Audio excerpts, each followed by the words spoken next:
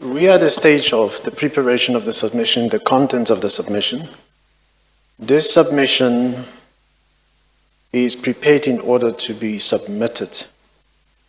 Now, we need to know from you, is it to be submitted to the board for discussion and decision-making? It was, because it was on round robin, it was decision-making. So there was not going to be a meeting of the board? No, it subsequently became a round robin discussion, a round robin approval, because members of the board were not available to meet. Now, this submission, I'll come back to it, is being prepared on the 7th of December, 2015. That is correct. That round robin decision took place when? I sent out the documents on the 8th of December. To the board members? To the board members. And the round robin decision was made? On the 9th of December. So the board members had 1 day notice? Yes. Or 1 day opportunity to consider what was being submitted to them? Yes, that is correct, Mr. Chairman.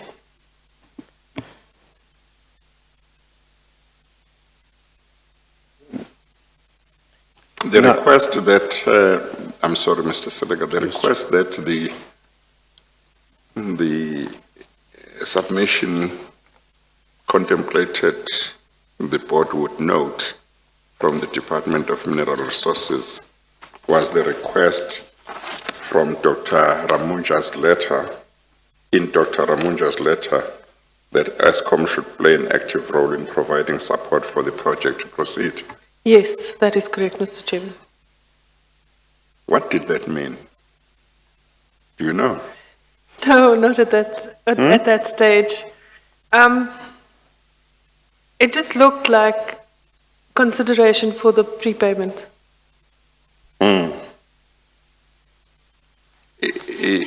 Which of these paragraphs did Dr. Ramunja say he did not put in his letter, Mr. Selega? He didn't draft the letter, Chair. At all? Yes. Yes. So the letter was given to him. He found it on his desk. And he said he read it. It made sense to him, he says. And because the DMR would sometimes intervene to help, especially where jobs are at risk. And he signed the letter. There is a letter that he received from Eskom, and I think it must have been Mr. Gogo as well. Yes. Where he did not authorize a response, I think. But somebody else in DMR, if I recall correctly, prepared a response that was supposed to be sent off only after him authorizing it. So it must be another letter. And not this one, because this one has got his signature. His signature, yes. Yeah, okay. Yes. All right, continue. Thank you, sir. Ms. Daniels, we were just trying to plot the timeline from the drafting to the submission or circulating of the submission to the board members and to the decision-making by the board members. So they get the submission from you on the 8th? Yes, that is correct, Mr. Chair. And when you send the submission to them, what do you indicate in terms of when the decision should be made? I think it was the next day by midday, if possible. Yeah. And can you recall on the 8th, when do you, time-wise, when do you send the submission to them? It was in the afternoon. So they would have had to consider it overnight, Yes, make a decision yes, by round robin on a 1.6 billion rand yes, that is correct, Mr. Chairman. prepayment. Yes.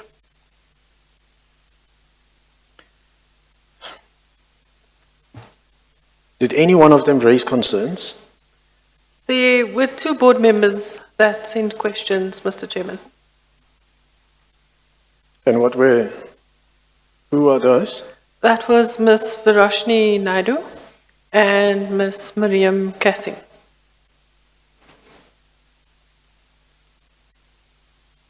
And what were the concerns?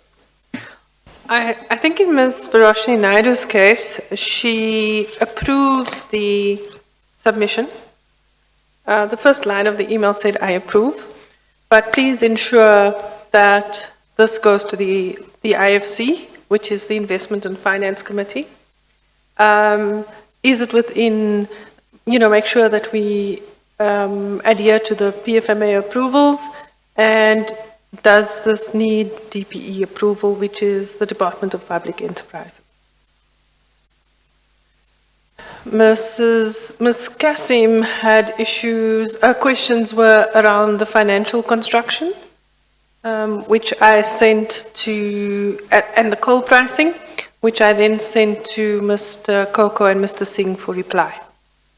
Did they reply? They did reply, and I sent the replies that I received to Ms. Kassim on the morning of the 9th of December.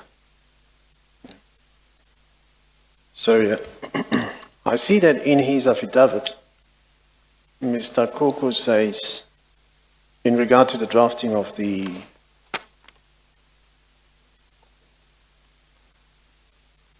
oh no, that's the letter. I think he confirms asking you to draft the letter on the 4th of December 2015. That's the letter you draft and it goes to the DMR. Yes, that's correct. The drafting of the submission itself, you say it's on the 7th. So we were going through the contents of the submission. And what we see on the face of it is the convolution and confusion in regard to the identity of the entity with whom to do this transaction. If you recall, and I would like you to explain this to the chairperson, what was in the mind of, or what was explained to the board when this submission is presented to them? What is explained is the purpose for which this submission was made. I think the covering note just said this is for the pre-purchase of coal, prepayment of coal, in cash to the amount of 1.68 billion from Optimum to Optimum Coal Mine. And the supporting documents would have been the submission and the letters between Mr. Koko and Dr. Ramocha. Yes. Now that explanation, where does one find it? Is it in an email or is it in this submission? It's in this submission, and About the prepayment to Tegeta. no, I think it was prepayment to Optimum Coal Mine that I said, not to Getter. To Optimum Coal Mine. Yes. You're saying it's in this submission? Well, it says Optimum Coal Mine. Yes. Well, there's two things here. I've said the entities are seemingly confused. Well, not confused, but it's confusing in regard to the identity of the entities to conclude the transaction with. What I want to understand is your explanation to the chairperson. What was explained to the board is the purpose of the submission. What is the board told? And I appreciate that the board is receiving this Is it by email? Yes, The board is going to decide by way of a round robin, correct? yes. So the board is not going to have a meeting to discuss this documentation submitted before it. No, not So at they're all. going to individually send you in their approval of this documentation without having sat together to discuss it. Yes, that is correct. So what is explained to the board when this document is submitted to it? This is the submission for decision. It concerns the pre-purchase of coal from Optimum Coal Mine. So in other words, there is nothing else of any consequence that the board was told other than the contents of the submission. That is correct, Mr. Chair. Yeah, so if anyone wants to know what was the board told, it's what's in the submission. It was in the documents that I sent Yeah, out. there was no discussion outside of the document. No, Why was it thought necessary to let a matter involving such a big amount, be decided by way of a round robin without the benefit of a proper discussion among board members? I think, Mr. Chairman, at the time, given the time of year, it was practicality, ostensibly. But there was a rush to get a decision. So the instruction was send out the documents. And whose instruction was that? There was a request from the office of Mr. Singh, the Chief Financial Officer, to send it out by round robin. And, that's when I also prepared the documents on that basis. I also sent it out. Okay. Mr. Silega? Well, what was explained as the reason for the urgency? There actually was no explanation for the urgency other than there's a threat to security of supply. Yeah. Was there documentation relied upon to validate that claim of the risk of coal supply? No, not at the submission. I see that the only kind of factor relied upon is that OCM has gone into business rescue. Yes, that is correct. But does business rescue, a company being in business rescue, prevent it from trading? No, it does not. And more particularly if you bear in mind that there had been a commitment at the meeting of the 24th of November that the supply would continue. Yeah. And isn't it that, regarding what I've just asked you, that Tegeta itself was acquiring coal from OCM, or Optimum Coal Mine, in order to supply to Eskom? Yes, that appeared from the documents. I didn't have direct knowledge of that at the time. You But didn't that- have direct knowledge yes. of that. But that was the contractual arrangement, if you look at the documentation. Yeah, so what I'm saying is, if Tegeta could buy from this mine, Optimum Coal Mine, no doubt Eskom could continue doing so, directly from the mine. That is correct. I mean, it had a contract. So the reason that it was under business rescue was no reason at all for the purposes of this prepayment. That is correct, Mr. Chairman. Now give us, we have seen, and I want you to just explain to the chairperson, the evolution of this document with the amendments that get to be done to it. Were you aware whether this document went outside of Eskom for commentary by some third party, and that is during the drafting process, and then came back?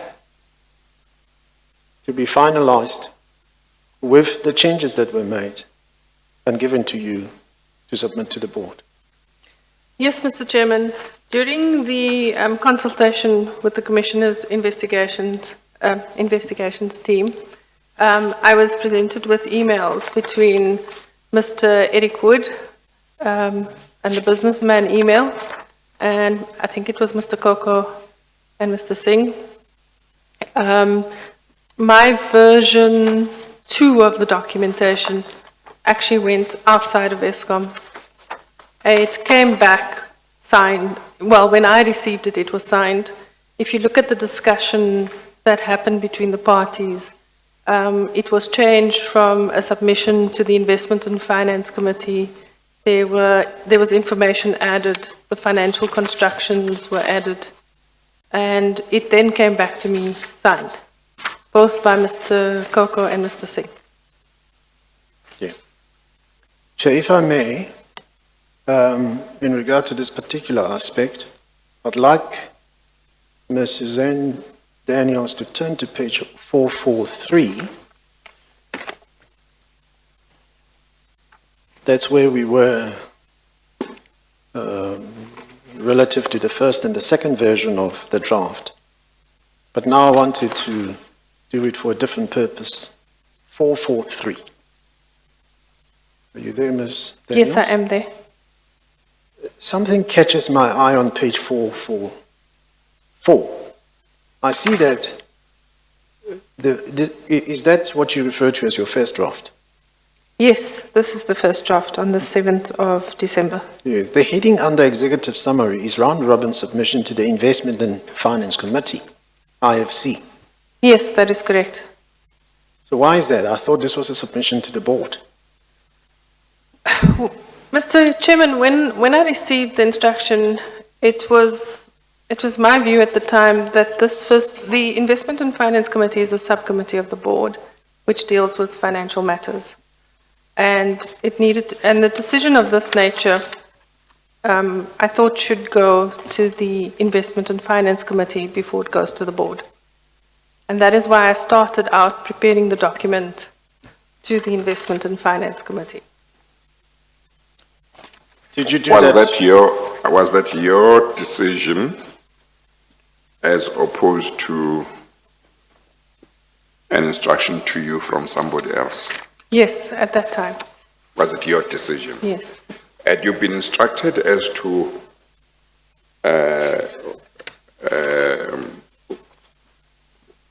whom you were supposed to address the submission? No, not at that stage. I was just given the content. You know, when in Eskom, the term board was used very loosely, you know. So we're going to do a submission to board, and they wouldn't specify in detail.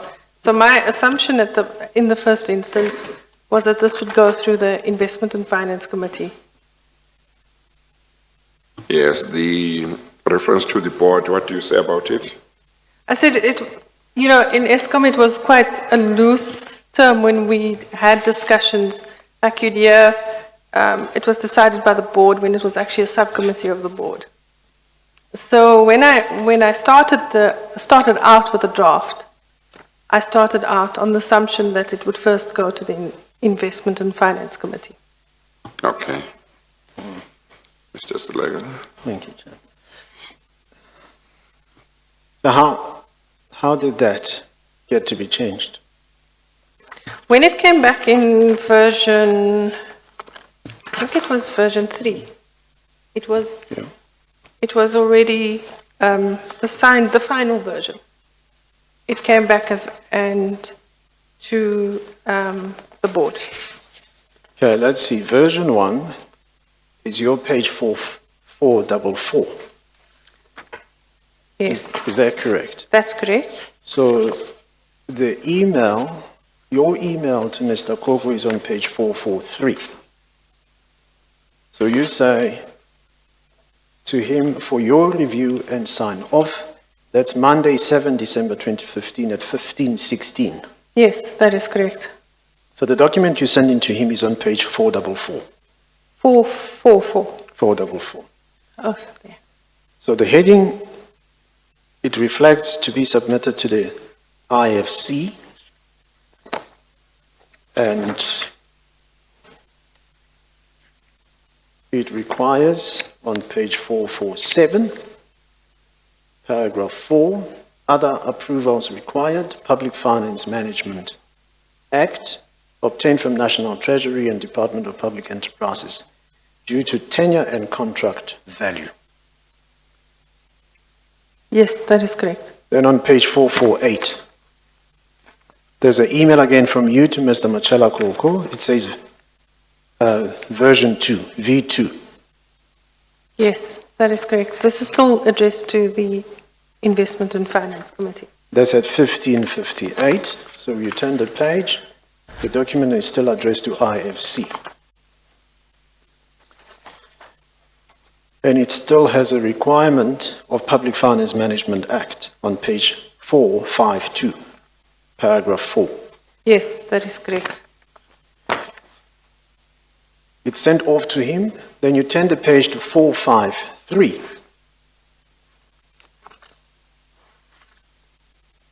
Again, still on the 7th of December 2015 at 1640. Now please explain to the chairperson, identify to the chairperson what you see there. It is an email from businessman to Eric Wood, who says, I want the PFMA approval part removed. I also think it should be full board, not IFC, because over 1.5 billion. What exactly is he saying? What is, Well, let's start with this. Has he seen your executive, your summary or your document, the submission? it appears that version 2 was attached to that email, Yes. Mr. Chairman. If you look at what it says in the attachments. Yes. No, I accept that. I want you to confirm that. Yes, I confirm. He has seen that. He has seen it. Well, I can only confirm from what he, Yeah. No, from I what he accept writes. that. Based on Based this. on what he said, he Yes, must yes. have seen what I'd written. And is he making submission? Is he making suggestions of what to be removed and what to be amended? Well, I wouldn't say those are suggestions. I think those are more like instructions. Yes, but he says he has identified a part that he says should be removed. Yes, And he says that it should not be addressed to the Investment and Finance Committee, it should be addressed to the full board. yes, that is correct. Yes. Yes, continue. Thank you, Chair. Yes. Do you know how the draft submission would have blended with Mr. Eric Wood and businessmen? I only know that from the emails that I've been shown. You only know from? From the emails that have been shown by the investigating team. Yes. My question is, do you know how it would have gone to them, this document? Okay. It was either forwarded from Mr. Koko or Mr. Singh. Why do you say that? The investigator doesn't have an email Oh, to that effect.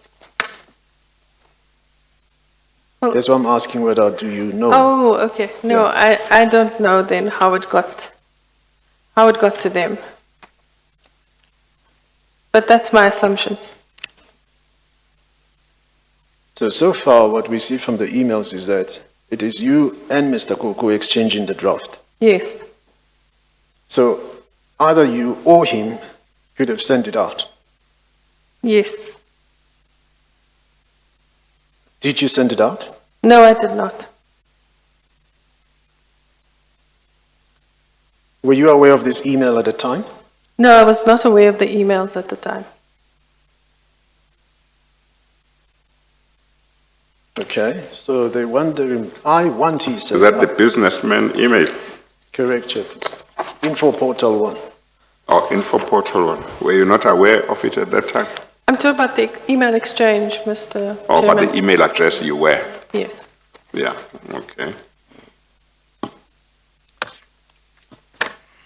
When did you become aware of the email exchange The investigator showed me of the commission? of the commission, and in 2018 as well, Amabungani sent me some questions. I think that was the first time I became aware. In 2018, 18. okay. Mr. Silica. Ms. Daniels then, well, on the draft 45, on page 454, I see it still bears IFC. So IFC hasn't been removed. And on page 457, under paragraph 5, it still has the PFMA National Treasury requirement, approval required.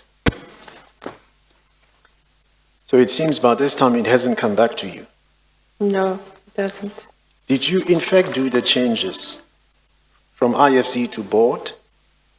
Did you ultimately do those changes? No, I did not. Does your final draft, well, who made the final draft? The final draft came back signed first from Mr. Koko and then from Mr. Singh. Signed. Yes. Let's see.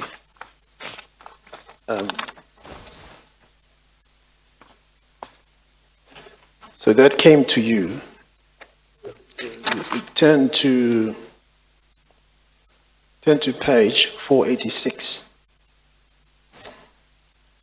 Yes, I'm there. Are you there? Yes, please identify the document. It's an email from Machela Koko to me. But this is now on Tuesday, 8 December 2015, Yes, that is correct. at 1640. At 1640, that's correct. So by this time, this document has not been submitted to the board. No.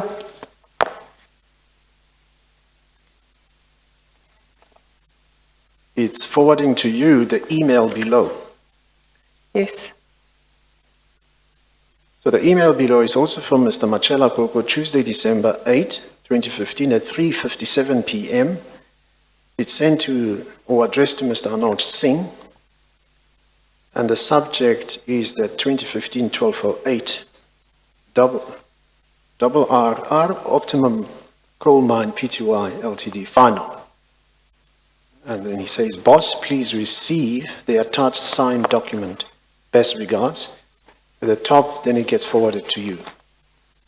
Yes, that is correct. Is that the document on the next page? That is the document, yes. So the last one then is a round-robin submission to Board of Directors, To the Board of Directors, no yes. longer to IFC. No longer to IFC, that is correct, Mr. Chair. And that paragraph 4 of PFMA requirement, Has now been removed. and the document is signed by Mr. Koko on 8 December 2015. Yes.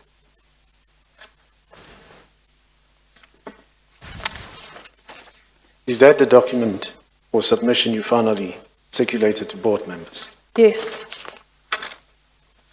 I see. Do you know whether Mr. Singh also signed it? I see he didn't sign on this one. Yes. Is there another There's copy another- that is signed? The next copy is the one that I used because it contained Mr. Singh's signature. If you look at page 492, Mr. Chairman, Oh, yes. and then you'll see I'm that. looking at 497. Yes. That's the document I then used. Okay. Yes.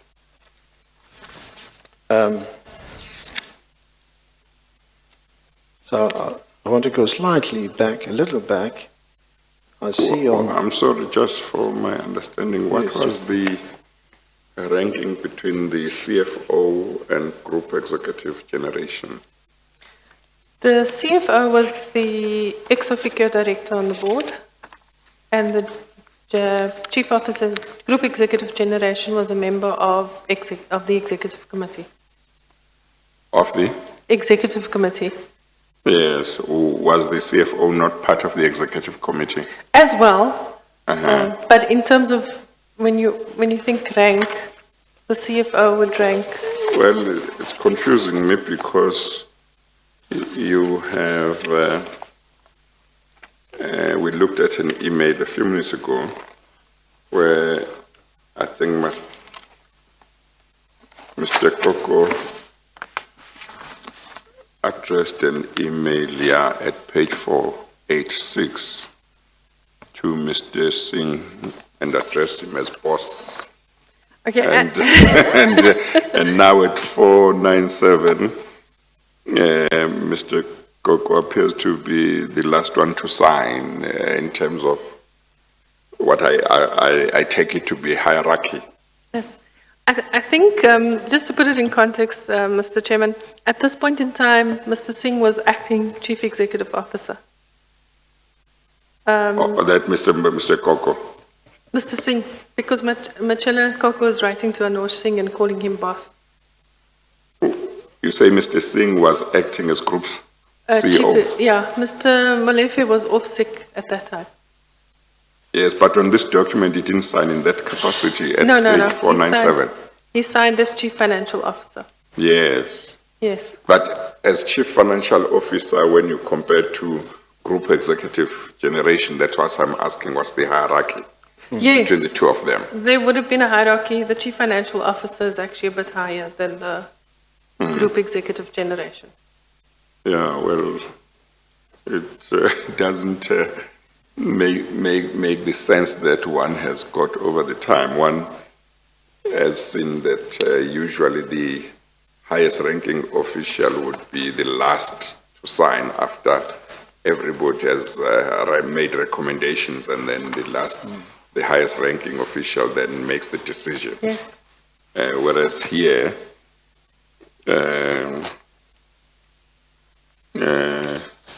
you have the Chief Financial Officer before Mr. Koko. Okay, so I guess there's nothing you can say about it.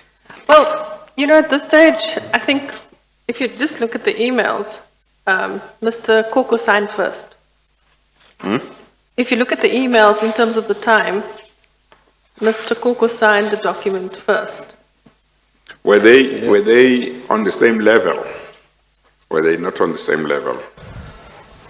Or is that something you wouldn't know? It's The difficult. Chief Financial Officer and Group Executive Generation? Or was one of them higher than the other in terms of the company hierarchy? In terms of the company hierarchy, the Chief Financial Officer would be higher, slightly higher Okay. than the Group Executive Generation. Okay, all right. Mr. Selega? Thank you. Yeah, Ms. Daniels, because even the draft is in that order. Mr. Singh is first, and then Mr. Machala Koko is last, which is what the chairperson is saying. Normally, the junior people will sign first and pass it on to the most senior person, who will be the last to sign. After the document is submitted to him and it's explained, this is what it means, and he's satisfied, then he signs. That's the point being made with you. But you would have known who is more senior than the other, surely? Mr. Arnold Singh, as the Chief Financial Officer, would have been more senior. Yes, that's what I'm saying. The Chief Financial Officer is more senior, but I didn't actually. If I look at this now, Mr. Chairman, I didn't really take notice of the manner in which the document, the signatories were. Yeah. Okay. Let's go slightly back to page 459. Can you say the page again, please? Page 459. So it's after that email from the businessman. He said, I want. Now this man wants it. It's not, may I suggest, I want the PFMA approval. Part removed. I'm sorry, I thought you said 459? Yes, Chair. I was saying it's after that email. Let's go to 459. Let's go to 459. 459, it's on the 8th of December. at 7:43. It's an email from Mr. Koko to Mr. Anoj. Now there we see, Ms. Daniel, is the third version, version 3.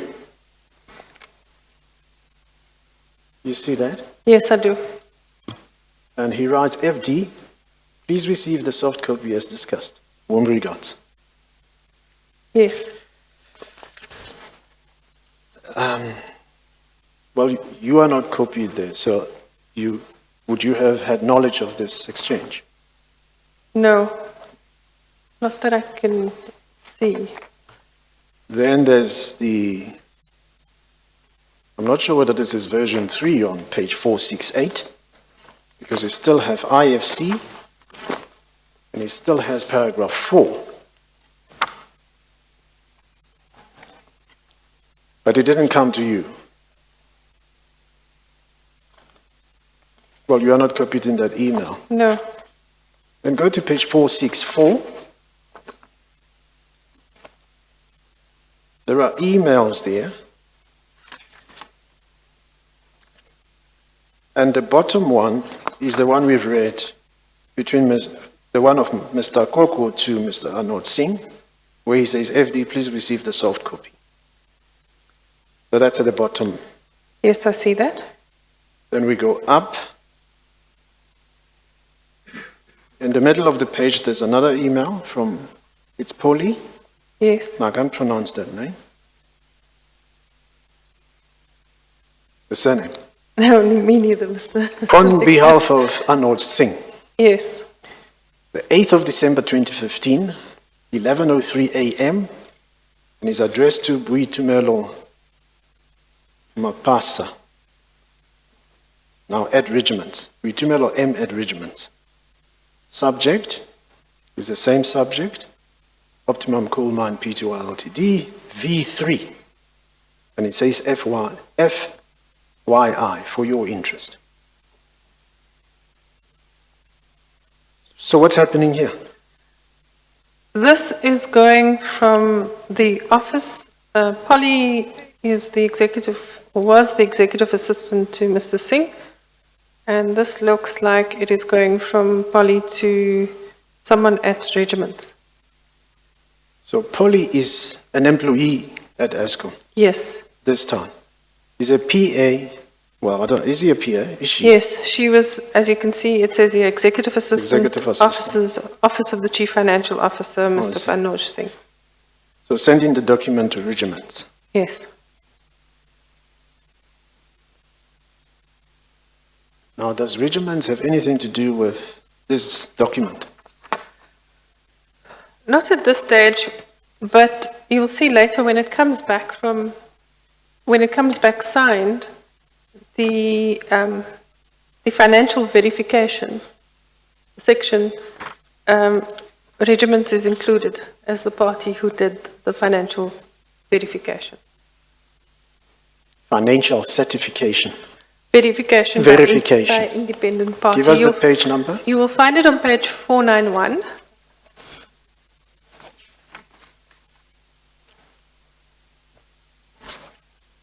Or under paragraph 3.7. 3.6. My apologies. You will see Regiments Capital Proprietary Limited added in there.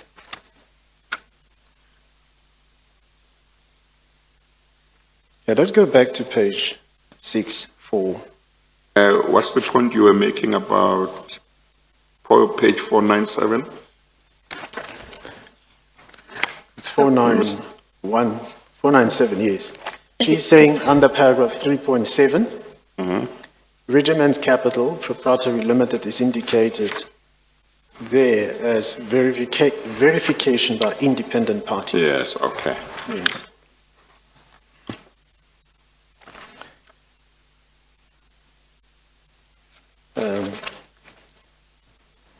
Ms. Daniels, let's go back to page 464. But now, did you know about Regiments as you go back to page 464? Not in this context, Mr. Singh, because Mr. Chairman, because they didn't have any input into the document, to my knowledge. because I see on page 463, under the paragraph 3.7, verification by independent party, they say not applicable there. Yes. But what was to be verified? If there was anything to be verified? What does that entail? Usually if in submissions, if there had been an external evaluation, whether it be financial due diligence, where an external party, say, for instance, a Deloitte or somebody was consulted, we would then, in submissions, indicate who had been provided, who had done the verification. And that's why it says, if applicable. Was it applicable here? Not to my knowledge. Okay, but just think about it. Yes. Here is a submission for a prepayment to be made. Eskom wants to make a prepayment, 1.6 billion rand. How does verification come into play there? I want you to help us understand. Yeah, not really, Mr. Chairman, because the basis for the submission was there's a supply issue, and that Eskom would be the only qualified entity to say there's a supply issue.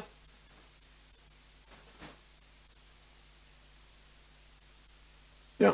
So this document is sent to regiment on the 8th. Remember, you said you would have sent the document to the board members on that day for a round-robin resolution, the next day.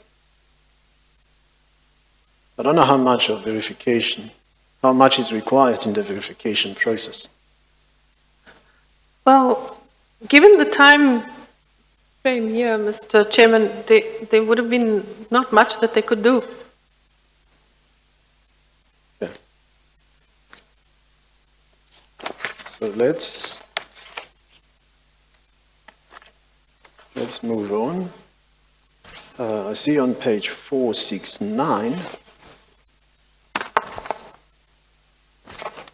there's, at the top of the page, at the bottom is the same emails we've read. At the top you get Boitumelo Mapasa, which is the one at regiments, on the 8th of December 2015, and she sends the email to Eric Wood and CC'd Mohammed Bobat. Did you know these persons? And, sorry, just before you answer, it seems to be forwarding version 3 of the document received from Poli. You see that? Yes, I see that. Did you know Mr. Eric Wood and Mohammed Bobat? No, I did not. Did you know them after this transaction? I met Mr. Eric Wood, as I testified the last time, Mr. Chairman, at Mr. Esso's offices, where he introduced himself. Mohammed Bobat, I think I met at one of the COCTA roundtables that we had to attend. Turn to page 474. There's another email there. 474. You see that? Yes, I see that. From Mr. Mohammed Bobat, Tuesday, 8 December 2015 at 12:28, and is sent to Fahima Baidat. That's the version 3 on the face of it, as it appears. Did you know Fahima Baidat? No, I did not. Any time thereafter? No, I did not meet her. So you don't know this person at all? No. You wouldn't know in which company she is? No, I don't. Not from here. You turn the page, then there's an executive summary which on the face of it would have been what was being exchanged, and it has some track changes.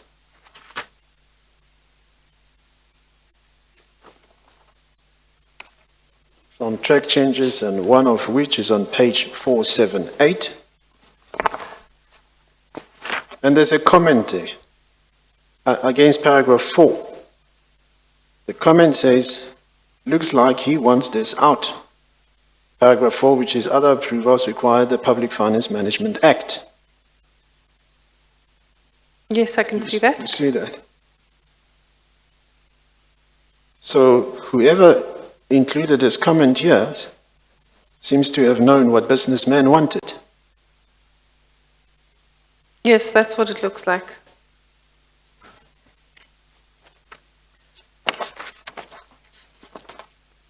And on page 480, please identify the document. It is an email from Fahima Baidat to Anuj Singh and copying Eric Wood and Mohammed Bobat. And here it says subject 2015 RRR Optimum Coal Mine Pty Limited final. And it reads, Dear Anuj, please find the Optimum Coal Mine board memo. Thank you. Regards, Fahima Baidat. And this looks like a regiment's signature, regiment's capital signature. Yeah. So that's 15:28, 28 minutes past 3. And it was sent to them from Polly, the executive assistant of Mr. Anot Singh, on the same date at 11:03 a.m., 3 minutes past 11. Just before 3:30, they sent back the document, and they say it's final. You then get it from Mr. Koko, signed by him. Well, he first sends it to Mr. Singh on Yes, he page does. 486. Just shortly after that, 3:57 p.m. Then the board makes a decision on this.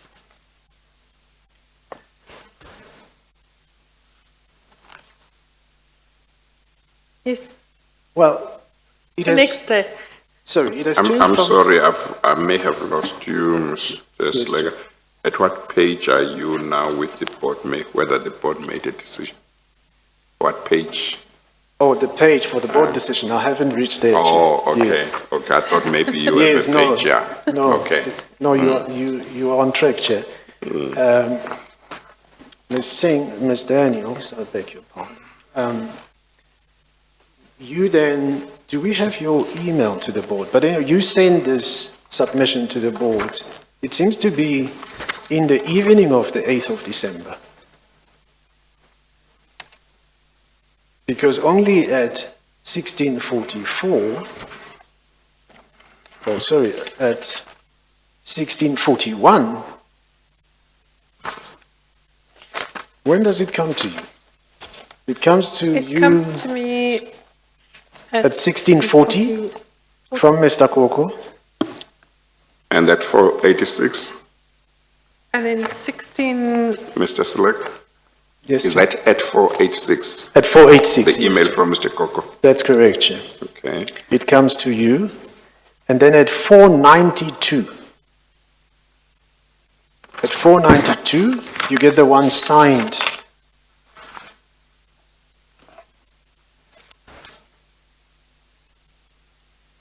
What is this? What's that email? At page 492.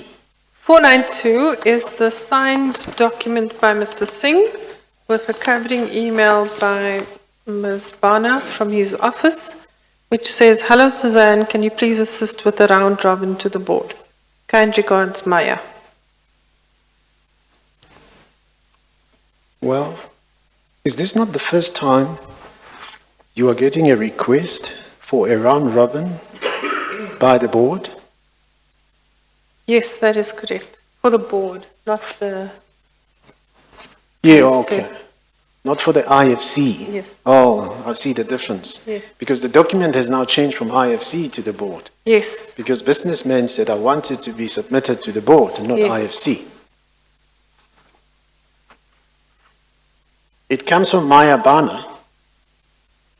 Please tell the chairperson who is she. Maya Bana was the general manager in the office of the chief financial officer Of Mr. Anoj Singh. of Mr. Anuj Singh, yes. And this is now the final signed document. Yes, And you are being asked to assist with a round robin to the board. to the board, that is correct. Now, page 498.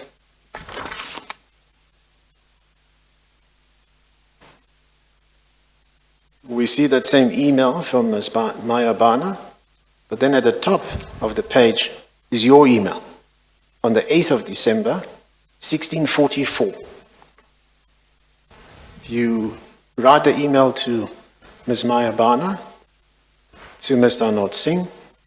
Well, I think you just reply to all of them because they are all in her email. Yes, I replied to all and asked if the chairman has been notified or do I have to request him to allow. Oh. Now explain this, because I thought the chairperson had asked you to convene, to assist in the drafting and to convene a board meeting on the 7th, the day before. But yes, he did ask for a meeting. This is different because it's a round robin. So I just wanted to make sure, and all along we had been doing a round robin to the IFC. Now we're doing a board submission, a full board submission rather than a board subcommittee submission. So was there a response to your email?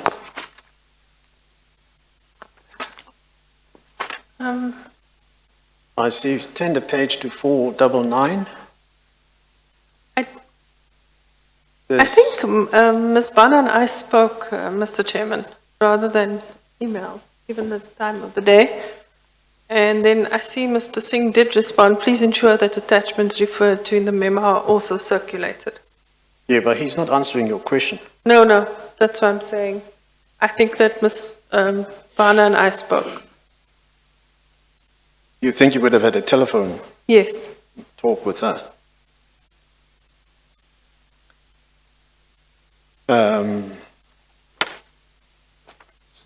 So thereafter, you would have sent that to the board.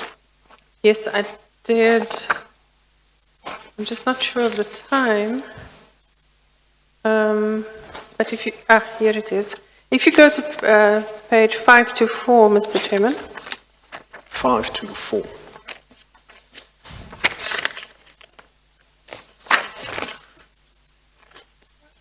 I sent it out on Tuesday evening at 17:52.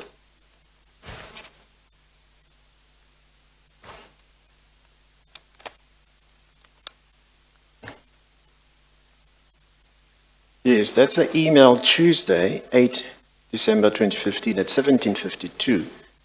Well, that's 8 minutes before 6. And it's sent to board members. Subject is urgent request to approve the pre-purchase of coal from Optimum Coal, Pty Ltd. Good evening, board members. The chairman of the board hereby requests that you consider the attached submission together with the attachments included in this email for your approval. It's less non-approval. Kindly forward your signed resolutions by 1200 tomorrow, 9 December 2015, to the office of the company secretary.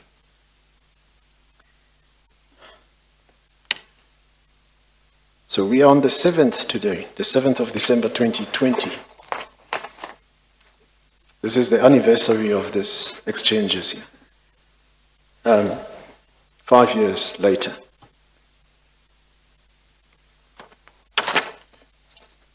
And did you get the approval from the board members? Yes, I did, Mr. Chairman.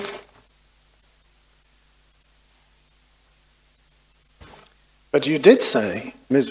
Viroshni Naidu raised a concern, well, not a concern, said I am approving, but wanted the matter to be referred to IFC. Yes, she did. Was that done? Yes, I did so. then convened a meeting for 8:30 on the 9th of December. On the 9th of December, you convened the IFC meeting. Yes. So when would they have been notified that there should be a meeting? I called them immediately after Ms. Varoshni Naidu's email because I think it was on the same, it was in the same time period. Later in the evening, On the 8th. on the 8th. I see there are emails on page 537.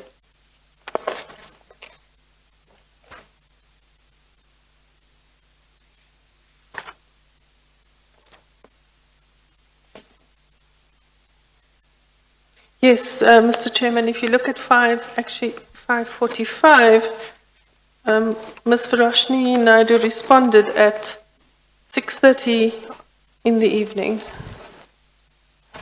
No, sorry, I've gotten the sequence wrong. Did you say 5:45? No, my apologies, I got the sequence incorrect. Yes, I referred you to 537. 537. I think she has mentioned quite a few pages. 545 was one of them, isn't it? Yes, okay. Mr. Slake is referring me to 537, which is much easier. So should we go to 537? Yes. I think it's a duplication of the documentation. Is it a later on. duplication? Yeah. You can pick up the sequence.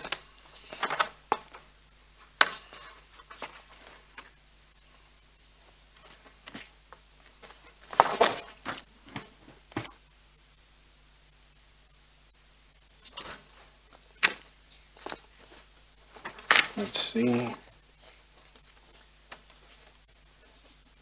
Okay, are you looking for the email where you notifying the IFC members? No, your question was about Ms. Varoshni Naidu Yes. questioning. So she sent an email that evening. Yes, no, I think it was the page you had referred the chairperson to. Oh, was I correct? Yes. My apologies, Mr. Chair. That- It's just a lot of documents. Yes, so that was page, well, I see it on page 549. Yes. Page 549, where she writes to you, 8 December at 19:30. Says, "Hi, I confirm I support the round robin. Kindly ensure, 1, all governance issues are complied with in the PFMA and other statutory regulations. Does the bill require consent from DPE? That IFC committee has approved the purchase. Session contracts are in place for the cove." So 2 is the one that IFC committee has approved the purchase. Do you still need me to sign the document? I don't have access to a printer just now. Regards, Varoshni. Is that the email you were looking for? That's the email I referred to, Mr. Chairman, and this is what I then used to convene the meeting the next morning at 8:30. I called the board members. Just one point before I move on. There's your email where you asked, is the chairperson aware of this? To Mr. Singh and Mr. Koko and Buipelo. But then when you send an email to the board members, you say, it is the chairperson's request. Is it because you knew the chairperson had now agreed that that's the route to follow? Yes, I would have phoned him in between. Yeah. The reason I'm asking you that is because you saw in his affidavit Yes. this morning, he says you convened that meeting. No, I wouldn't have convened the meeting out of my own volition. But because it was a round robin, Mr. Chair, I would have phoned him and said, "This is now round robin. You had asked for a meeting. May I go ahead?" So on page 550 is the email from Ms. Miriam Kasim, or Kasim. I think you have referred to this earlier. Yes, I did. And It's also on the 8th of December 2015 at 21:28. Yes, So that is 28 correct. minutes past 9, and she's writing to you and Mr. Anoch, asking questions there. You say these questions were answered. Yes, they were answered. I see you do. We do have the emails with the Page responses. 552.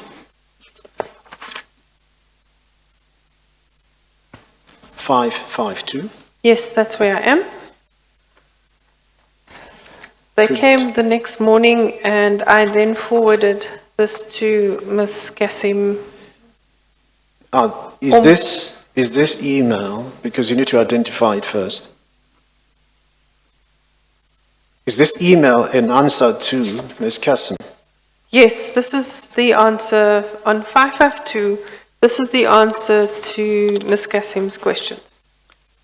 But it comes on the 9th of December at 9 minutes past 9. Yes, When did IFC meet? at 8:30 the morning, on the 9th of December. And for how long did they meet? I think that meeting was about half an hour. And how did the meeting take place? It was a telephonic meeting. So the meeting was not in person. No, it was not in person. It was a telephone conference. Did any one of them complain about the short notice, extremely short notice given? No, there were no complaints. Who are the members of IFC? The members were Mr. Mark Pomensky, who recused himself because he was the director of Oak Bay, Mr. Pat Naidu, Ms. Svanita Klein, and I think Mr. Koza, Mr. Zatemba Koza.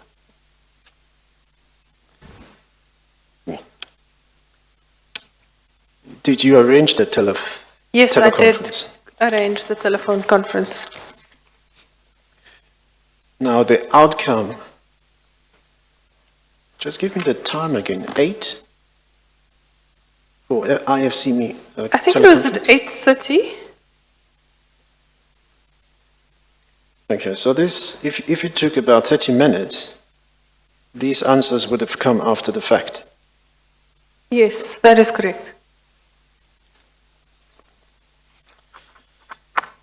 The outcome of IFC, what was it? The outcome of the IFC meeting was to recommend approval to the board to approve the pre-purchase of Optimum Coal. I mean, pre-purchase payment to Optimum Coal Mine. My apologies for shortening it. Yeah. Did you keep the minutes of IFC? Yes, I did. Let's see.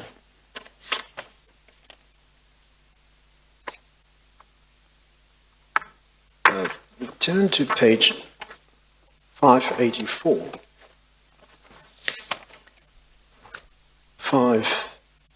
582. Seems to be the same thing. Let's see. You will tell me. 582 has a watermark draft on it. And then there's 584.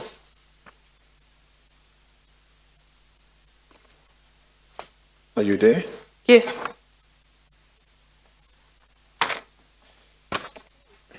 Did you look at the documents on those 2 pages? Yes, the one is the draft minutes that I sent out, and then my apologies, 582 is the draft that I sent out, and 584 would be the minutes approved as signed off by the chairperson of the meeting. Yeah. So I see that the meeting, 9 December 2015, and at 8:30. And it ended, page 586. Closure. There being no further issues, the chairman thanked all for attendance and the proceedings ended at 900. Yes, that is correct.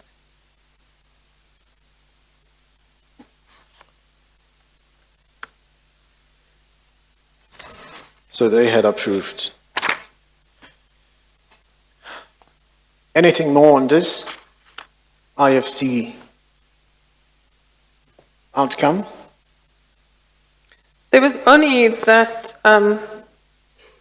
motivation that I include in the salient points in my affidavit about Mr. Naidu, who was the chairman of the meeting, setting out the reasons for the motivation for approving the recommendation to the board. Yes. You're saying it's in your affidavit. Yes, it is.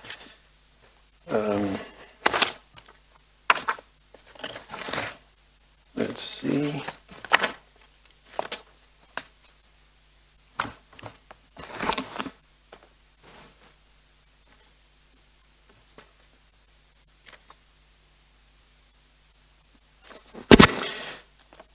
Chairperson, it's on page 286.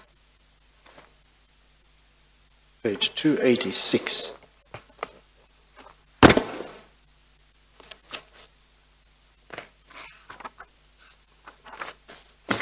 Yes.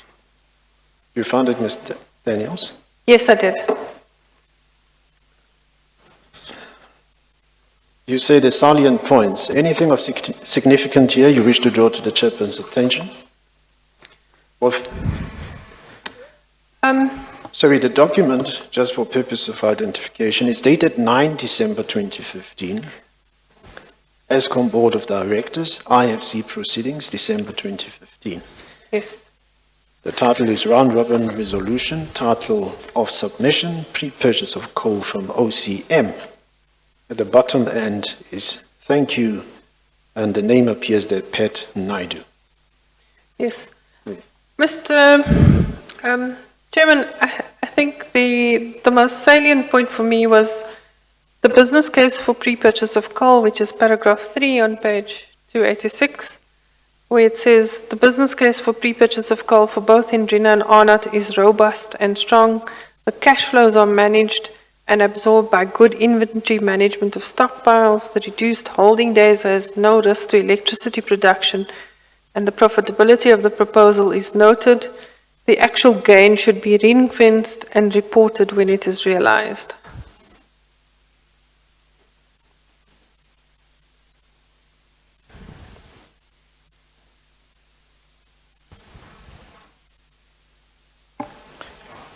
Which paragraph number were you reading from? I was reading from paragraph number 3.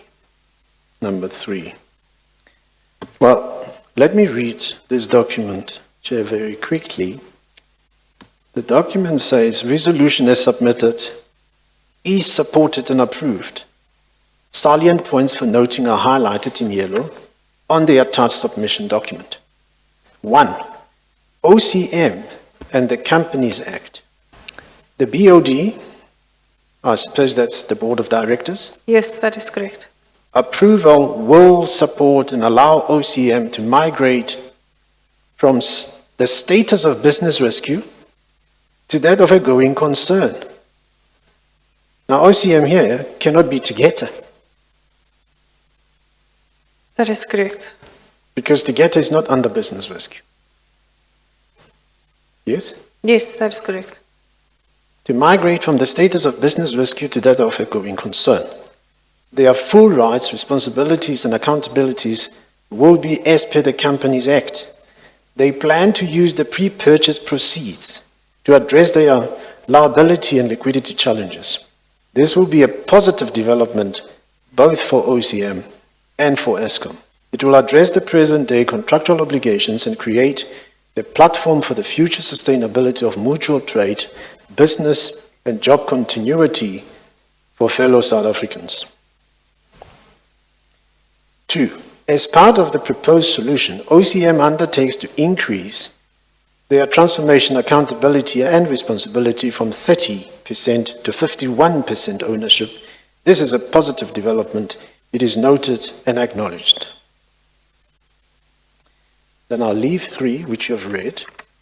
Paragraph 4 says the positive outcome from the joint management solution of Eskom and OCM is noted and acknowledged as a national achievement. It allows for business continuity and security of jobs, the security of electricity production at 2 national key point power stations, Hendrina and Arnott. I am sure South Africa and customers will send their appreciation, and our customers. 5, a further recommendation is that Chairman of Eskom and Chairman of Glencore jointly communicate this achievement to South Africa and the international community. Thank you, Pat Knight. Now, Glencore is not together. No. Glencore was the owner of Optimum Coal Holdings, Yes, that is correct. which was a holding company of Optimum Coal Mine. Yes, that is correct, Mr. Chair. Did you see this note? Yes, I did. So this note related to Glencore Yes, and Optimum. yes. So in the mind of IFC, this resolution for the prepayment of coal was in relation to Optimum To Optimum Coal Mine. and not together. Not together. Did the board see this? Yes, I did send it to the board subsequently. Because I've seen at the Parliamentary Portfolio Committee, Ms. Viroshni Naidu said she never received the IFC outcome from you. No, I would have sent it out because she specifically asked for it. She specifically asked for I mean, she specifically asked for the meeting, so I would have sent the minutes of the meeting.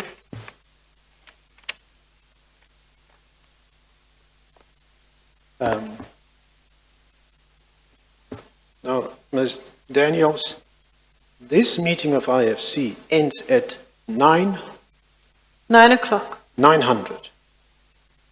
When do you receive? Well, there's two questions in my mind. One is, when do you send to the board? You had sent to the board, on the 8th. On the 8th in the evening, Mr. Chairman. Yes. Then there was Ms. Naidu saying, let IFC look at this. Let IFC look at this. I convened that meeting. The documents had already gone out. Yes. So So when, or do you want to answer first? Let me give you a chance to answer. okay. So I sent out the draft minutes immediately because I was typing as we were talking. And I sent them, it would have been within the hour of the 9th. Yeah. Now, can you recall, when do you receive a response from the board members in regard to this particular submission? And I'm talking now the date and the time. Well, effectively, Mr. Chairman, the approval started arriving on the evening of the 8th. Sorry, I'm missing that. I said, effectively, the approval started arriving on the evening of the 8th. Because the first approval was actually from Ms. Naidu. Oh, the one where she approves herself, yes. That's on the 8th. On the 8th, in the evening. And then, I think Dr. Ngubani, it was on the morning. Page 571.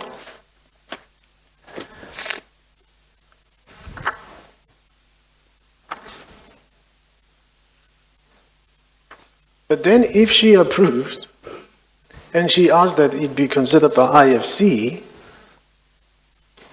it would have been a formality for her to receive the outcome from IFC. Yes, that Because she's already registered her approval. she's already registered her approval. I see that Dr. Ngubani sent his approval at 8:34. On the 9th. On the 9th. That's the day after the 8th. And actually, Dr. Naidu also approved the resolution on the 8th of December at 22:56. Chairperson, that's page 569.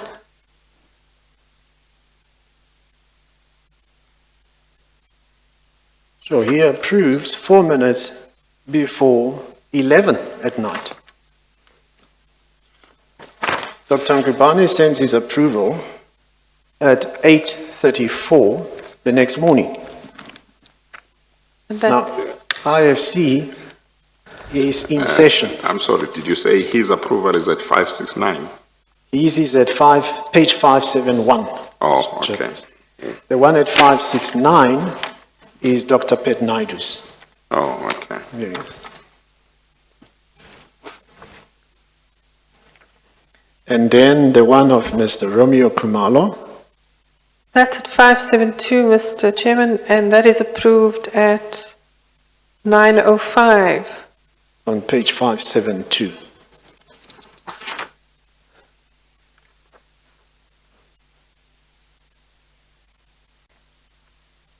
Did Mr. Pet Naidu also approve this? Yes, that's why I said to you, Mr. Dr. Naidu, Mr. No, Pat- sorry, Mr. Mark Paminsky. No, Mr. Mark Pamensky recused himself because he was a director of Oak Bay at the time. So even at board level, you did not take part in the voting, No, he did not take part in the vote. in the approval.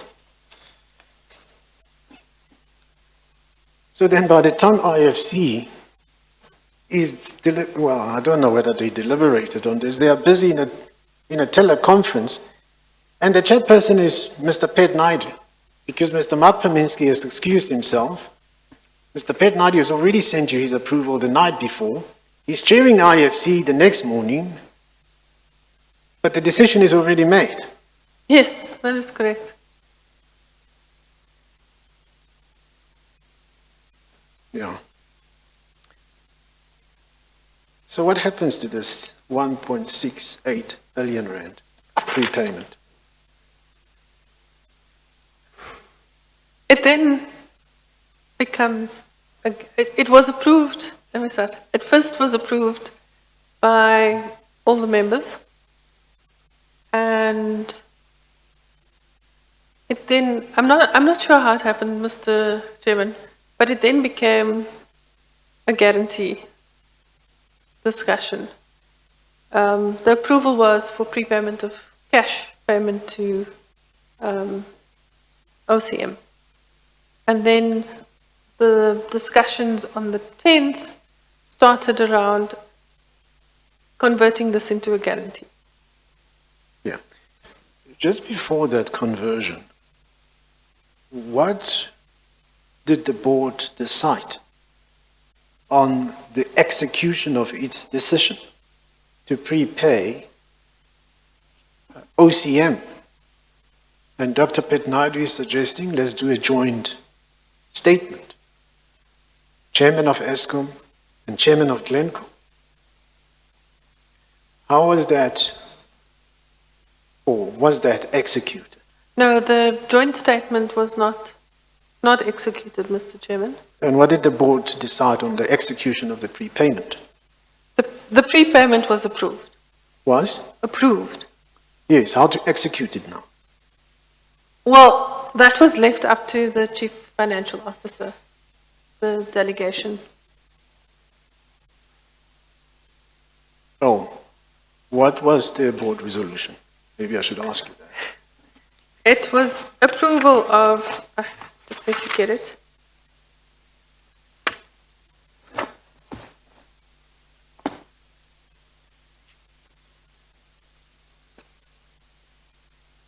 So it was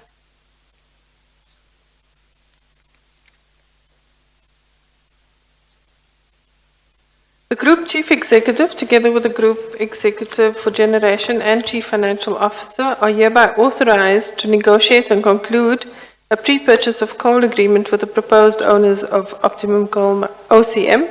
Give us the page number, please. I'm reading from page 577. Thank you.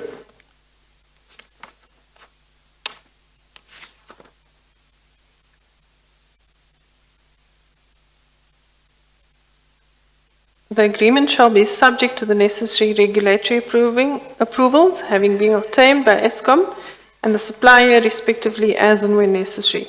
The Chief Financial Officer is hereby authorized to take all the necessary steps to give effect to the above, including the signing of any consents or any other documentation necessary or related thereto.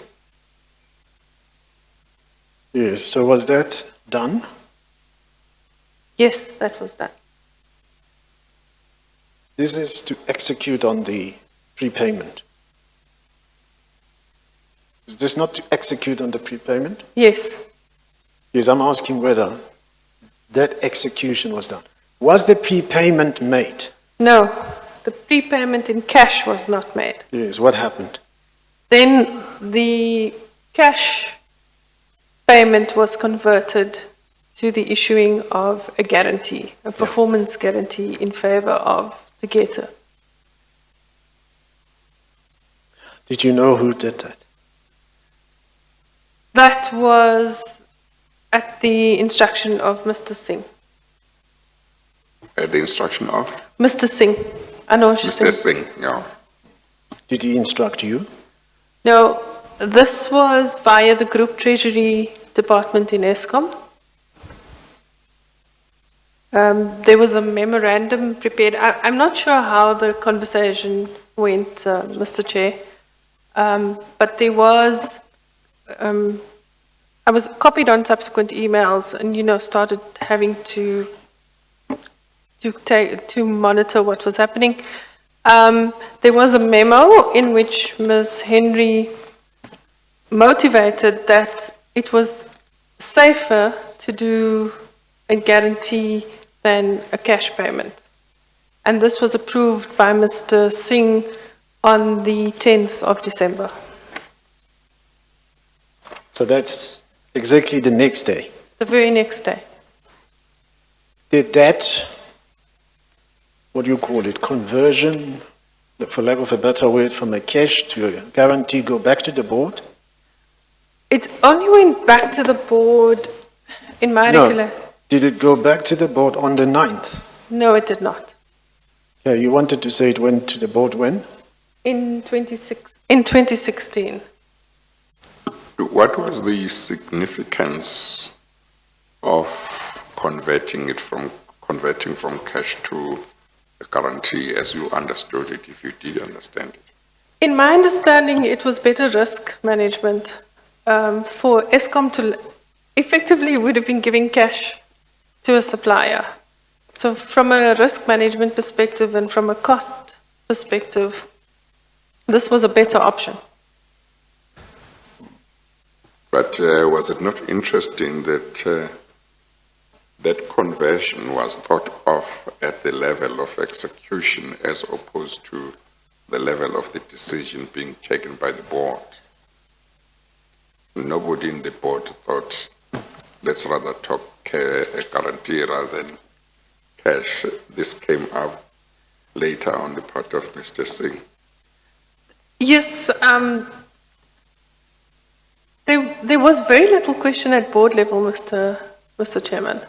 I mean, other than the two ladies who asked questions about, the coal pricing and the financial construction, there was really no discussion. And this was the board that was appointed early the same year. Is that right? This In is the...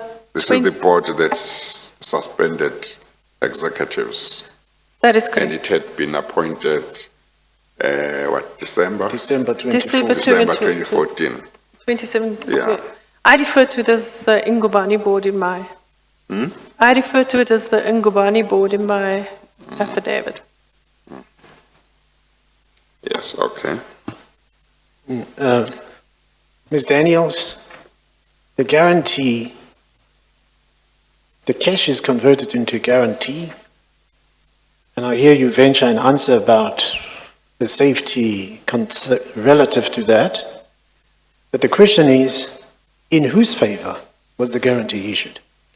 As I said, the guarantee was issued in favor of Tegeta Exploration Resources and not Optimum Coal Mine. But also is the position not that once the guarantee has been put in place, has been secured, you can't undo it, or can you undo it? In other words, if you discover something and say, no, we shouldn't have agreed to this or whatever. It's too late. In other words, is your earlier answer actually correct? If you give cash or give a guarantee, can you stop the bank after you've issued the guarantee from actually paying out? Mr. Chairman, there was an underlying coal supply agreement that was put in place that had to be, there were suspensive conditions in that agreement. But from the guarantees perspective, so those, they were performance, the guarantee is in the bundle of documents, but there were certain performance-related terms and conditions in that guarantee. You will hear that that it expired on the 31st of March. So there was a measure of... It was subject to some conditions. Yes. So it would be paid out if certain conditions were met. But those conditions were not met. Mr. Salega? Yeah. But, Ms. Daniels, which underlying agreement is that? Which are the parties to that agreement? That is Tegeta and Eskom. Okay, but does it matter? Because the approval of the prepayment is made in relation to Glencore and OCM. The guarantee, which piggybacks on that approval, is suddenly made in favor of Tegeta. Now, go back to the first resolution, which relates to the prepayment to OCM. Does the underlying agreement between Tegeta and Eskom matter for that decision? No, not for the purposes of the decision. So that's why you want to carry on? I just want to say, not for the purposes of the decision. It was really, it didn't matter. Yeah. So if it doesn't matter, it makes everything about the guarantee irrelevant. Irrelevant to the decision made by IFC and by the board on the 9th of December 2015. Yes, that is correct, Mr. Chairman. That guarantee is irrelevant. Yes. It's not made by the board, it's not made by Eskom, it's made by Mr. Anod Singh. Yes. And he's making it in favor of a completely different entity. Yes. Chairperson, that guarantee is on page 599.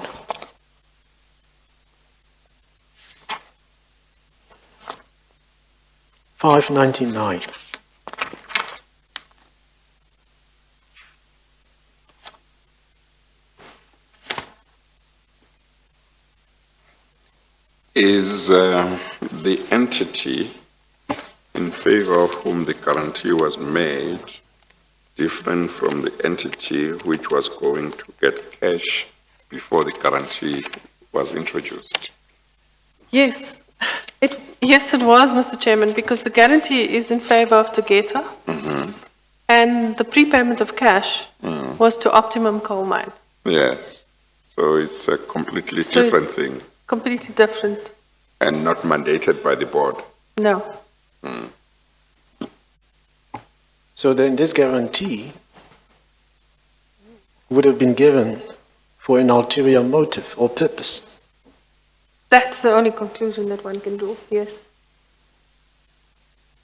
Well, we've learned from the evidence at the Parliamentary Portfolio Committee that it would have been issued to assist Tegeta to show that it has the money to pay for the price, the purchase price of OCM. Yes, that is correct. Did you know? This is a few months after Mr. Anoj Singh had joined Eskom. Yes, that is correct, Mr. Chairman. Yes. He hasn't even finished a year. No, his appointment His permanent appointment was only confirmed in October Yes. 2015. Yes. Is he not effective 1 August 2015? I think he's effective 1 August 2015. I'm not sure. I'm not sure. I just He remember. acted first. He acted Yes. for some time. Yes. And then he was appointed. Yes. I just When remember. Brian Molefe joined in April 2015 and acted as Group CEO. Mr. Singh came about, 3 months after that? 2 months, 3 months? To act. He's seconded to act effective 1 August 1 2015. August, okay. So this is August, September, October, November. In December, this is what's happening. Yeah. It's about 3 months. 'Cause Yeah, a I little re- over 3 months done. I And just before remember. he arrives, who was acting as financial director? Was it Miss Lamini Ms. Nonkululeko Veleti. Valetti? Yes, Okay. that's right. Chair. Is that correct, Ms. Daniels? Yes. Yeah. I'm just not sure she resigned at some point, but Yeah, I can't recall I can't exactly recall. when. I can't recall exactly when she resigned, Mr. Chairman. Yeah. But she resigned in that year. But I remember that I completed the appointment of directorship forms and things like that in October of 2015. Yes, that's, shall we move on? Because we've done the 1.6 billion prepayment approval, which is taken on short notice. The next day is converted into a guarantee by the CFO, all on his own, and in favor of a different entity than the one contemplated in the previous board decision.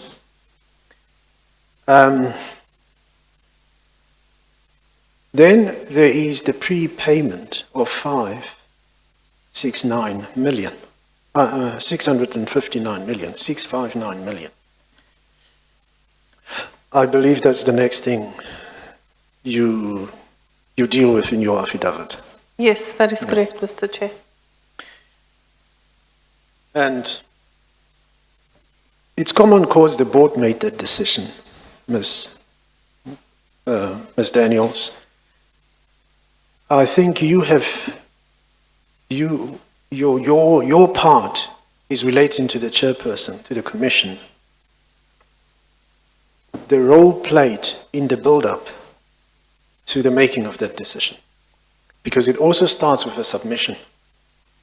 And now we are now in April 2016. And you can tell the chairperson briefly what happens. From which page in her affidavit In her does affidavit. she deal with that topic? Yes, let me.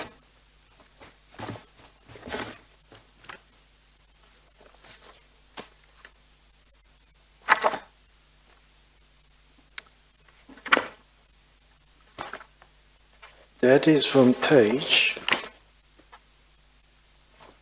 255. 255.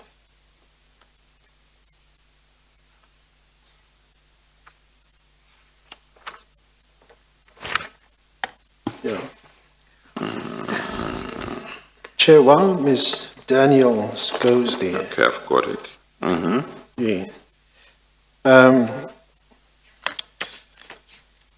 There is an affidavit recently submitted to the Commission by Mr.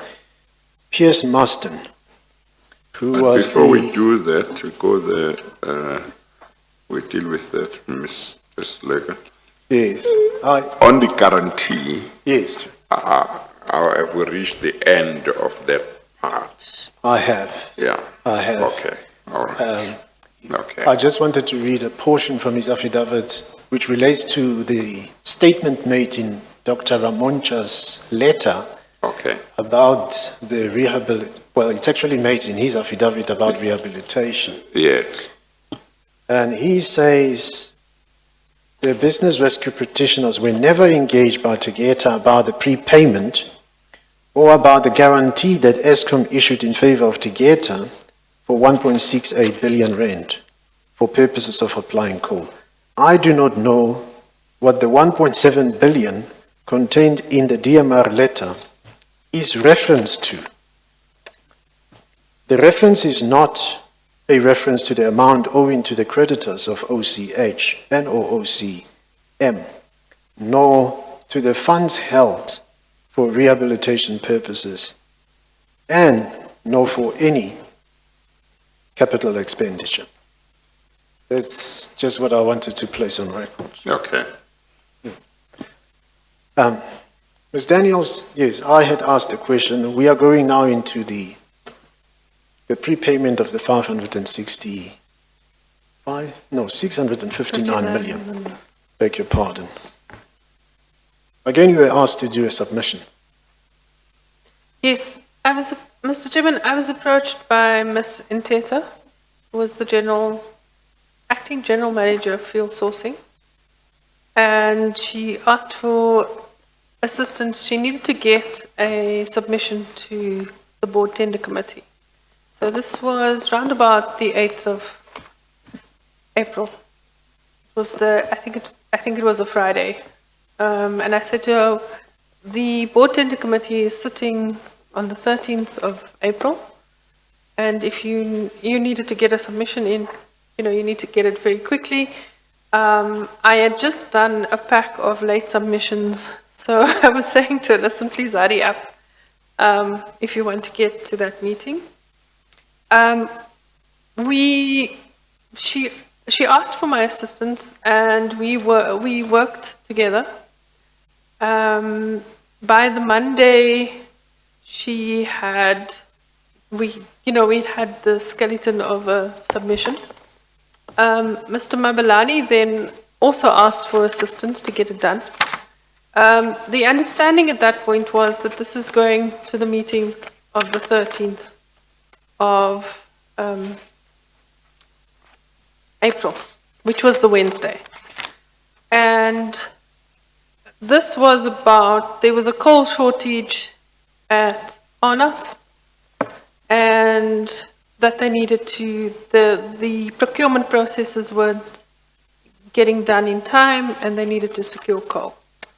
So that was the basis on which we worked. Late the Monday afternoon, I left the office and I still didn't have the submission, so I was a bit nervous, because having such late submissions to the board tender committee, I would always bear the brunt, no matter if it was the executive's fault. The company secretary always got the tongue lashing in the meeting. It was then only later that Mr. Koza, who was the board tender committee chairperson, phoned me, and it was around 7:30 in the evening. And he said to me that we needed to convene a meeting that evening. And I asked him, what was this about? Because, we have a meeting 48 hours. Can't it wait until then? He said it was about... So the meeting was meant to be when? The 13th of April. The 13th? 13th. 30? 13. 13, yes. And Mr. Koza was phoning you on what date? On the 11th of April. On the 11th. And this is in the evening of the 11th. Yes. The meeting on the 13th was going to be a meeting of the board tender committee. Yes, that is correct, Mr. Chair. So And this now was he wanted you to convene a meeting of the same committee on the evening of the same day on which he called you. Yes. Namely the 11th. The 11th, and it's already 7:30 Yes. p.m. in the evening. And this meeting that he wanted you to call, was it going to take the place of the meeting of the 13th, or was it going to be an additional meeting? So there were going to be two meetings, in other words, or not? This was an additional meeting, a special meeting as we called them. Okay. And this would be to just consider one particular topic. Yes. He said to me that there was an emergency, that there was an emergency at Arnott power station, and that this is why this meeting was now urgent. When I said we have 48 hours to the next meeting, it can wait. So you wanted the meeting of the 11th to deal with what?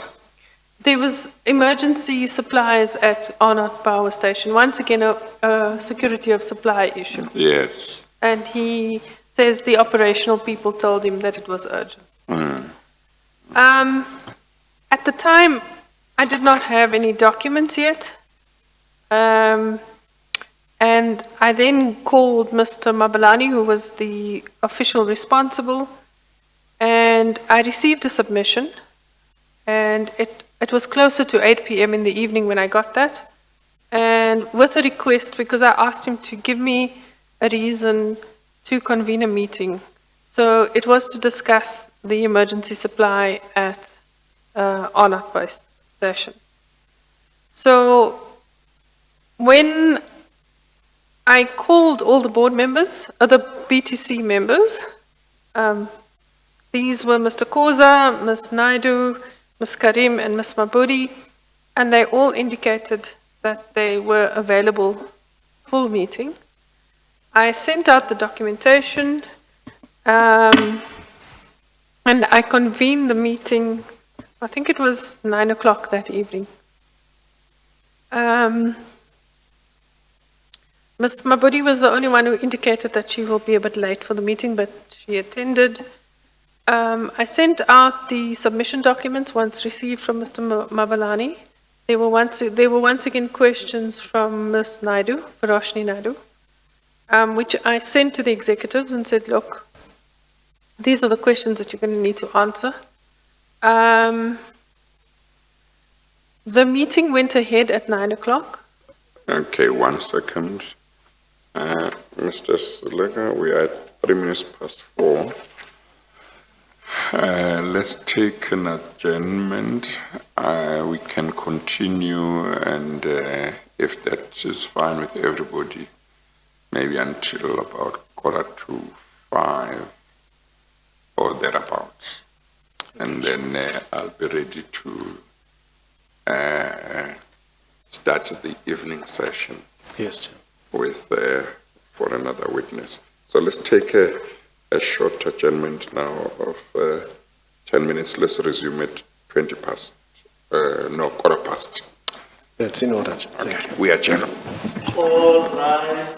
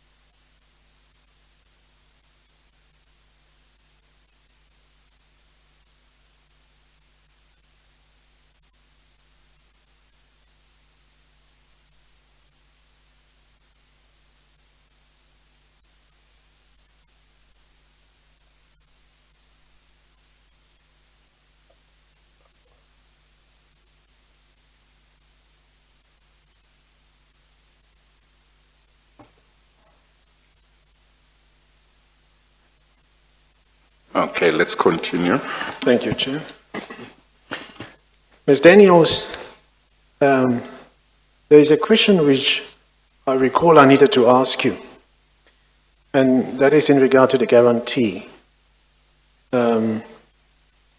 Remember, the guarantee is made on the 10th of December 2015.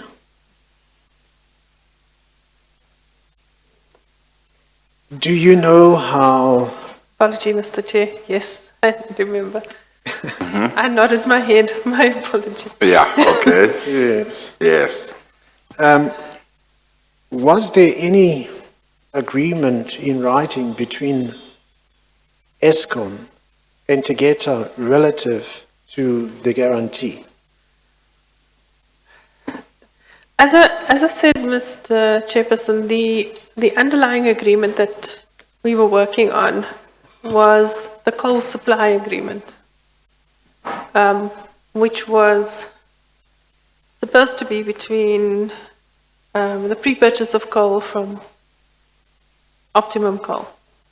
So that was the agreement that we were attempting to put in place at the time. Okay, when you say underlying, you mean the guarantee would have been issued in contemplation of that agreement, Or on the strength of that agreement. or on the strength of it? I think on the strength of that agreement is a better way to put it. Yes. Now, did you take part in the drafting of that agreement? Yes, I did. I engaged the services of Cliftecker Hofmeyer to assist. I think we received a suggested two-pager from the Primary Energy Department. I'm not quite sure how it happened, but there was a two-pager agreement in place that we went through. Who asked you to draft the agreement? That's the same, Mr. Chairman. I can't remember how exactly that came about. Yes. On page 773. Page 773. Yes, I'm there. There are emails there. Can you just quickly identify them to the chairperson? Okay. From bottom up. Okay. There's an email, Mr. Chairman, from myself to Mr. Anuj Singh, and it says letter agreement to get a Eskom execution copy. And then I say, hi Anuj, here with the agreement as amended, regards Suzanne. Yes. Well, is that the agreement on page 774? Yes, this is the agreement on 774. So it runs up to page 776. It's unsigned, so that's a draft. That's a draft, yes. And Mr. Anuj, so the email's above yours. The email above mine is from Mr. Anuj Singh to Mr. Eric Wood. And he forwards the agreement as is to Mr. Wood. That's on 10 December 2015 at 4:26. 26 minutes past 4. That is correct. Then there's an email above. There's an email then in reply from Mr. Eric Wood to Mr. Singh, which says, any luck with the guaranteed draft, regards. So that email is on the 10th December as well at 16:42. And the subject line is letter agreement to get a Eskom execution copy. Yes, that is correct. Now, what was the time? I said 16:42. It's 20 to 5, late afternoon. Then please turn to page 724. Say that again, Mr. Seneca, please. I didn't hear. 724.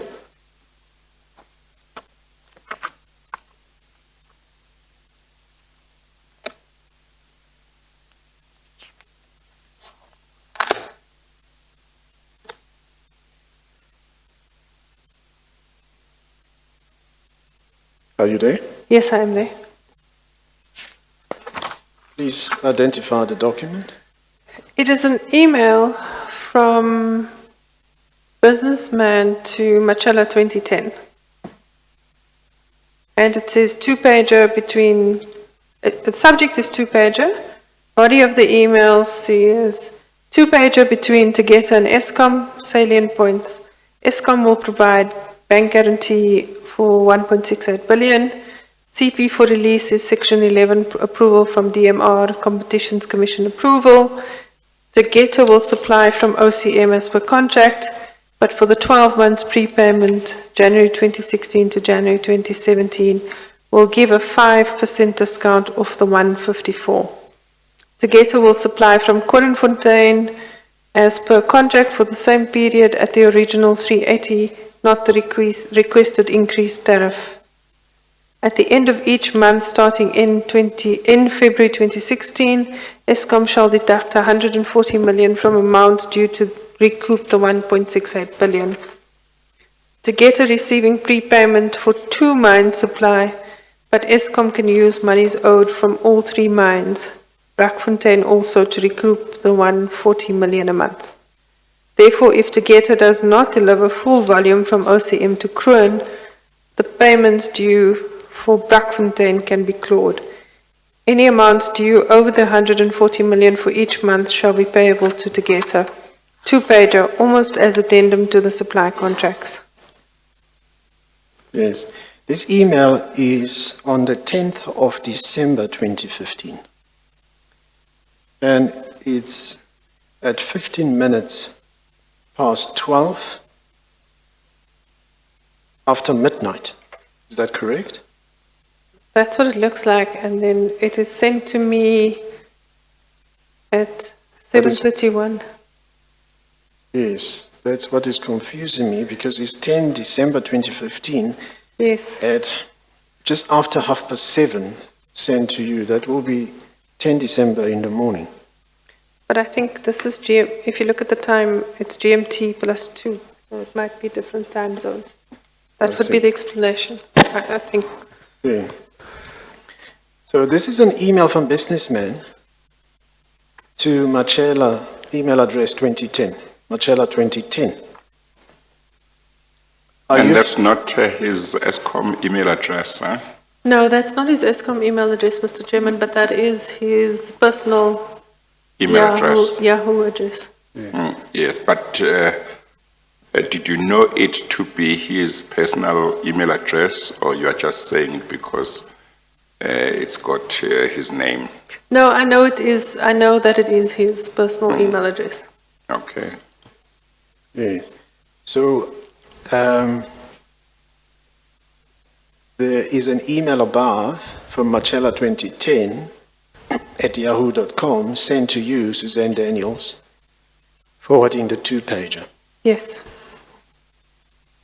So you know that you received this from Mr. Koko. I don't recall the email specifically, Mr. Chairman, but yes, it has my name on it, so I accept that it was sent to me. Yeah.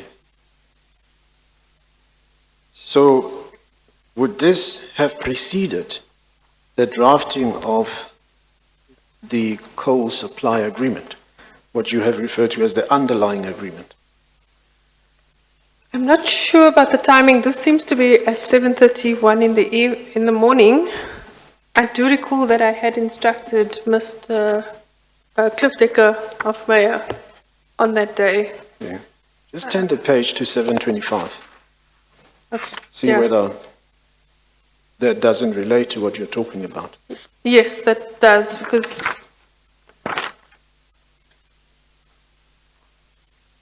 it is at 10 December 8:42. I speak to Risham and Mudley about the optimum Eskom pre-purchase.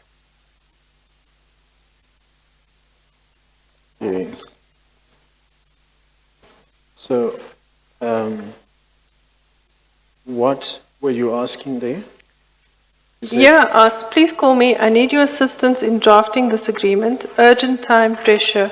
I need the draft by 12 o'clock. Yes, I see that the attachment is instruction 2-pager between Tegeta and Eskom, which seems to be similar to the emails on the previous page, which also have a subject of 2-pager. Yes. So, does it mean that that businessman would have attached a document to his email address, which is 2-pager, forwarded to you by Mr. Machela Koko, which then gets forwarded further to CDH, Mr. Rishabhan Mutli of CDH?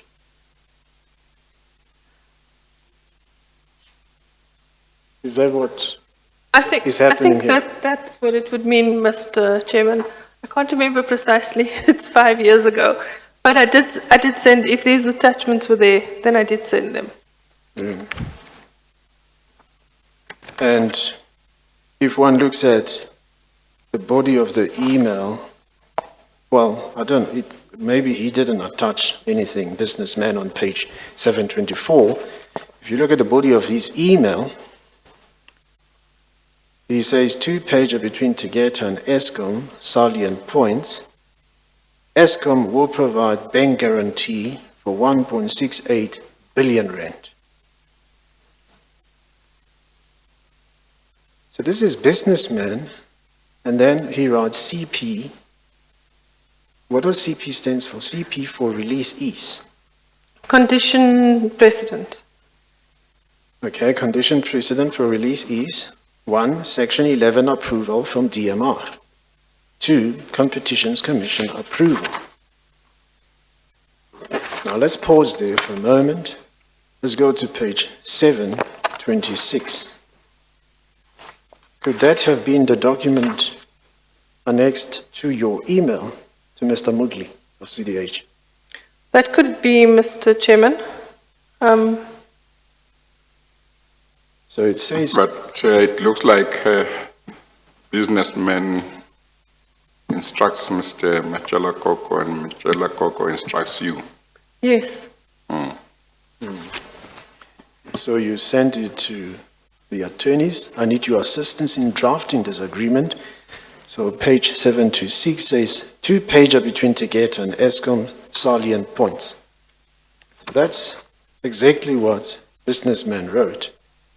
2-pager between Tegeta and Eskom, salient points. Eskom will issue bank guarantee in favor of Tegeta for 1.6 billion rand on signature.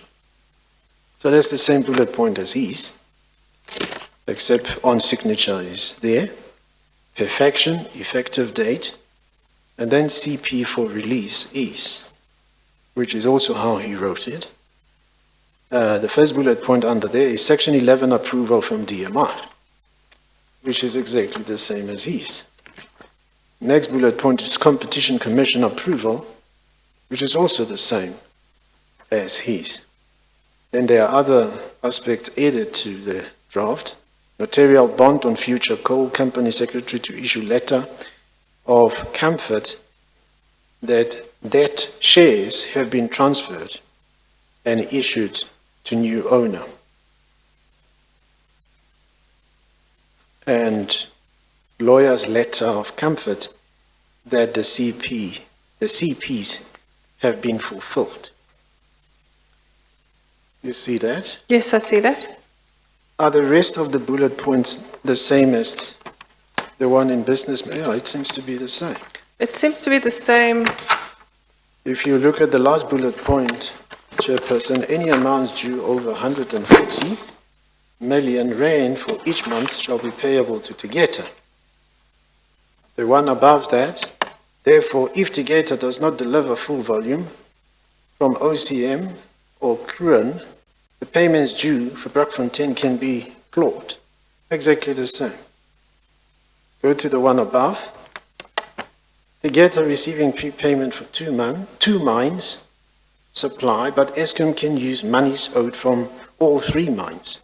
Brakfontein also to recoup the 140 million rand a month. Exactly the same. So somebody else was drafting his own terms for Eskom, for you guys. Yes, he was.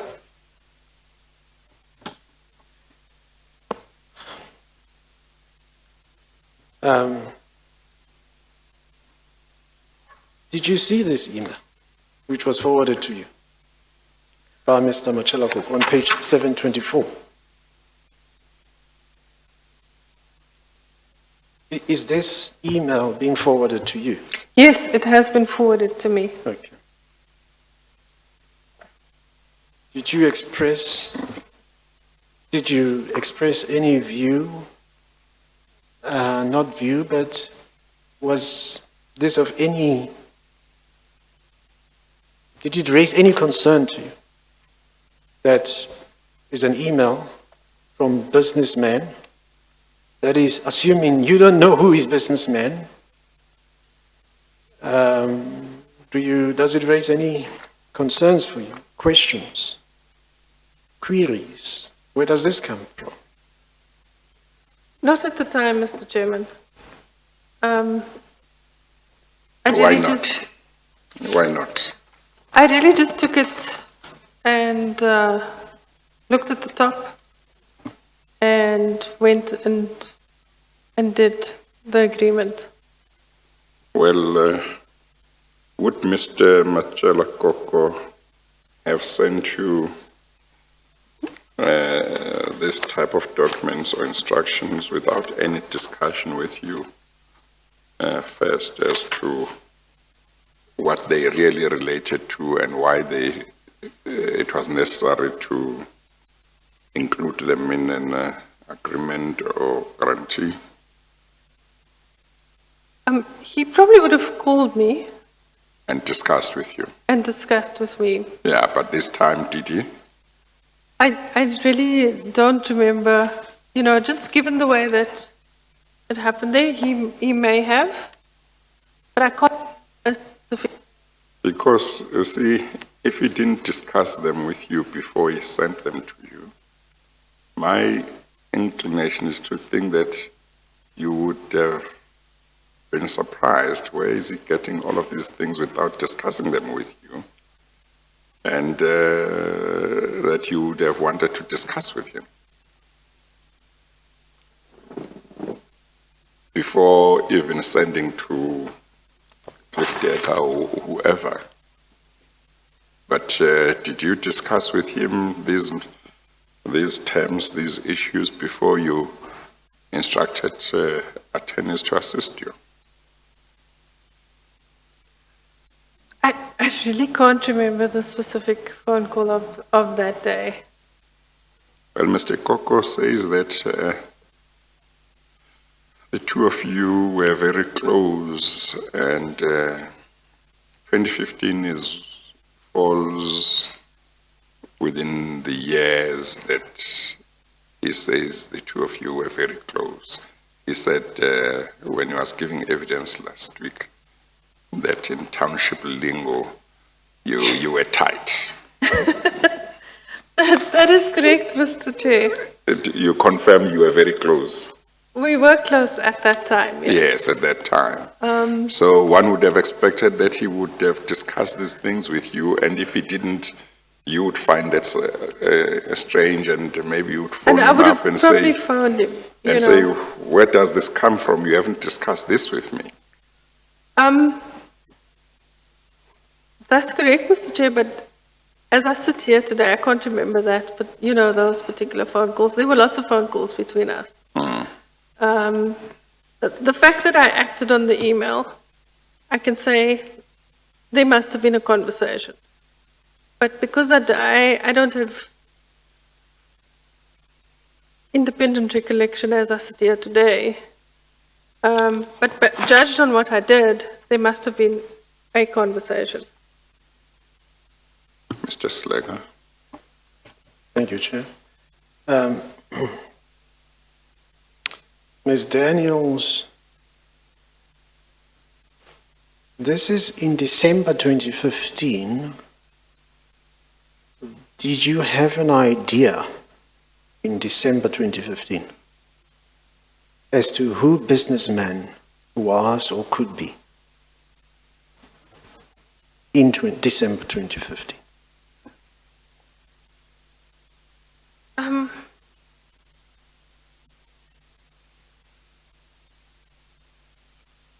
just trying to place.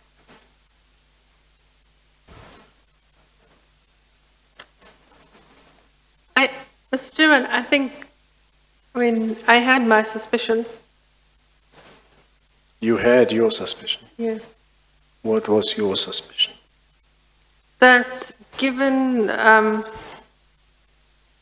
nature of what was being discussed, that this could be Mr. Issa.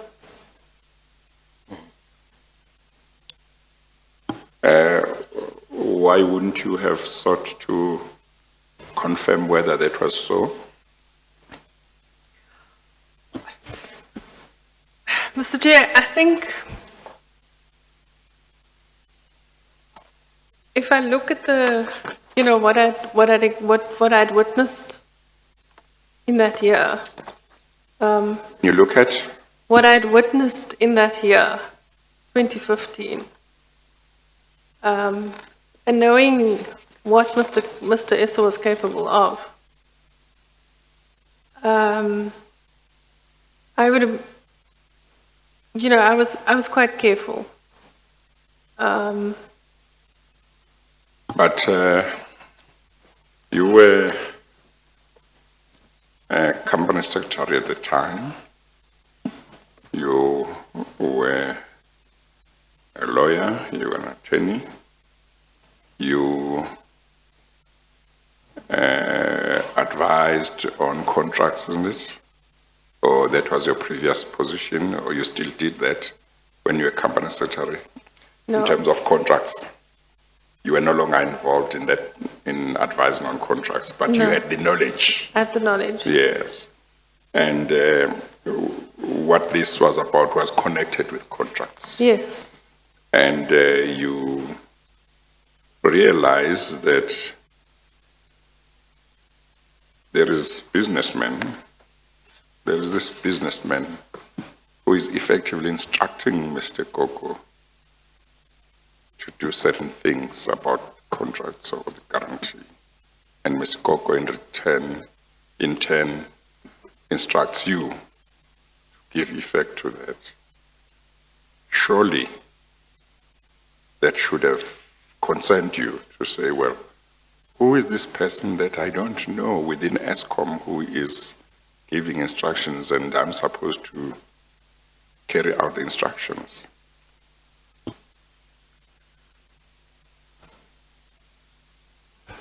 I think, Mr. Chairman, I sort of compartmentalized it in terms of this is coming from Machela Koko. But you would have seen from the emails, isn't it, that Yes. originally it comes from Mr. Businessman. Yes. So, But- and you didn't know anybody within Eskom No. whose email address was Businessman. No. So you would have thought it must be somebody from outside, Yes. and that should have worried you. Yes, it did. And you would have been concerned whether the affairs of Eskom were now being dictated to by forces outside of Eskom. And you would not have wanted to be part of that, isn't it? That's correct, Mr. Chairman. But And- that's, And therefore, once that was the thinking, one would expect that you would confront Mr. Koko. More so, he was close to you at the time, so you would have no reason to fear that maybe he wouldn't take it positively. You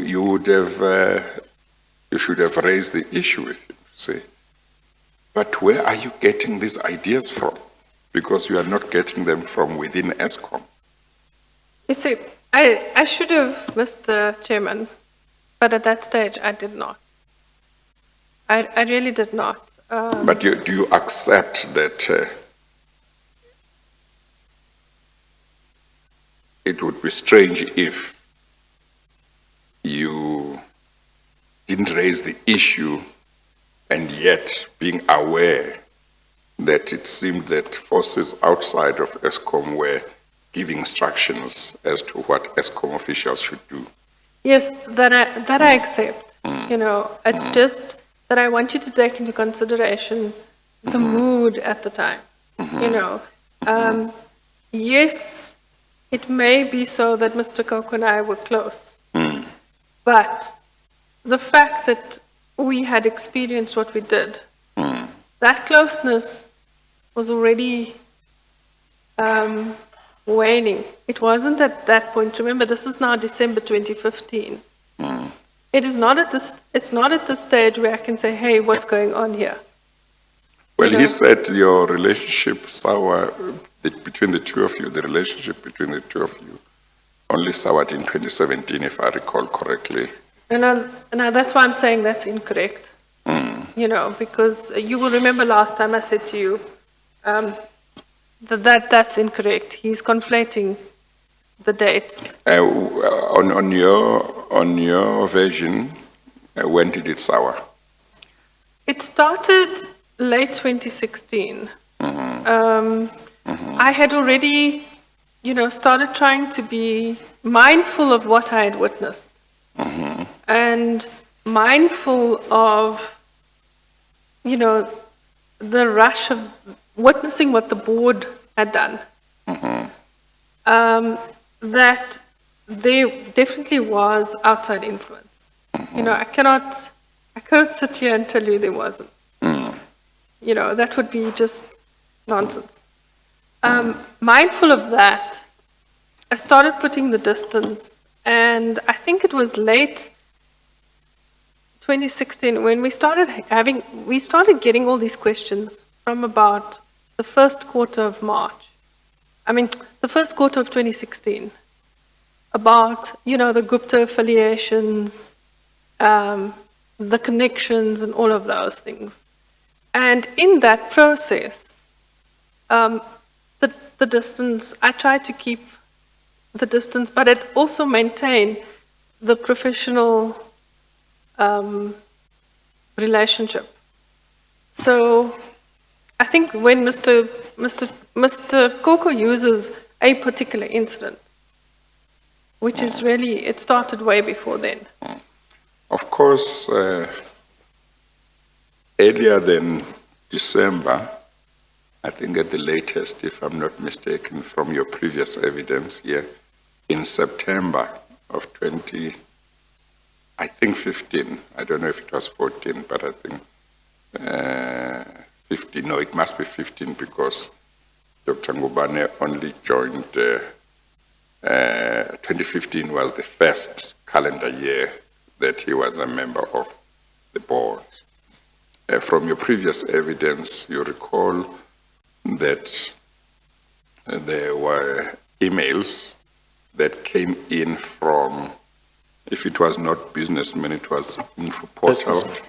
It was for And business. there is a dispute between yourself and Dr. Ngubane. You say that, in effect, I'm putting it in my own words, this person sought to communicate with him and you were just given instructions by Dr. Ngubane. I think he says, he pushes the blame to you, that you were you would be the person who knew about this person. But that email address, Mr. Selega, was either businessman or info portal, isn't it? It was businessman, Yes. chairperson. So where the name, it's actually the same. Yes. So where you see the email address, then it's Yes. info portal. Yes. But then sometimes you see the name, Yeah. other times you see both. Businessman, then info Or it's the portal. same email address. It's the same. It's the same. So the point, Ms. Daniels, is how can you in December, when you see this businessman, this email address that sends emails to Machela Koko and he sends instructions to you, so how can you still not raise the issue when that's not just the first time you have had another occasion or other occasions about the same email address? Unless, of course, the other scenario is if you knew, then obviously you didn't need to raise anything. Mr. Chairman, I suspected at the time. I didn't have concrete evidence. And But that suspicion is the one that should have driven you to ask. That's part of the yes, point. I Why did it not drive you to ask? you know, asking the Mr. Machela Koko, Mr. Machela Koko, who is this person that is sending you instructions and you send them to me? Because obviously this is somebody outside of Eskom. Who is this? What's happening? Why didn't you ask that? well, I think I really didn't want to cause any trouble for myself. You wouldn't cause any trouble for yourself with Mr. Koko. The two of you were tight. In his No, just remember. I mean, You were close. I want to dispel that because I want to dispel that. But you agreed earlier on, Yes, 5 minutes ago. We were, but not that close that I would now be able to be in a position to say to him, "Hey." No, but you can't say if there was something that you suspected to be something wrong. You can't say that you would not have been in a position to raise it with Mr. Koko. Yo, Mr. Chairman, I mean, I think you would have to understand the mood of Eskom at that time. Yes, but at least at the level of wanting to understand, you say, I don't understand who is this businessman. So he can't victimize you for that. He can't. You're just inquiring, who is this person? I see that you pass on to me instructions that are given to you by somebody that seems to be outside of Eskom. Yeah, look, at the time, I just didn't want to upset the apple cart. And, you know, now when you look back at it, I should have done so. But you accept, or do you not accept that the other possibility, of course, is for somebody in your position not to raise the issue was if they knew exactly what was going on. Yeah, I accept that proposition. You accept that Yes, proposition. I'm not going to argue with Yes. you, you know, but I just want you to please understand that the mood was very, very different to an ordinary corporate environment. And especially if, you know, you want to give the appearance of being friendly.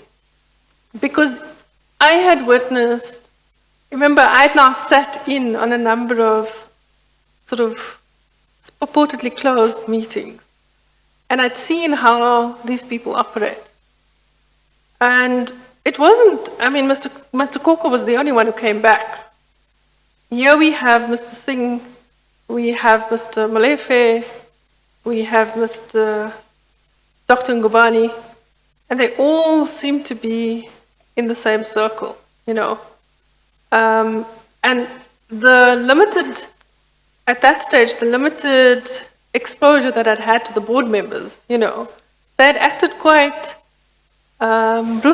ruthlessly when someone questioned things, you know. So for me, it was just, I would ask you, yes, I accept I should have done more. There's no way I can say to you, you know, I shouldn't.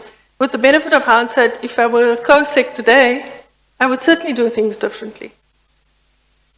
Mr. Selek, I see we have gone beyond 1:45. Yeah. But if you want one or two questions to Yes. to finish for the day, that's fine. Thank you, Chair. Because relative to Dr. Ngubani, Ms. Daniels, he was saying you told him he's Richard Seleke, and you said he was the one who told you that's Richard Seleke. I'm wondering, what is Mr. Machela's version going to be? I understand he says you gave him that email. Yes, I think you would find that either in his, I'm not sure which version of his affidavit or, he says that I told him that that's the chairman's address. I mean, the records clearly show it came from him, So I would really dispute that. I did not at any time say to him that this was the chairman's address. Yes. Quickly, the email exchanges ultimately also goes to explicit Mr. Salim Essa at gmail.com, page 752, as well as page, let's look at 752. There's Mr. Anoj Singh on 10 December 2015, 3:14. That's 14 minutes past 3. Please find above attached, and that email seems to have been forwarded. Oh, it goes to Eric Wood of Regiments, and Eric Wood at the top of the page forwards it to salimesa@gmail.com. And you turn to page, and that's the last one, 768.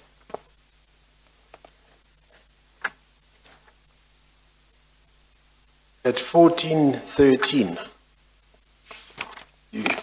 10 December, there was a lot of activity on the 10th of December. You sent to Mr. Anoj, "Hi Anoj, here with the agreement as amended." The email above yours, he forwards it to Eric Wood of Regiments at 4:26 p.m. Eric Wood, on the same day, he forwards it to Salim Essa at gmail.com at 16:36.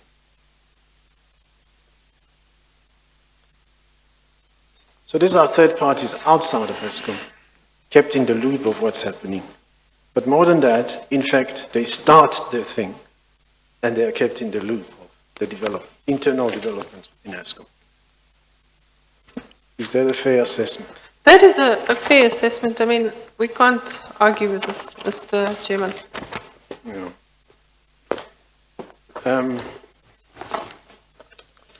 If you didn't stand up based on your duties, I suppose you knew them very well as a company secretary. This board, who was going to advise it? If you were silenced, who was going to advise this board?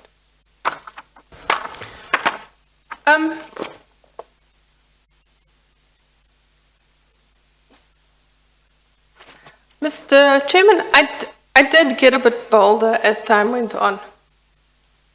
So when I was asked to advise, I did so.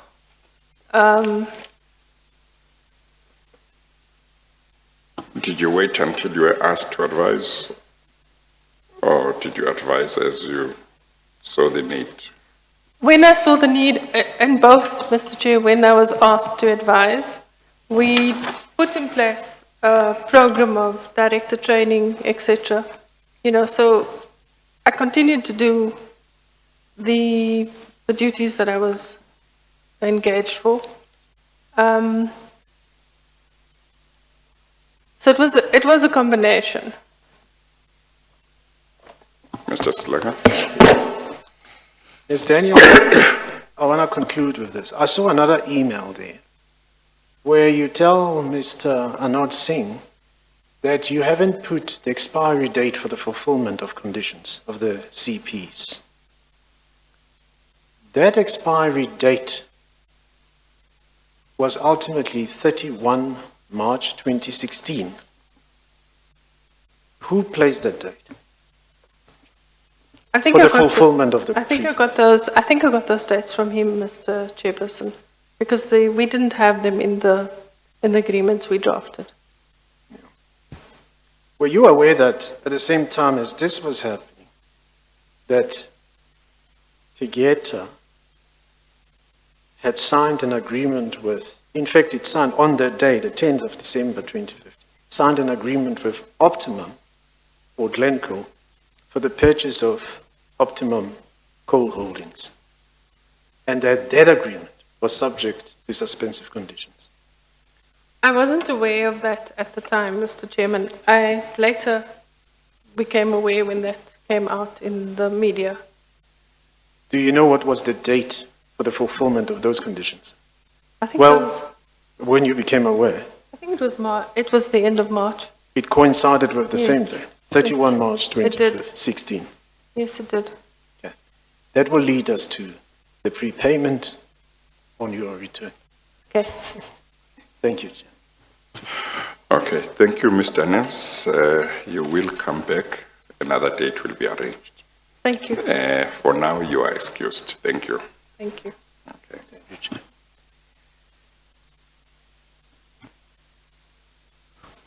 I haven't seen the next evidence leader, but Oh, I'm I sure- understand they're here. Oh, he is here.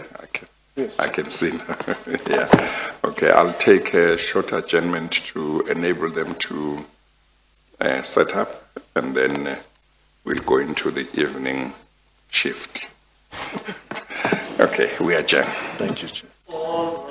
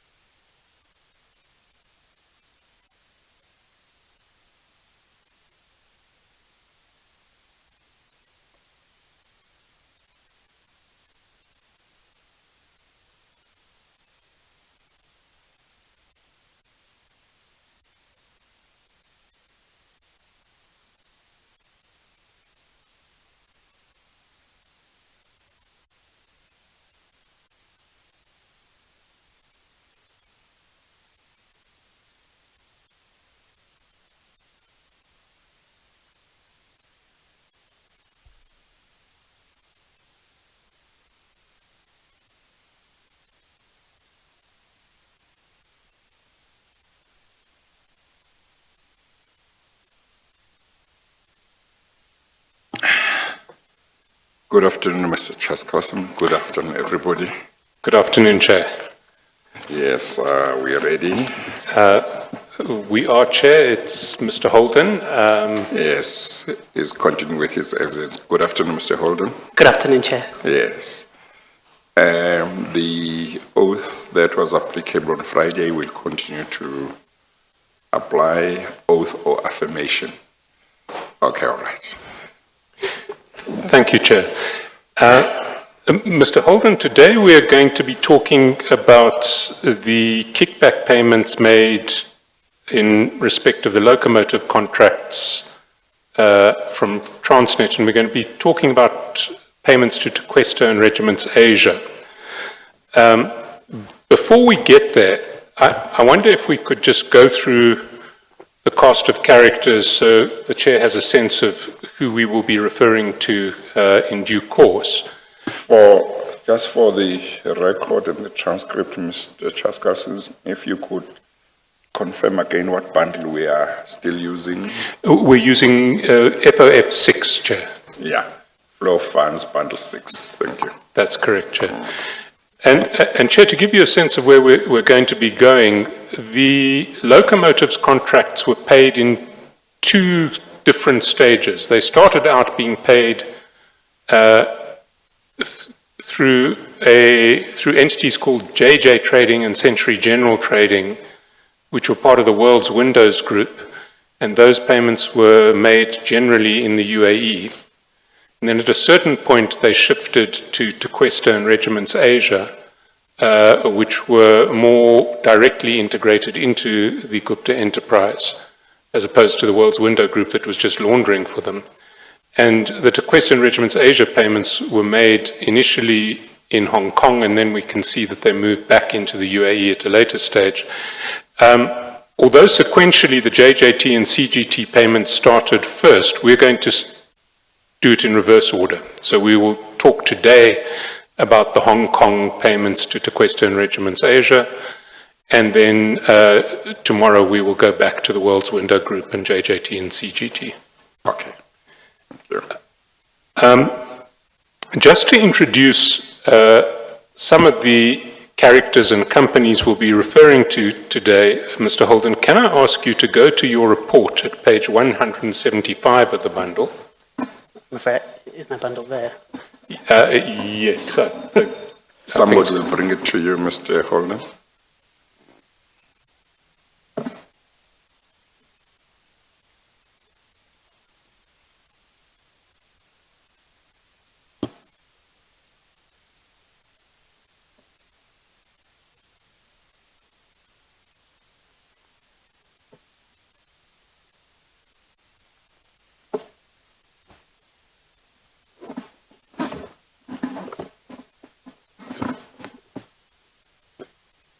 I have the page reference again, please. 175.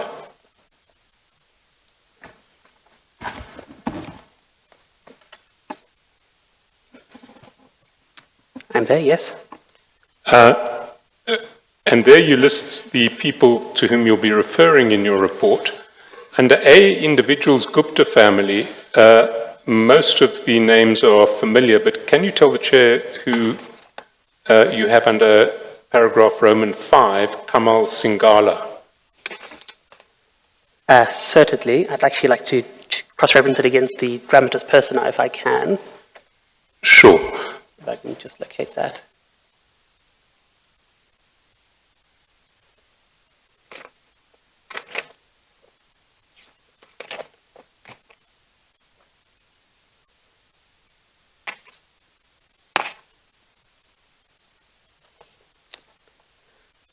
Chair, Kamal Singala, which I describe at FOF 06290, which is the dramatis personae, he was AJ Gupta's son, and he was also a director of VR Laser alongside Saleh Mesa. And have you seen reports of his wedding? Yes, I have. Can you tell the Chair what you read in reports of that wedding? We see that a certain amount, a particular individual was hired for that wedding, who will identify as receiving funds from Regiments Asia at a certain point. And can you date that wedding and place it? Or? Yes, the wedding took place in Turkey. I'd need to double check the article again. I think it's in 2015. That's correct. Then the next person I'd ask you to explain to the chair is Ashika Singh. Certainly, Chair. Ashika Singh was an Indian national. She was an employee of Infinity Media, which was a Gupta Enterprise company, or at least we can track one payment to her, which is recorded as a salary payment. The relevance of Ms. Singh in this regard is that at a certain point, Tequesta and Regiments Asia, which acted as the primary conduits through which kickbacks were being paid, Salim Essa stepped down as the sole director, and he was then replaced by Ms. Ashika Singh. And I'm sure, as we'll get to throughout the testimony, there's also indication that she was present at a particularly notable gathering in Dubai. And you've just mentioned Regiments Asia and Tequesta. I've been talking about them a lot. Can you briefly tell the chair who they were? Certainly, Regiments Asia and Tequesta were two companies that were formed in Hong Kong. They were, from what we can gather from the company formation records in Hong Kong, they were registered by an online company formation agent who specializes in the creation of companies in offshore tax havens. They were initially registered with Salim Essa as the sole director, a position that he held until 2016. And we've come backwards and forwards to the World's Window Group. Can you just again tell the chair briefly what the World's Window Group was and what its relationship to the Gupta Enterprise was? Certainly, Chair. The World's Window Group is a conglomerate of companies headquartered in India. At the time of the matters under consideration here, the World's Window Group was headed by a man by the name of Piyush Goyal.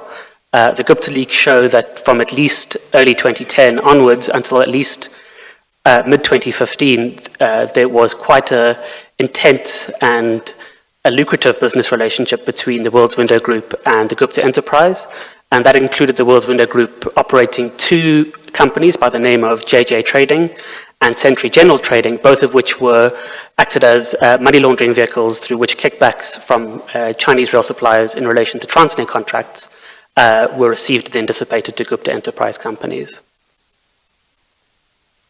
And you mentioned Piyush Goyal. Chair, you might remember he was the man whose name was on the email to which the Transnet Cranes tender report was forwarded. We discussed that last week. The other World's Window individual we will come across today is Rupesh Bansal. Rupesh Bansal, can you tell the chair who he is or what we know about him? Certainly, Chair. He's a bit of a mystery figure. What we do know about him, the extent of what we know about him, is included in a very limited amount of information appearing in Companies House filings in the UK. So Companies House is the UK's version of CIPC here. There is a company by the name of WW Ventures in which Mr. Bansal appears as a co-director with Mr. Goyal. Can I just stop you at that point? Can you go to page 869.63, 869.63.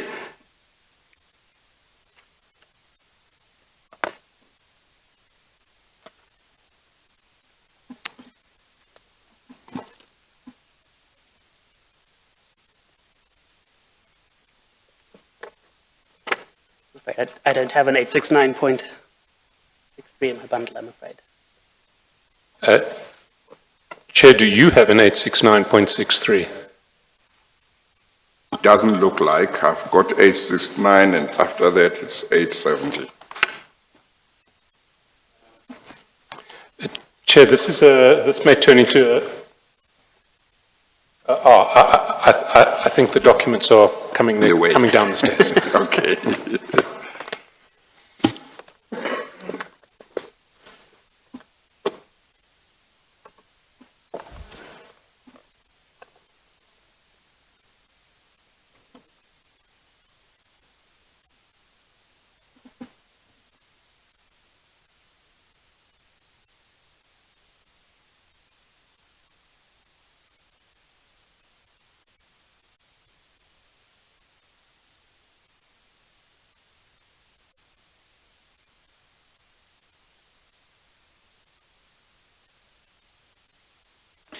Chair, I must apologize. Could we ask for a 5-minute adjournment just so that we can update your files and Yes. the witnesses' files?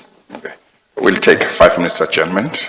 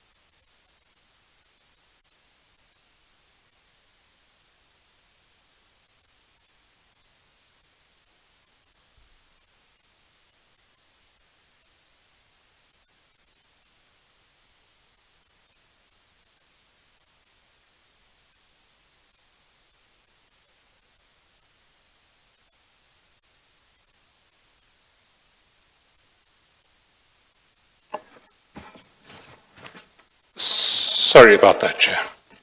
No problem. Yes, let's continue.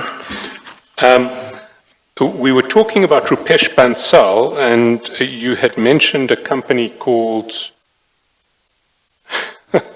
WW Ventures Limited, and I'd asked you to go to Annexure DD, which is at page 869.63. 869.63. And sorry, Chair, we are now using a different bundle. your bundle has now been split between two files, so it will be Yes. bundle FAF6A and FAF6B. This is at the start of FAF6B. Oh, okay. I'm just trying to think of what we say into the record to make sure that somebody who keeps on following bundle 6 doesn't get confused.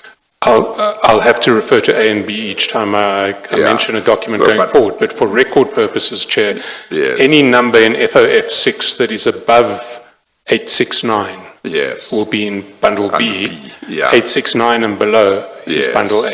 Yeah, but basically, bundle 6 has now been split into two bundles, 6A and 6B. That's correct, Chair. Yes, okay, all right. So going forward, there'll be no reference to just bundle 6. It will either be bundle 6A or bundle 6B. That's correct, Yeah, Chair. okay, all right.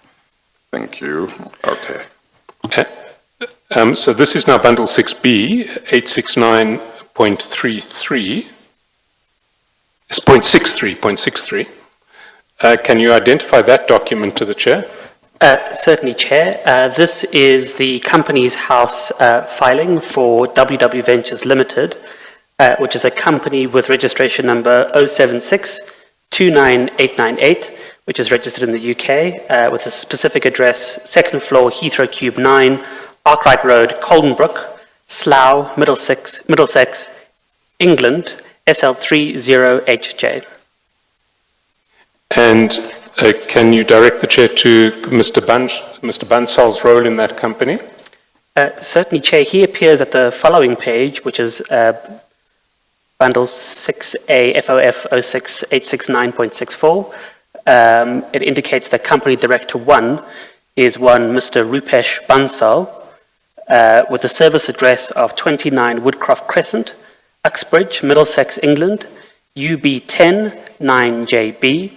It provides certain information about him below, which indicates that is usually resident in England. He is a British citizen, and his date of birth is the 18th of October, 1974. And then if you go over the page, can you tell the Chair who the second director is?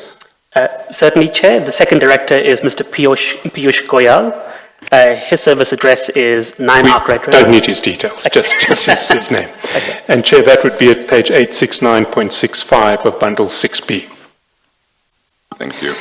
Now, Mr. Bansal is going to appear in connection with a very important email. Can I ask you to go to page 419 of bundle 6A and explain to the Chair what that email is? What's the page number? 419 bundle A, Chair. Okay. 6A.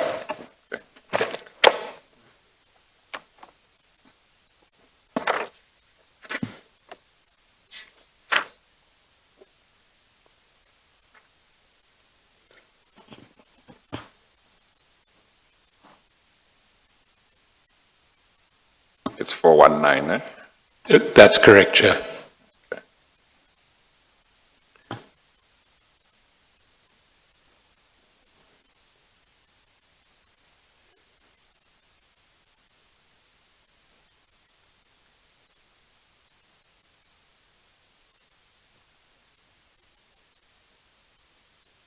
Yes, I've got it. Thank you, Chair. Mr. Holden, can you start at the bottom of the page, which is where the string starts, and explain what this email is? Certainly, Chair. At the bottom, you can see that the original email is sent from Rupesh Bansal at the email address replyrb@googlemail.com. It's sent to a Zhang Minyu, which is his address is Zhang Minyu 54642@qq.com. It is sent on the 6th of January 2015.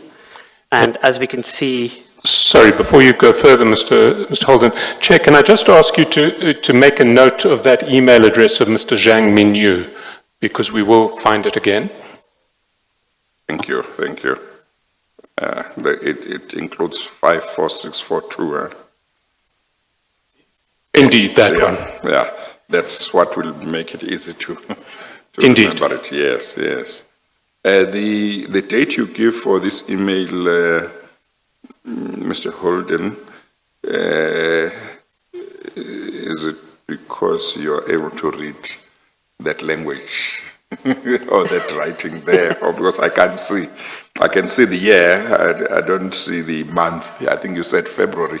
it's January. Or January. Oh, that is the one. Correct, Chair. And then there's a 6 after the Oh, so other it's 6 character. January. That's correct, Chair. Oh, okay. Okay.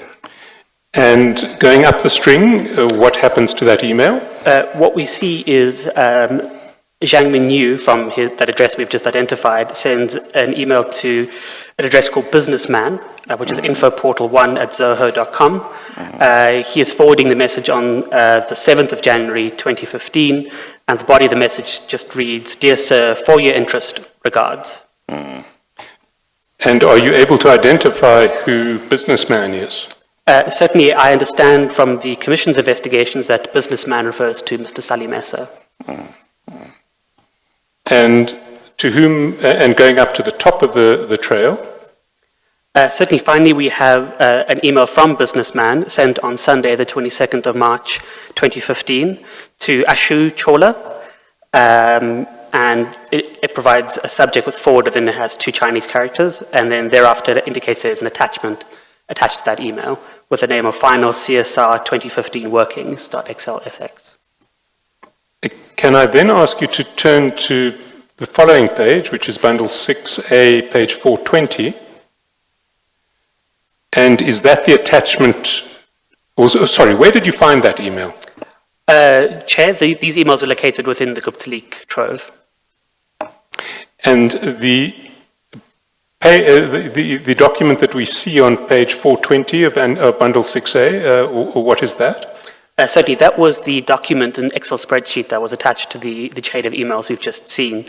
Effectively, what this Excel spreadsheet works out is the number of, or the value of kickbacks to be paid on certain Transnet contracts, in particular what they refer to as the 359 project, the 100 project, and the 95 project, which refer to the 95 locomotive project, the 100 locomotive project, and the 359 locomotive projects.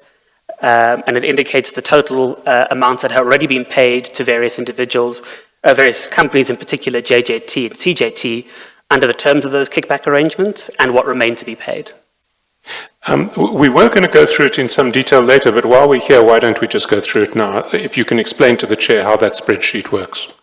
Certainly, Chair. What you have at the very top line of the spreadsheet is a heading providing an indication of what project is being referred to, so 359 project, and 100 project, and then 95 project, and then a total.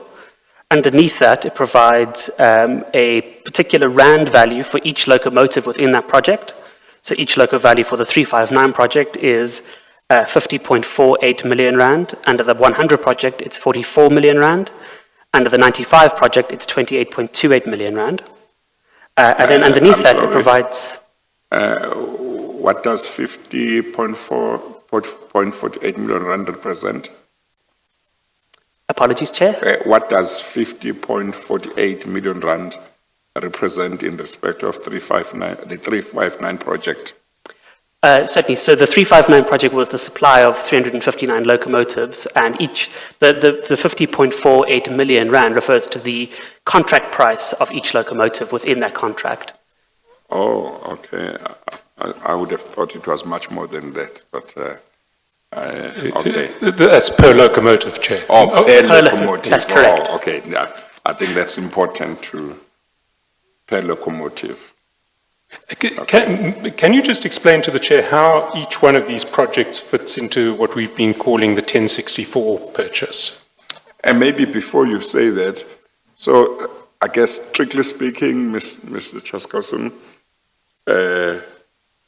because it was one contract for X number of locomotives, it's not accurate to say 50,48 is the contract price. Because the contract price includes all the 359 locomotives or whatever, isn't it? That's correct, Chair. Yes, okay. No, I just want that for myself. Okay. Okay, all right. So that's the 50,48 million is one locomotive. That's correct. Yeah. And then the line below that you can see indicates, Chair, project value, Yes. which then gives the total value of that particular contract. Of that contract, okay. And that's the value of the contract as signed between the particular Chinese manufacturer and Transnet. Yes, okay. No, that's fine. I think Mr. Chaskowson wanted you to explain something and I interrupted him. Yes, we've talked a lot about the 1064 project. Now, these are component parts of that project. Can you explain to the Chair what, well,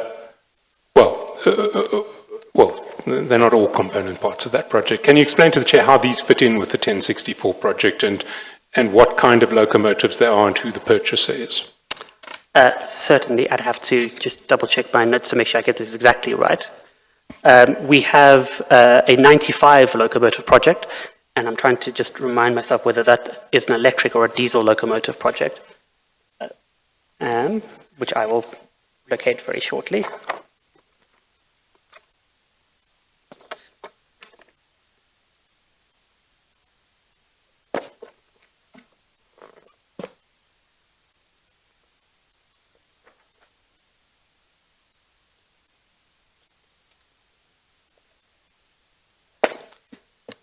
Chair, as far as I recall, the 95 locomotive project referred to 95 diesel locomotives that were purchased by Transnet, and they were purchased from China North Rail, CNR, Hong Kong.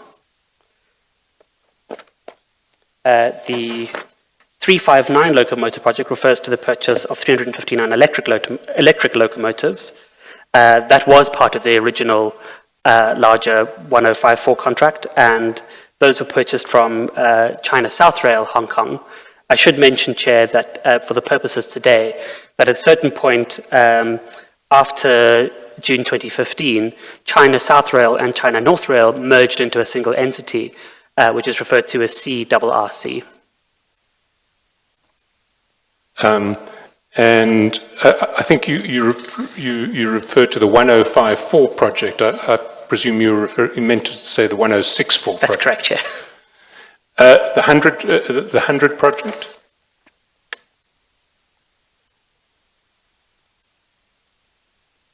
The 100 project referred to the provision of 100 diesel locomotives.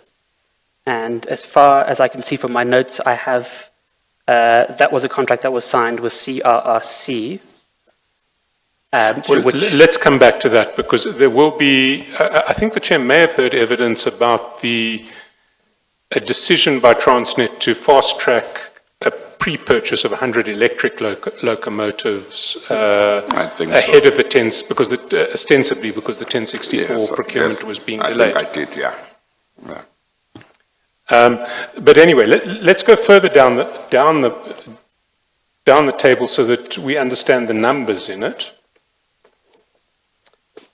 Certainly, Chair. At the third line, we have the project value, which we've already mentioned. The first value is under the 359 project. It gives the value as 18.12232 million rand. Under the 100 project, it is given as 4.4 million rand. Sorry, again, I don't billion rand. I think you're confusing millions and billions here. That's correct. So if you can start again. Sure. It's 18.12232 billion rand in the first column under 359. And 100, it's 4.4 billion rand. And the 95 project, it is 2.68660 billion rand. And then we have a total figure for all of those contracts together, which is 22.152.232 billion rand. Thereafter, we have an entry which says total receivables will be from CSR, which stands for China South Rail, for the whole projects, 20% for 95 and 21% for 359 and 100. And what that refers to, and it'll become a little bit clearer below, is the portion of the total project value that CSR intended to pay over to JJT and CJT, of which 15% was to go to CJT and JJT for their particular fees for money laundering, and the remainder was to go to the Gupta enterprise. So what we have here at that fourth line is effectively a calculation of the total value of kickbacks to be paid on these three contracts. The total value under the 359 project is 3.8056872 billion rand. The 100 project would be a total kickback of 924 million rand. Under 95 project, it would be 537.32 million rand. And then the total amount would be 5.2670072 billion rand. So that was the total amount that would be paid out to the various recipients of kickbacks in relation to these contracts. The line below indicates the amounts that had already been paid by the date of this particular working sheet, which at that point, which you can see it says CSR paid till today, the 6th of January 2015, which, if the chair recalls, was the date on which the email was first sent by Rupesh Bensal. And it gives a figure of US dollars for a combined figure for the 359 and the 100 contracts of $107.203921 million. And then under the 95 project, it provides a figure of, it's a little bit difficult to read without the decimal points in place, but as far as I can see, it's 16.6999029 million US dollars. And then a total figure, combined figure of those two amounts, is $123,903,822.89. That was the amount that had already been paid under the terms of these kickback arrangements. Can you just read that note in red that explains how one reaches that figure of, how that figure of $123.903 million was reached? Certainly. The line reads, note, colon, CSR paid at different times when it was due, and CSR applied various forex rate, ZAR/USD, which stands for South African Rand/US dollar, at the time of the payment. JJT/CGT received all in US dollars. What this refers to, Chair, is that the amounts were to be paid to CJT and JJT, and then, as we'll see later, to Questa and regiments, after certain milestone payments had been made by Transnet, usually related to a particular number of locomotives. At that point, there was a Rand figure that was calculated that needed to be paid based on the Rand figure that was paid by Transnet to CSR or CNR. And that was then converted to a dollar amount, and that dollar amount was then transferred to CJT and JJT. Then the next row, receivables from CSR. Certainly this breaks down, Chair, the way in which the amounts, the kickbacks have been calculated. And what we see here is under the 359 and 100 projects, it indicates that 21% is total receivables. That's the total amount to be paid to CJT. 2% advanced success fees, so that's 2% of the contract value to be paid as a success fee, and 19% receivables on actual basis when it is due from CSR. And there, Chair, what that means is 19% of each milestone payment that's made from Transnet to CSR. Under 95 project, it's a slightly easier calculation. They just refer to 20% of total receivables. And then it gives a figure to the right, which is 5.267007200 billion rand. What this indicates, Chair, is that, very simply, that for the 359 and 100 projects, China South Rail was intending to pay a total of 21% of the price paid by Transnet to JJT and CJT, and under the 95 project, it was intended to pay 20% to CJT and JJT. And the total amount that it would pay? Again, that is 5.2 $267,007,200 billion. Sorry, rand, apologies, not dollars. Then the next line, what does that refer to? Certainly, Chair. What this line indicates is it refers to JJT/CJT and expenditures. The effect of this is to describe the fee that was to be paid to JJT and CJT for carrying out for receiving the funds and then distributing them. It says here, out of 2%, under 359 project, 100 project indicates out of 2% success fee, 1% success fee for JJT and 1% expenditures, which we understand to mean 1% of the total contract value would be paid on the granting of the contract to JJT and 1% would be paid to the Gupta enterprise. Out of 19% CSR receivables, which is the 21% total contract value minus 2%, JJT receives 15% and expenditure is 85%. So on this contract, JJT receives 15% of 19% and an additional 1% of the total contract, and the remainder is paid over to the Gupta enterprise. The following line, it says out of 20% receivables, CJT receives 15% and expenditures 85%.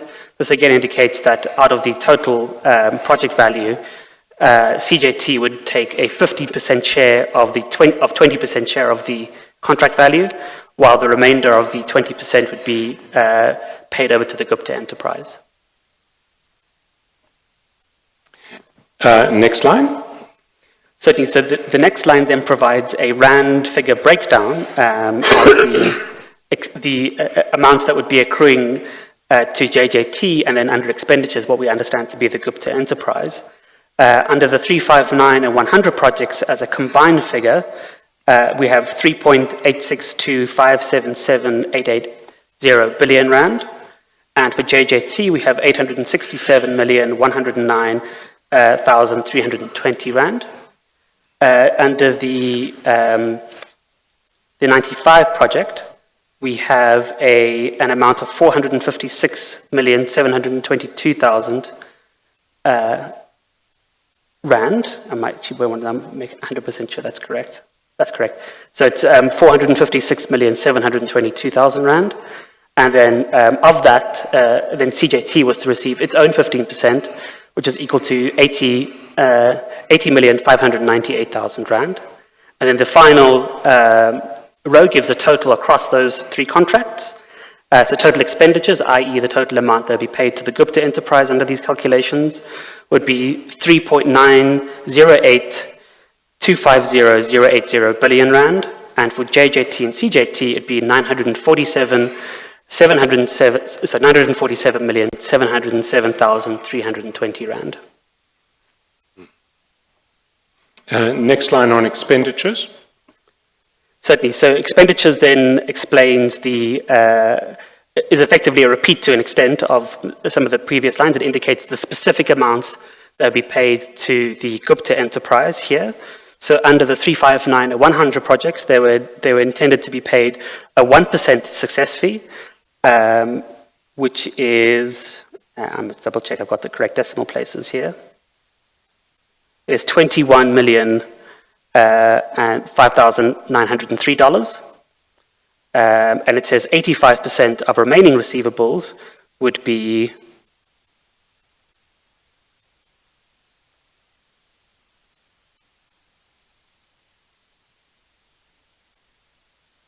I have 554,132,000.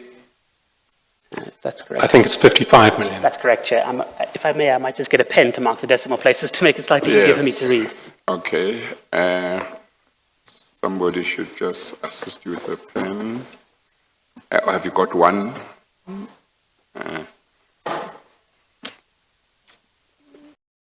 Leaving many. Got it. Thank you, Chair. Okay.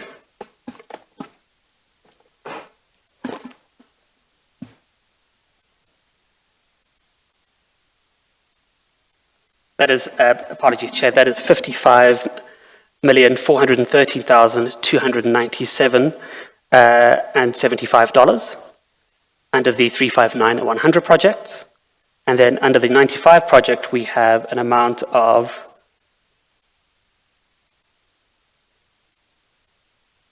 $14,194,917.45, which was supposed to be paid to the Gupta enterprise.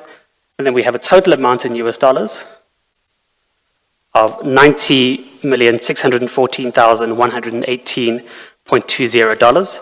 So that is the total figure that was supposed to be paid, remained to be paid to, that was to be paid to the Gupta enterprise in relation to these three contracts.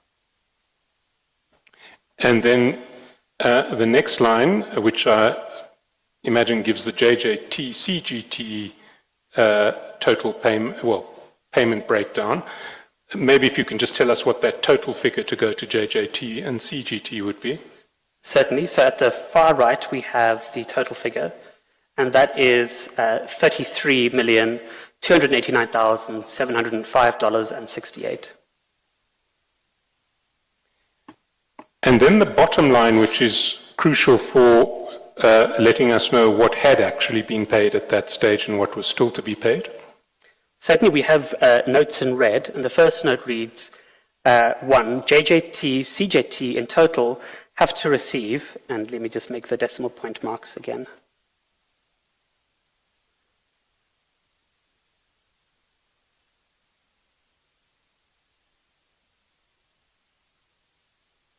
It is 5,267,007,200 rand. And it says CSR has made several payments using applicable forex rates to transfer ZAR, that's South African rand, into applicable US dollars. Underneath, and just keep reading through that till the bottom of the table. Certainly. It says request CSR to inform that in total how many ZAR, South African rand, CSR China South Rail, has transferred an applicable exchange rate for which JJT/GJT received in total $123,903,822.89 till now. And then point 3, it says the above ZAR amount, which was used to transfer US dollars $123,903,822.89. This can be deducted from the total receivable ZAR, which is 5.267 billion. This figure will give the balance dues total from CSR. The above balance X amount in ZAR to be paid by CSR in future to JJT, CJT, and JJT, CJT have to account for 85% towards expenditures. So whatever remained after deduction of the rand equivalent of $123.9 million from the total of 5.267 billion rands would still be payable to JJT and CJT, but 85% of that they would have to account to the Guptas for. That's correct, Chair. So let's now turn to the agreements in terms of which all of these payments were made. And while we're at it, we may identify one or two, or actually one additional agreement that we'll discuss tomorrow. Can I ask you now to turn to Annexure A on FOF Bundle 6A, page 298.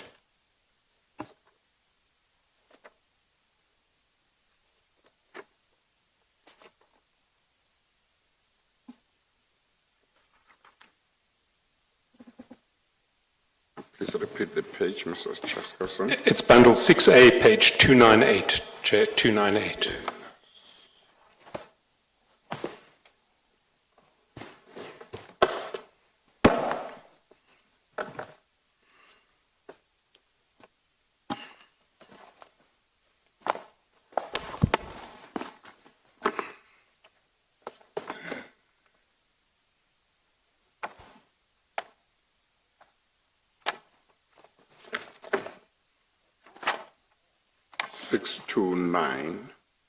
No, 298, Chair. Oh, 298. Bundle 6, page 298. Yeah.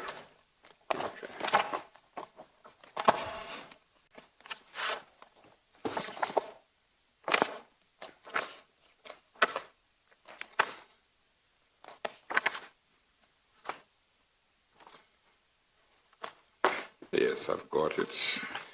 And this is a contract that we'll get to tomorrow, but very briefly, because we're going through the whole batch of contracts, can you tell the Chair what this contract relates to? Certainly, Chair. This is an agent agreement that is dated the 13th of June 2011 and signed between Party A, which is provided as Shanghai Zhenhua Heavy Industries Code Limited, and we'll be referring to them tomorrow in more detail as ZPMC, which is the alternate acronym for them. And Party B is JJ Trading FCE, and it relates to a contract for 2 ship-to-shore container cranes, including the repositioning of existing Noel cranes, an additional 5 number ship-to-shore cranes for Transnet South Africa. The name of the project is, the Transnet internal name for the project is lowercase I, uppercase CLM HQ 0762, which then is indicated as design, manufacture, delivery and commissioning of 7 tandem lift ship-to-shore cranes for the Durban Container Terminal, Durban, South Africa, and the relocation of 2 existing IMPSA ship-to-shore cranes from Durban to Port Elizabeth, South Africa. And I should add here, Chair, this is a separate and distinct contract to the contract that was entered into between Transnet, Port Terminals and LIBA, which we discussed on Friday. So, I mean, we'll get to it in detail tomorrow, but this, to anticipate tomorrow, is a kickback contract in relation to the Transnet procurement of cranes from ZPMC. That is correct, Chair. What the agreement effectively arranges is for, it incentivizes JJT to seek to increase the cost of the contract to benefit ZPMC. Then the next agreement, which is the first agreement that we have dealing with the locomotives contract, that is on page 304, bundle 6A. And it's Annexure B.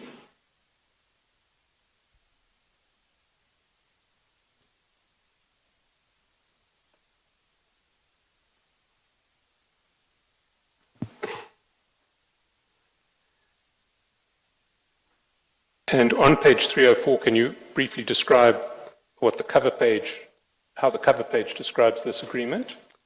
Certainly, Chair. It indicates an exclusive agency agreement entered into between CNA Hong Kong, which is China North Rail Hong Kong Corporation Limited, with Tequesta Group Limited.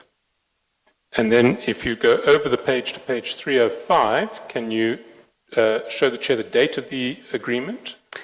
Certainly, Chair. The date of the agreement appears at the very top of that page. It reads, this agreement is dated 20th of May 2014 and is made and entered into by and between the following parties. And the first party named on the agreement? Is Tequesta Group Limited, hereinafter referred to as TGL, a company duly incorporated and existing under the laws of Jebel Ali Free Zone and having its registered office at PO Box 17398 Dubai, UAE, duly authorized and represented by Mr. Salim Aziz Essa. Then if you can go down to the following page, 306.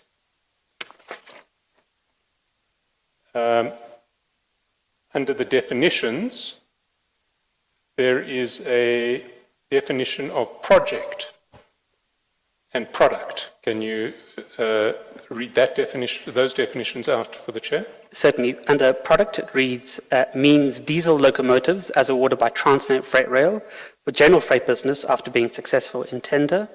And under project is defined as refers to supply of 232 diesel locomotives for the general freight business issued by Transnet Freight Rail in South Africa. Then there is, well, if you go to page 309, the terms of payment are described under clause 7. Can you take the Chair to those? Certainly. So at clause 7, we have 7 sub-clauses. 7.1 states the agency commission of TGL shall be ascertained on a deal-to-deal basis, TGL being Tequesta Group Limited. 7.2, for the project referred here and above, TGL shall be... Sorry, can I just pause there? That would be the 232 locomotives, diesel locomotives project, according to the definitions. That's correct, Chair. Returning to 7.2, for the project referred here and above, TGL, Tequesta Group Limited, shall be entitled for a success fee of 2% of the contract value and an agency commission of 19% of the contract value, which shall invariably include the value of all supplies made under the project. 7.3 read, TGL should be entitled to agency commission irrespective of the fact whether the supply is of main product or any spare part or ancillary item thereto. 7.4 reads, the success fee of 2% on the total value of the project as stated above will be paid by CNR Dalian Locomotive and Rolling Stock Company to Century General Trading FCE, hereinafter referred to as RAL, which is duly incorporated and existing under the company's ordinance of Hong Kong and having its registered offices at PO Box 17398, Hong Kong, UAE, duly authorized and represented by Mr. Salim Essa. If I may, Chair, what we have here is a slight confusion in the contract between who exactly CNR is contracting with. We know that this is a contract between CNR and Tequesta. However, these typos would indicate that there was a similar contract or similarly worded contract that applied between CNR and Century General Trading. And in preparing this particular contract, an attempt was made to replace Century General Trading with Tequesta Group Limited, but that doesn't appear to have happened in all cases. And then 7.5? 7.5 reads, the agency commission of 19% on total project value shall accrue immediately on receipt of purchase order or on securing of the bid by the company, and same shall become due for payment proportionately as and when the payment to the company is released by the ultimate buyer. However, it's agreed that 19% of the first payment will be paid by company in second payment 50%, means half of 19%, along with 19% of second payment amount, and 50% means balance half of 19% in third payment, along with 19% of the third payment amount, and from the fourth payment onwards 90% in every payment. The amount so getting due shall be transferred to the account of TGL through a wire transfer within 15 days of receipt of payment by the company.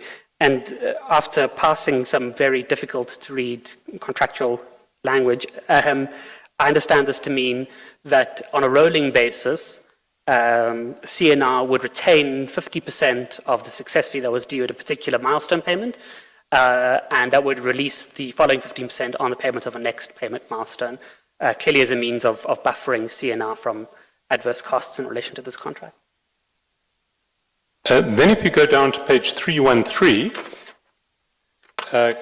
can you just identify who the individual is who must receive notices on behalf of Tequesta Group Limited?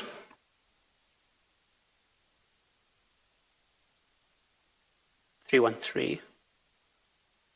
Yes. 12.1.3. Clause 12.1.3 indicates that for Tequesta Group Limited, it would be for the kind attention of Mr. Salim Aziz Essa, PO Box 17398, Dubai, UAE. And then to the signature page on 315, and if you can just identify the signatories to the chair. Certainly, at page 315, the signatory on behalf of Tequesta Group Limited is Mr. Salim Aziz Essa, and for on behalf of CNR, it is Mr. Ma Jan. Then if we can go to the next contract, that's on page 316, it's Annexure C. And again, on the title page, the parties. Certainly, this reads exclusive agency agreement, and it's a contract between CNR Dalian Locomotive and Rolling Stock Company Limited with Regiments Asia. CNR standing for China North Rail.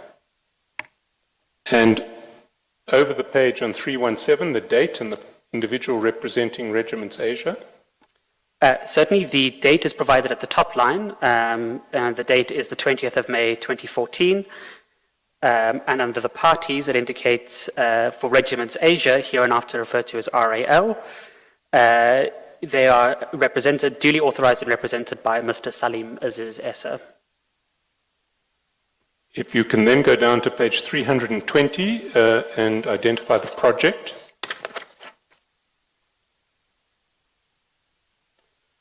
Certainly, under project, it refers to the supply of locomotive and main spare parts in South Africa. And at 324, the payment terms in clause 7.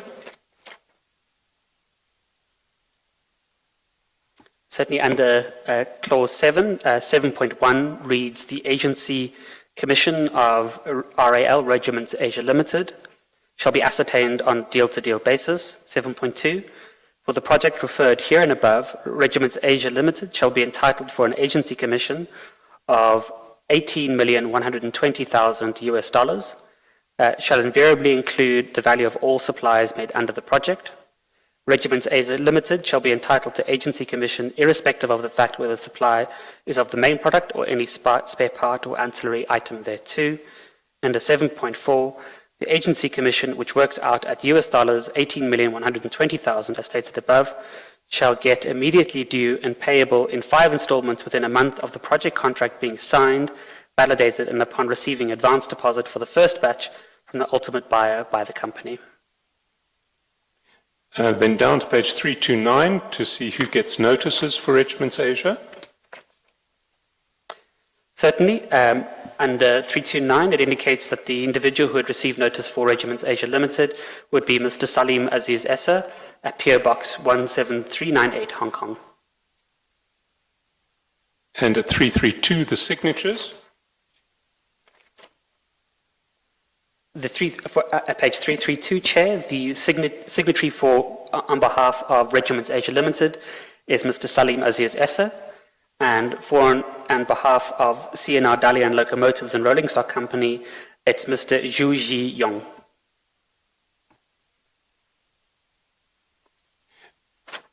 The next contract is a draft contract. It's Annexure D at page 334. It was superseded by Annexure E at page 346. So, because we're going to deal with neither of them today, maybe you can skip Annexure D and go straight to Annexure E and briefly describe to the Chair what Annexure E is, page 346. 346. 346, Chair. Yeah, okay. Yes, you can continue. Certainly, Chair, this is a business development services agreement entered into between CNR, China North Rail, Rolling Stock, South Africa Pty Limited, so as distinct from its Hong Kong entity, with Business Expansion Structure Products Pty Limited, and then it provides a registration number for what we refer to as BEX, 2009/020420/07, and the agreement date is the 25th of April 2015. Now, we're not going to discuss this agreement, but very briefly, just to tell the Chair what it governed. Certainly, it is the relocation of certain facilities that was requested by Transnet in relation to the production of locomotives, and the substance of the contract is that BEX, or Business Expansion Product, would be incentivized to try and ensure that Transnet increased the cost, increased the amount that it was going to be paying to CNR way above the original stated amount, which was just under 10 million rand, and that any amount over a certain benchmark price, which is 580 million rand, would be payable to BEX. So it is an incentive on behalf of BEX to induce Transnet to pay a much larger amount than had originally been anticipated for relocation costs. Can you just repeat those two figures? What was the original anticipated cost? What was the benchmark cost in the contract above which BEX would get their commission? Certainly. The original quoted price was slightly under 10 million rand. It was, as far as I recall, 9.75 million rand. And the benchmark price, which is actually increased on the previous contract, is 580 million rand. And thereafter, the amount that was to be earned by BEX would be the amount over and above 580 million rand. So if they were able to get Transnet to pay more than 580 million rand, they would receive the additional amount that's paid. That's clearly an adverse or prejudice to Transnet of close to, just in terms of the benchmark price, 570 million rand. And that benchmark price is at page 357, Annex A.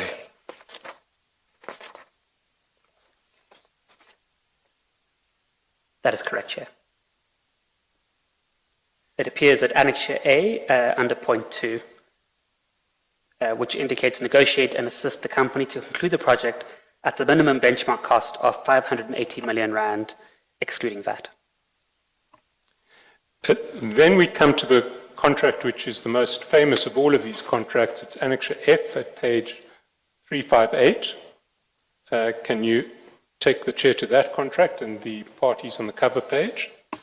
Certainly, Chair. At 358, we have a business development services agreement between CSR, which is China South Rail, Hong Kong Company Limited, with Tequesta Group Limited, or its nominee, with an agreement date of the 18th of May 2015.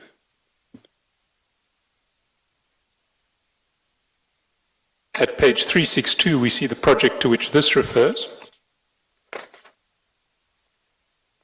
Indeed, Chair, it refers to Project 359, and Project 359 is defined as refers to any portion of the tender for the supply of 359 electric locomotives, 22E, to Transnet SOC Limited, South Africa, hereinafter the client. And then if you can go to page 365, paragraph 3.3, and explain to the chair what that clause deals with. Certainly, I'll read out the full clause, but the summary of the clause is that, a summation of the clause is that at a certain point, JJT and CJT were no longer used as the primary agents, and they were replaced by, in this case, Tequesta Limited, and that Tequesta would seek, under its own powers, to resolve any outstanding disputes with JJT arising. Should I read the full paragraph? I think do, yes. Okay. At 3.3 it reads, the company has advised Tequesta that a previous agreement had been signed between CSR Juju Electric Locomotive Company Limited and JJ Trading FZE, hereinafter referred to as the JJT. However, the company advises Tequesta that in the event that JJT disputes or contests the cancellation or non-payment in a court of law, and if the court decrees that the agreement with JJT is valid, or the mutual agreement is reached between Tequesta and JJT, then the financial compensation to JJT, which will not exceed the retention amount, that is 15% of the total amount payable to Tequesta under this agreement, will be deducted from the amount retained from Tequesta as per clause 6.1.6, and the balance, if there is, will then be paid to Tequesta within 30 days after the company receipt of the last payment and or return of all bank guarantees released by the client, whichever occurs later. Under this circumstance, the invoices with retention to the company shall not be claimable and returnable to Tequesta. Tequesta shall resolve the dispute with JJT through amicable consultation and ensure there is no further dispute with the company from either side. Then, if you can go to page 367, clause 6.1.1,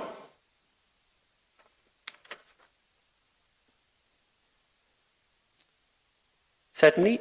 Chair, at 6.1.1 it reads, for the project-related advisory services provided by Tequesta, as detailed in Annex A, Tequesta shall be entitled to an advisory fee of 21%. In brackets it indicates 20%, but I'm assuming that it's supposed to read 21%, of the contract value of Project 359 awarded to the company based on 2% of the contract value as a success fee and 19% of pro rata to the milestone-based payments received by the company from the client. The company has already paid 3.9% of the contract value, which is indicated as 706,770,480 rand, to JJT up to the agreement date. The total payable amount to Tequesta under this agreement is 17.1% of the contract value, which is 3,098,916,720 rand. So can you explain broadly what that's describing? Certainly, it's describing the amount that had already been paid to JJT and CJT up until the date of this particular contract, And thereafter, with that amount deducted from the contract value, the amount that remained to be paid to Tequesta under this agreement, which meant that by signing this agreement, Tequesta was due to receive over 3 billion rand. Then the notices at the foot of page 370. Certainly it says, under miscellaneous, it provides for Tequesta Group Limited. It says for the attention of Mr. Salim Essa. The signature page, 375. Certainly, Chair. At page 375, we have Mr. Salim Essa signing on behalf of Tequesta Group Limited. This contract was signed at Shenzhen on the 18th day of May 2015. Then in Annex A, the services that Tequesta and Mr. Salim Essa have to provide CSR in return for these billions of rands are listed. Can you take the chair through those services and then we'll pause and reach the final clause? Certainly under Annex A, there are 6 services that are identified. The first is 1, advise the company on the regulatory, social, cultural and political framework in South Africa. I'm sorry, what's the page where the services are? 376, Chair. 376, okay, thank you. I've got it. Okay. So under number 1, let me begin again, Chair. Number 1, advise the company on the regulatory, social, cultural and political framework in South Africa with respect to the project. Service number 2 is identify the various opportunities of participation in various government and private projects leading to the shortlisting and focus on the current project as contemplated in this agreement. Service 3 is closely coordinate with the designated authorities to comprehend the applicable government policies and advise the company accordingly to ensure smooth execution of the project. Under number 4, provide consultancy on participating in the tenders and bidding processes related to the project on an ongoing basis. Number 5, assist the company in negotiating with the client on pricing levels in relation to the project. And service number 6 reads, assist the company in increasing their footprint in government and private projects in South Africa. Can you then read the clause after all of those? Certainly, Chair. The clause thereafter reads, it is hereby noted and agreed between the parties that the above services are provided as a pre-project service and will conclude on the company signing the contract for the project with the client. The company will not require any proof of delivery of the above services, since it is understood that the project would not have materialized without the active efforts of Tequesta to provide the services listed above. Well, I found apart from this one, because I found that other one was 3, closely coordinate with the designated authorities to comprehend the applicable government policies. Yes. Now, so this is for the 359 electric locomotive project. Do you remember when that tender was awarded? Chair, I'd have to double check my notes to note the exact date, but I know it was certainly before this contract was entered into. Yes.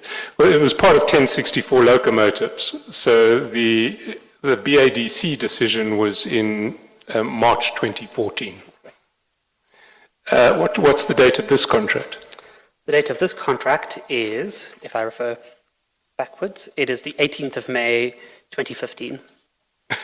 So 2014, 2015 in Eskom and Transnet were quite busy. They were indeed, sir. As was Mr. Essa.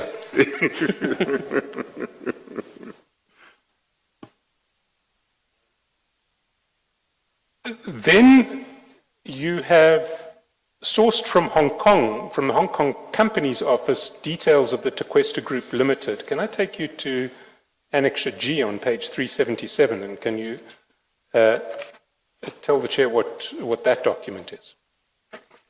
Certainly, Chair. This is a document that I procured. It's an annual return for Tequesta Group Limited that I purchased from the company's registry in Hong Kong. And what did it tell you of interest? The most interesting thing for me appears at, well, there's two potentially interesting things within this document. The first appears at page 380 of Bundle 6A, and it provides the details of the loan director of the company. And the loan director of the company is given as Salim Aziz Essa, with a residential address of 2 New Forest Road, Forest Town, Johannesburg, 2193, South Africa. Returning to the previous page, at page 379, we have the details of the company secretary. So this is the individual, the company that was filing the return on behalf of Mr. Salim Aziz Essa. And we'll return to why this is interesting, I'm sure, in a while, but it's worthwhile noticing the email address there, which is abilai@onlinecompanyregister.com, and the relevance of that will become clear a bit later. Then, Oh, yes. I was looking for the email address. I've seen it here. Okay. then can I take you to another document that you sourced in relation to Tequesta from the Hong Kong Companies Office? It is page 385.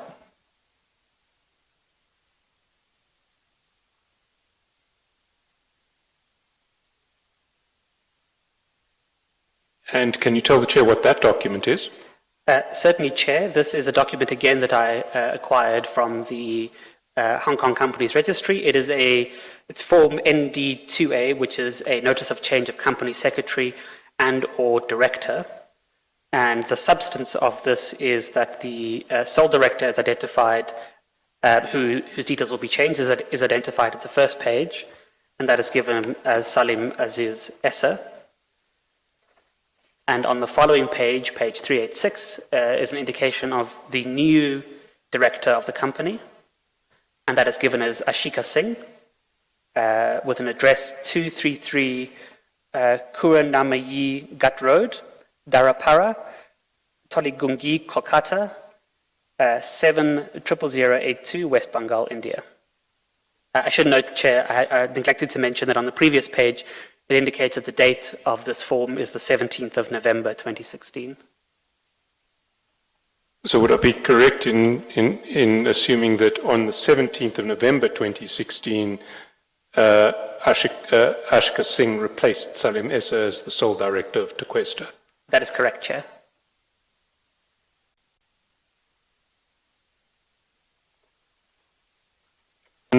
Can we then go to our next contract, which is Annexure H on page 388? And can you tell the Chair who the parties to that contract are? Certainly, Chair. At 388, we have a Business Development Services Agreement between CSR Juju Electric Locomotive Company Limited with Regiments Asia Limited, and the agreement date is provided as the 10th of June 2015.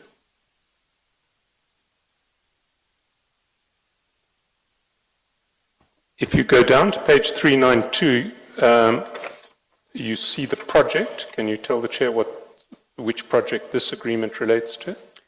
Certainly, Chair. Under project, it reads, refers to the long-term, expected 12 years, financial budget for the railway spares and maintenance by Transnet SOC Limited, South Africa, hereinafter the client. And then at page 398, the payment terms.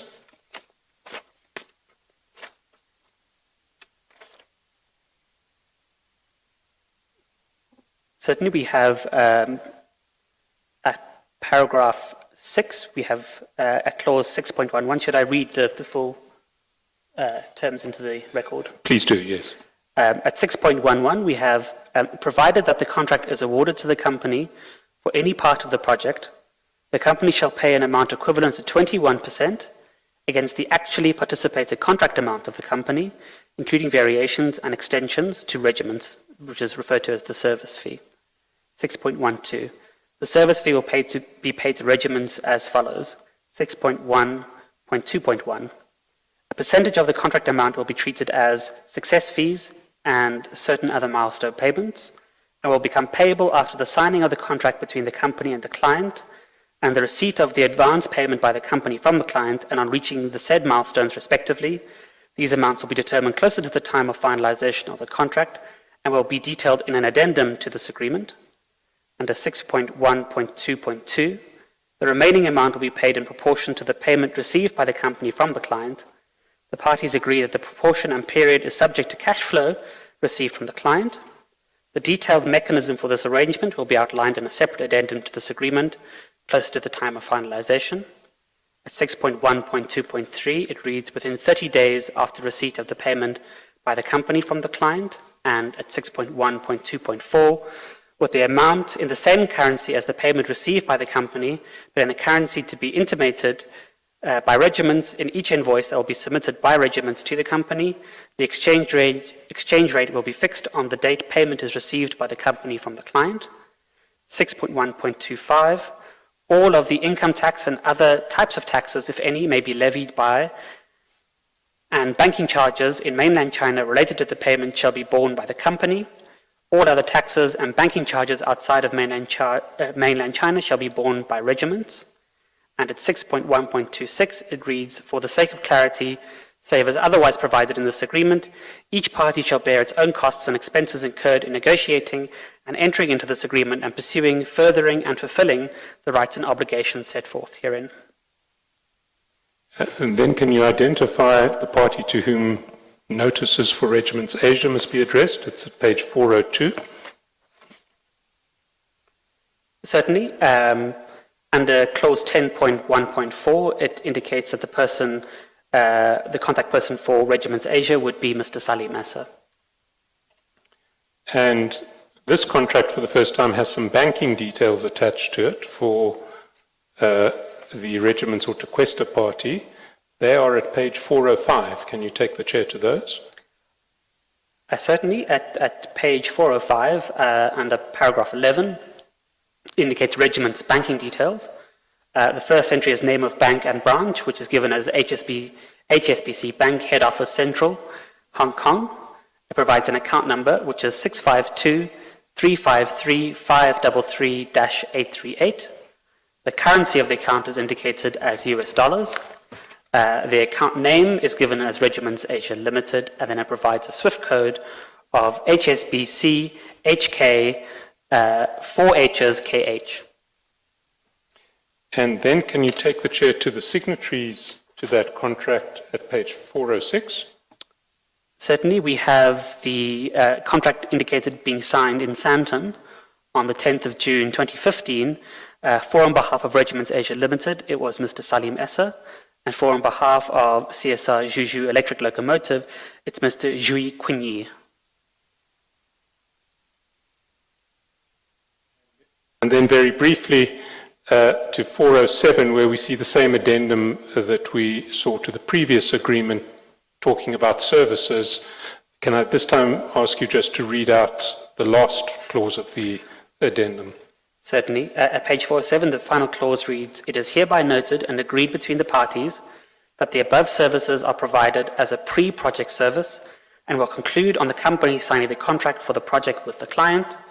The company will not require any proof of delivery of the above services, since it is understood that the project would not have materialized without the active efforts of regiments to provide the services listed above. And then you have made some inquiries at the Hong Kong Company's office in relation to Regiments Asia. Can I ask you to go to page 408? Certainly. Can you tell the chair what that document at 408 is? Certainly, Chair. At page 408 is an annual return document that I secured from the Hong Kong Company's registry. The annual return is dated the 20th of June 2016 for Regiments Asia.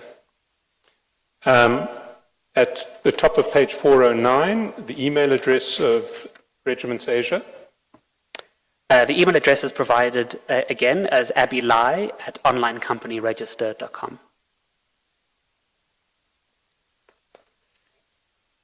Page 411, where it identifies the director. Certainly, the sole director is identified as Salim Aziz Essa, with an address of 2 New Forest Road, Forest Town, Johannesburg, 2193. Then on page 416, there's a second document. I understand you sourced that too from the Hong Kong Company's office. Can you tell the Chair what this is? Certainly, Chair. This is, again, Form ND2A, which is a Notice of Change of Company Secretary and Director, which is dated the 17th of November 2016. And the substance of this form, which is then revealed on this page and the following page, is to replace Mr. Salim Aziz Essa as the sole director with Ashika Singh. And if I remember correctly, it's the same date, 17 November 2016, as was the case in relation to Tequesta. That is correct, Chair. Can we then go to the next contract, which is Annexure K, page 421.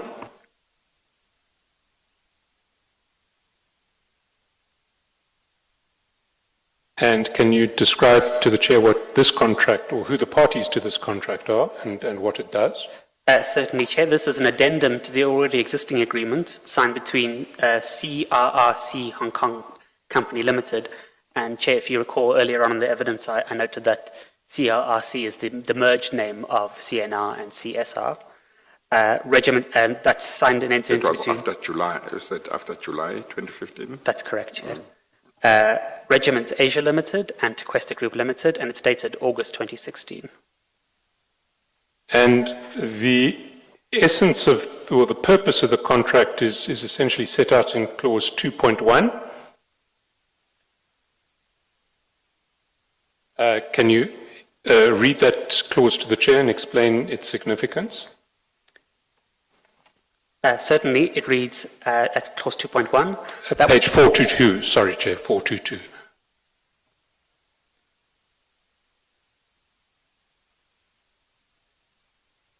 I was looking at the right page, you must have said it.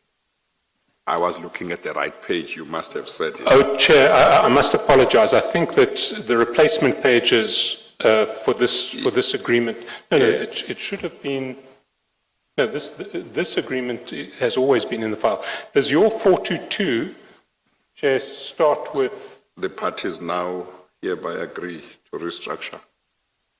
To restructure the payment method as follows.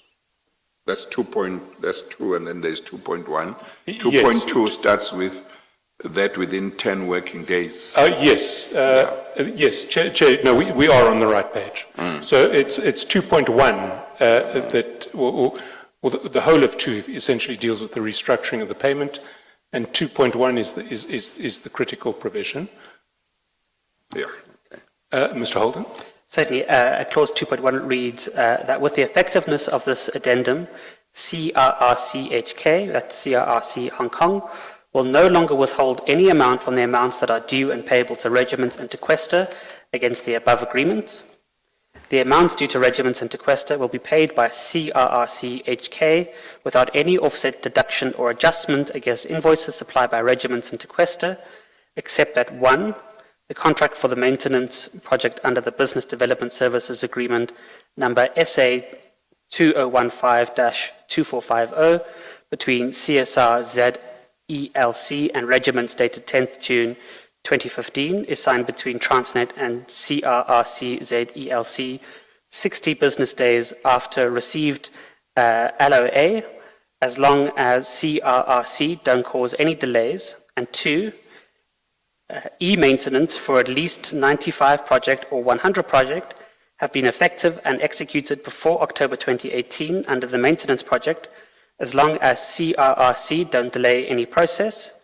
If the above mentioned 2 conditions are not achieved, CRRC HK will be entitled to withdraw 15% of all paid amount under 100 project agreement and 359 project agreement by the same amount due and payable under 359 project agreement signed between CSR, Hong Kong and Tequesta dated the 18th of May 2015.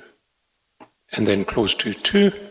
It reads that within 10 working days after CRRC ZELC receives the letter of award for the maintenance project, CRRCHK will release to regiment the previous accumulated amount of US dollars $15,144,510, being the 15% of the amounts withheld till date on 3rd August 2016, as per the details below. And then what is detailed below? What does that table refer to?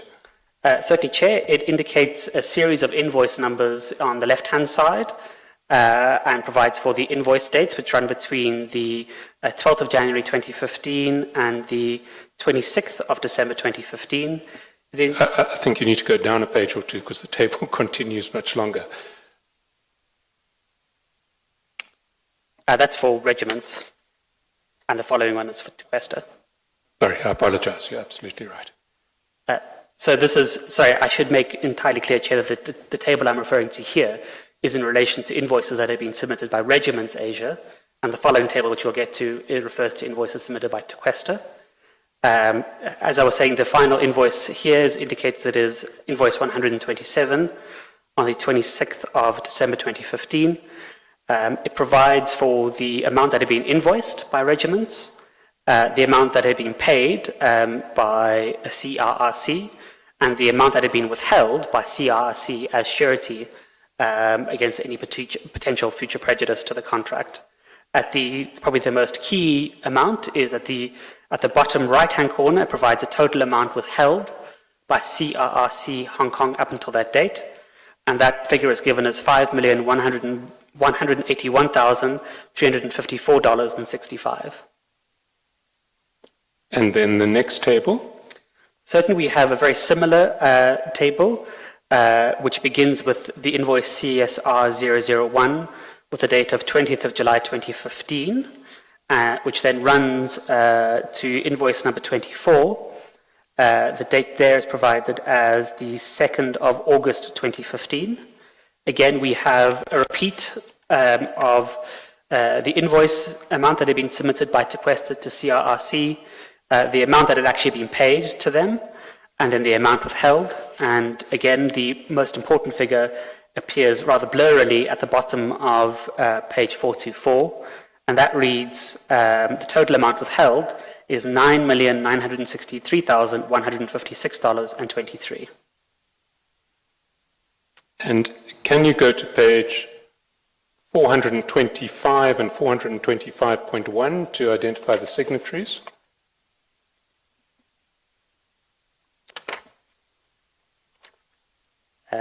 I do not appear to have a 425.1. It might be in bundle B. I may have made an error there. Let's look at 425. I will check my source document to see if there is a 420, if there should be a 425.1. I think there probably is, because the only signatory appearing at 425 is Ma Zhu. Yeah, you have,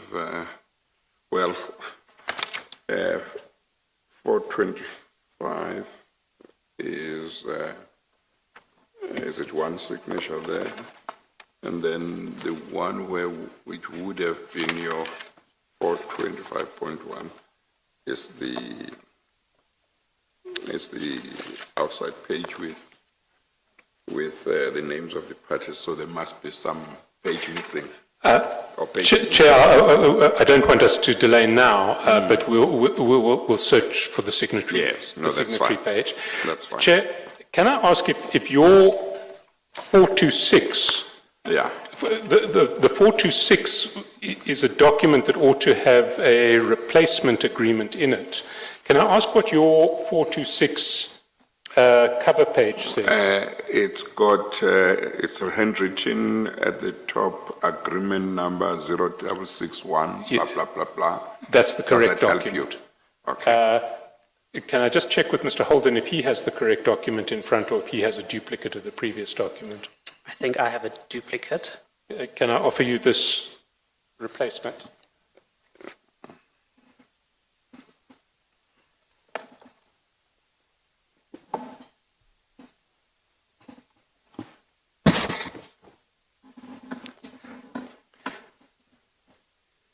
And this is our last agreement.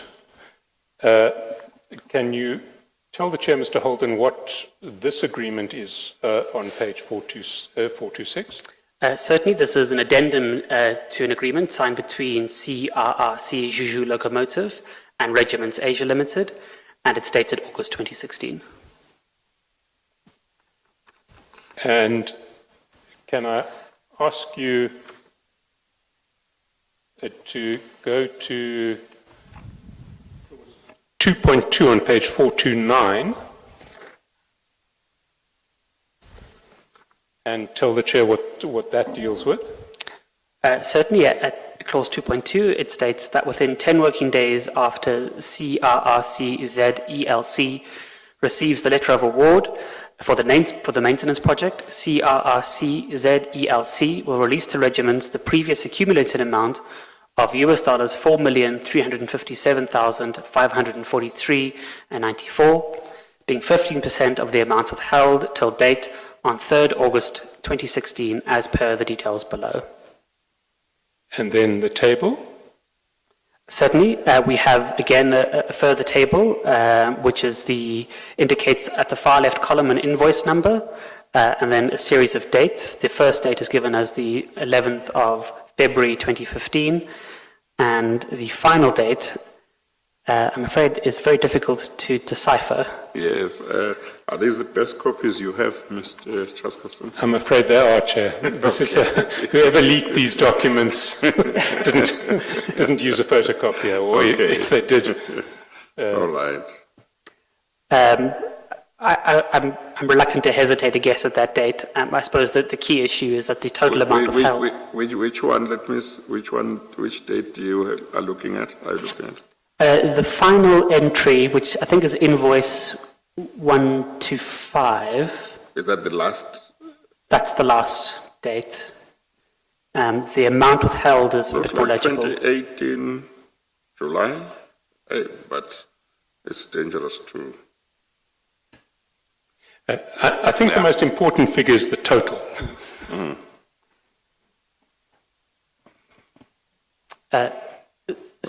Chair, the total is then replicated as US dollars 4,357,543.94.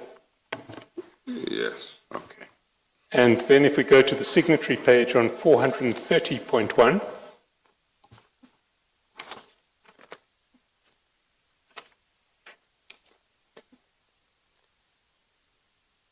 certainly, Chair. At that page, we have the individual signing on behalf of Regiments Asia Limited is Salim Essa.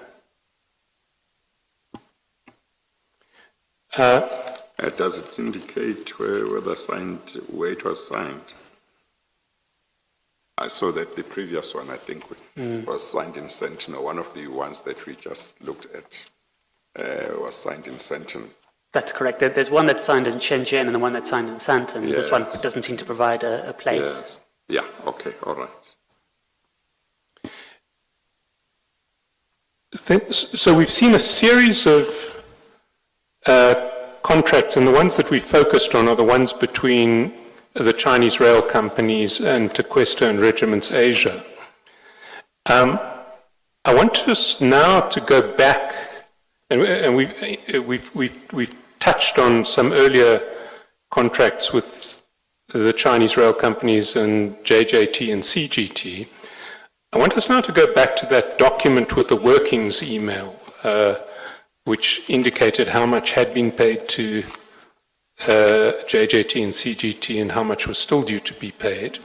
That's on page 419 of bundle 6A. Can I ask you to go to 419?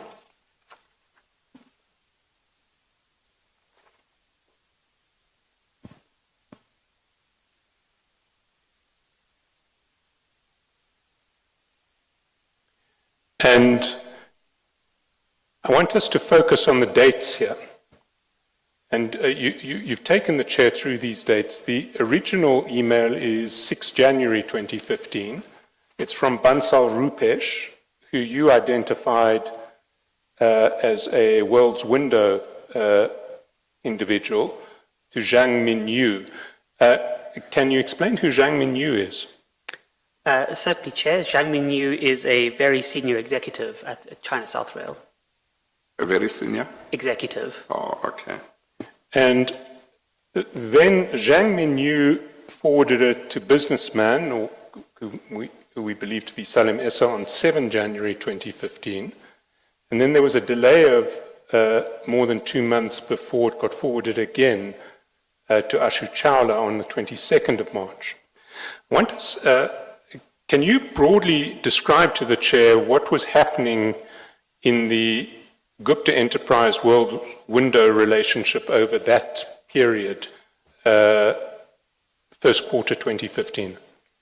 Certainly, what we see is we have hints from the Gupta leaks that there are increasing tensions between the World's Window Group and the Gupta Enterprise. And that's indicated in certain documents, including that by May 2015, for example, the company Arctos, which is a subsidiary of World's Window Group, is cancelling all of its various agency agreements and its co-production agreements with all of the Gupta Enterprise companies.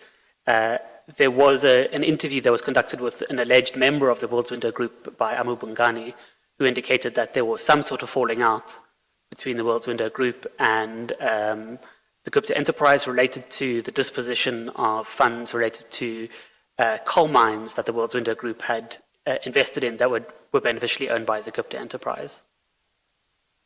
And the first agreement that we see between the Chinese railway companies and Tequesta or Regiments Asia that provides for monies that were previously to go to JJT or CGT now to come to Tequesta or Regiments Asia is, if I'm correct, the Annexure F, page 358, which is the 18 May 2015 agreement between Tequesta and CSR that records the 707 million that's already been paid to JJT and has that provision that if that Tequesta must essentially make sure that that money will be deducted from what's due to Tequesta and that Tequesta must take care of JJT. That's correct, although I must correct Mr. Chaskelson, the earliest agreement I have involving Tequesta is the 20th of May 2014. Yes, but that doesn't deal with taking over. That's correct. Taking over rights to payment that previously had vested in JJT or CGT. Yes, that's correct. Sorry, I apologize, I misunderstood the question, but that's correct. I want now to look a bit more closely at Mr. Zhang Minyu and what he was doing in the first quarter of 2015. Can I ask you to go to Bundle 6B, Annexure XX, at page 1110.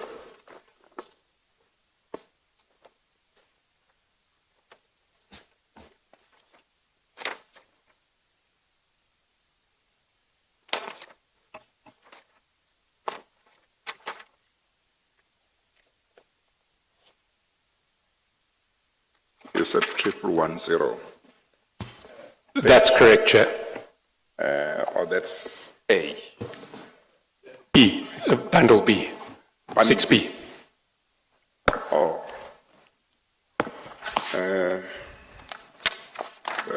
It's been a long day, but I see that the first page is 869.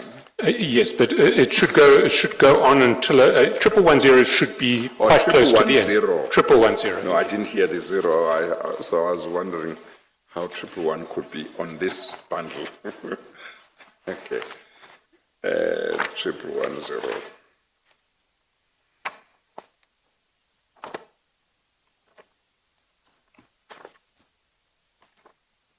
Yeah, I've got it. Can you identify that document for the Chair? Or can you say where that document comes from? Certainly, Chair. This is a document that emanates from the Gupta Leaks archives. And what is it? What we have here, Chair, is an email that's sent from Ashu Chawla to Salim Essa, forwarding a reservation confirmation from the Oberoi in Dubai. The reservation confirmation is for Mr. Zhang Minyu. The body of the email indicates that the guest name is Mr. Zhang Minyu, and the arrival date is Friday, the 27th of February, 2015, and the departure date is Sunday, the 1st of March, 2015. Can I then ask you to turn to page 112 and to identify that document to the Chair? Certainly, Chair. We have a document that also emanates from the Gupta Leaks archive. It is sent from the... Is it the top one or the bottom email? Is Chair, it if we can- 112? 1112, that's correct. Okay, yeah. It's a string that in fact starts on the previous Oh, page. okay. But for now, I'd ask Mr. Holden just to identify the parties to the end of the string, which is at the top of page 112. Yes. It's 1112, not 112. So we have the individual from whom it's sent is Sunil at Air Charter Services, and it's sent to Ashu Chola, and the subject is Aru Lucknow, 17th of March 2015. And the date, you've just given the date to which it relates. Can you tell the Chair what the string is dealing with? Certainly, Chair. This is a string that relates to the booking of a private air charter for a company of individuals who would be traveling to Lucknow. And if you go to the foot of page 1113, we see the passengers who are going to be flying on this chartered plane in another email from Ashu Chawla to Sunil Gaur at sunil@aircharterservices.com, also on 16 March 2015. Can you identify those passengers for the Chair? Certainly, we have the first passenger is Mr. Rajesh Gupta or Tony Gupta. We have Mr. Salim Essa. We have Mr. Zhang Mingyu. We have Mr. Digan Yuan. We have Mr. Wang Jinsheng. And finally, Mr. Mukesh. And so we know about the first three. Do you know who Mr. Digang Yuan is? Yes, he is a executive also of CSR. And Mr. Wang Jinshen? He is also an executive of CSR. And do you know who Mr. Mukesh may be?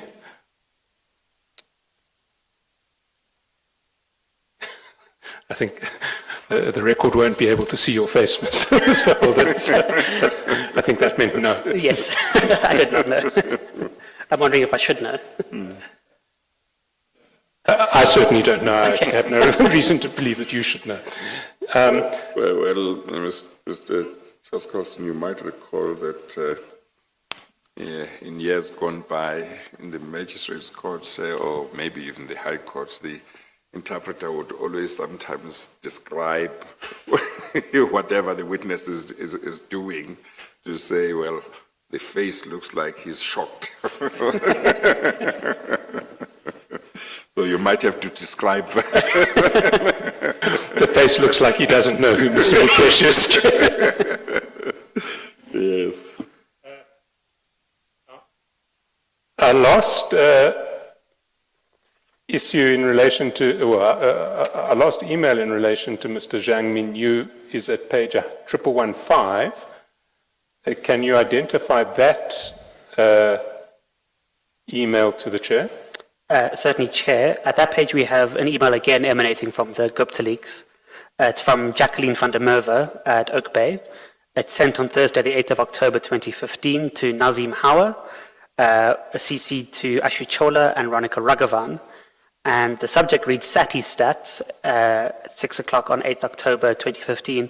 And SATI is the acronym for South African of the Year, indicating this is a statistics related to potential attendees at a South African of the Year event that was going to be hosted by Oak Bay and the Gupta Enterprise.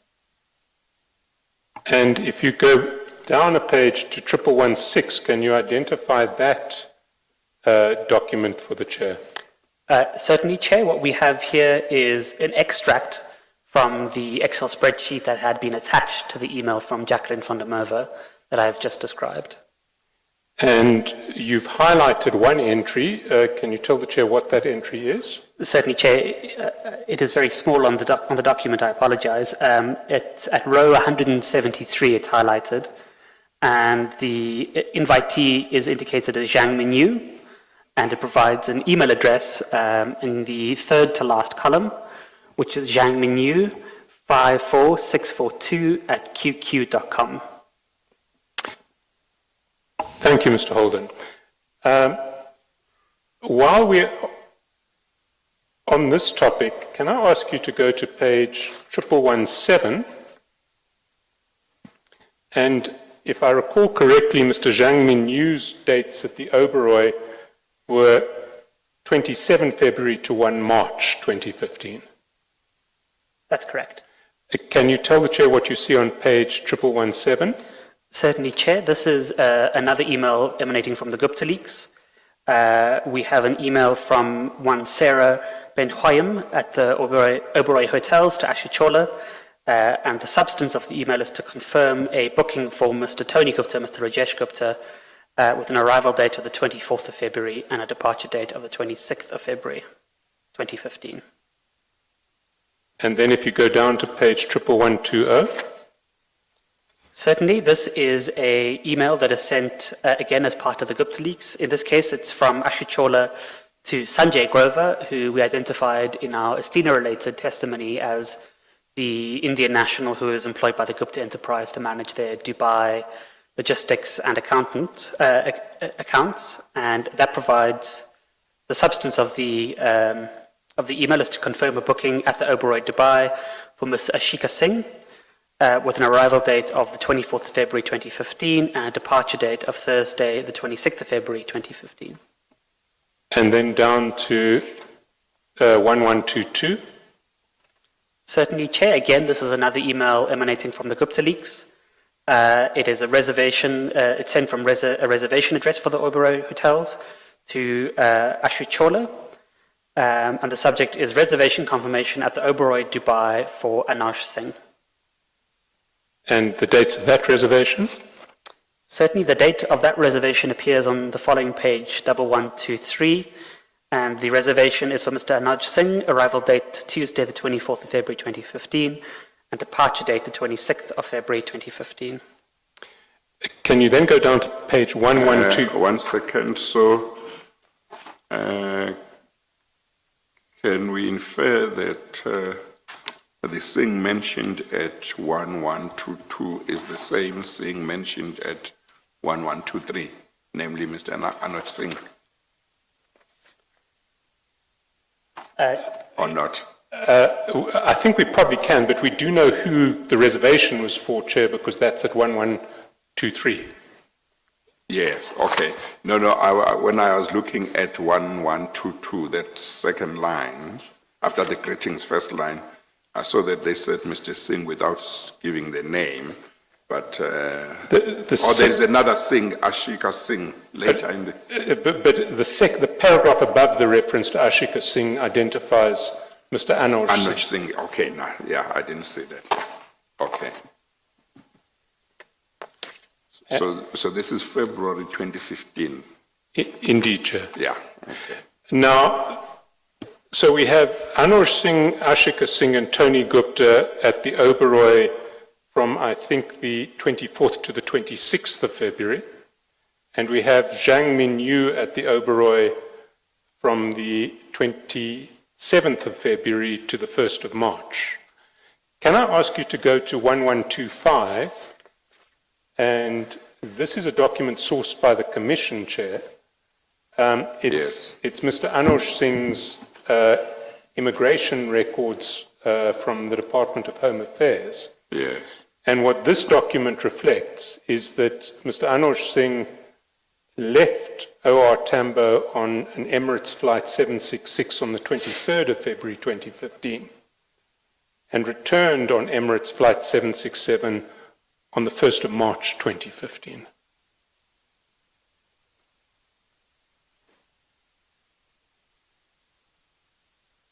Yes.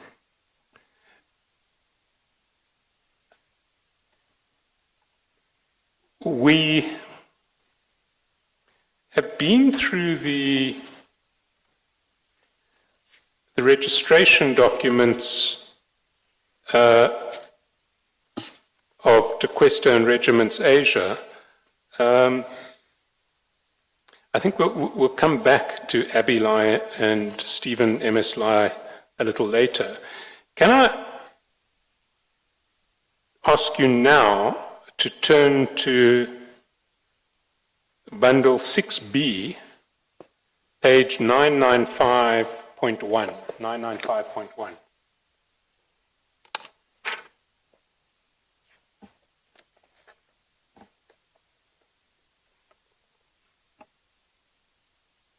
And, Chair, this is a document that the Commission obtained from HSBC, and it attaches transaction, it's an affidavit from an HSBC. Hang on 1 second, did you say 995.1? That's correct, Chair. On, Bundle 6B. I don't think I have. I've got 995. Let me just see. Yeah, no, I don't have 995.1. I've got 995. And then the next one is 996.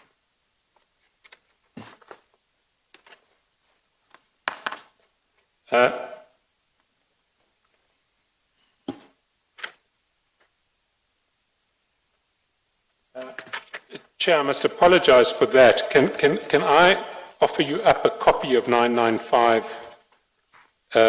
Point 1. Well, the whole 995.1 to point 34 bundle, because Yes. that needs to. Okay.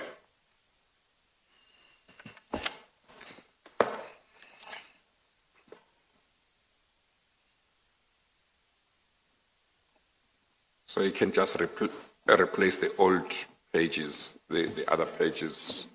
It comes in between 995 and 996. Oh, okay, okay.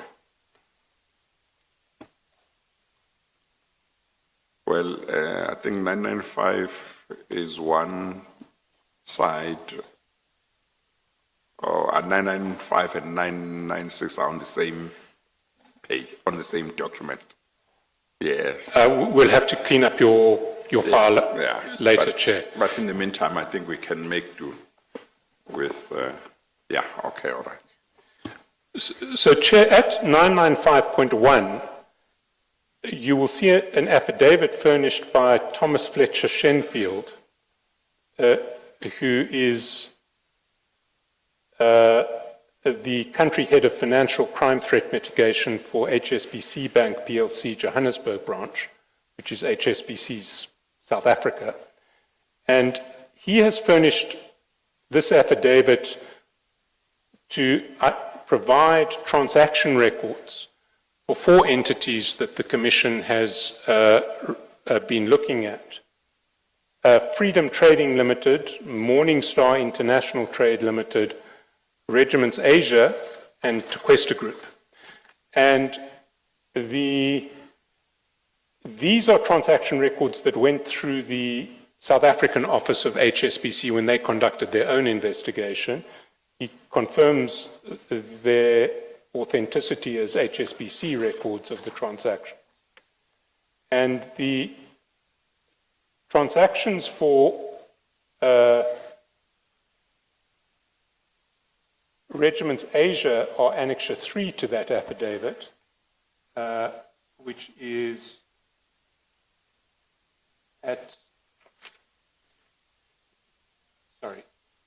which start at page 995.11.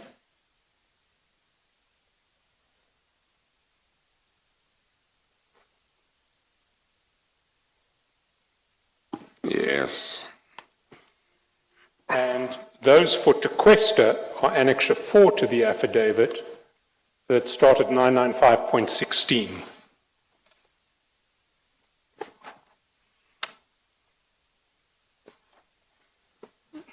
Yes.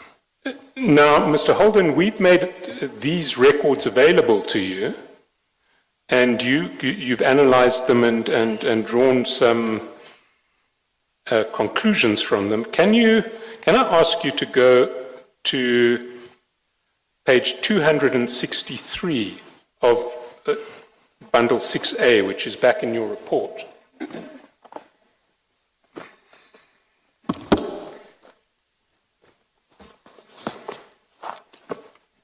what's the page on 6A? 263, Chair. 263.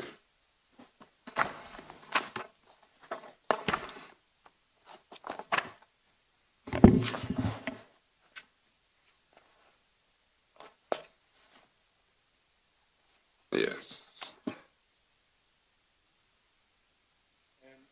Can you,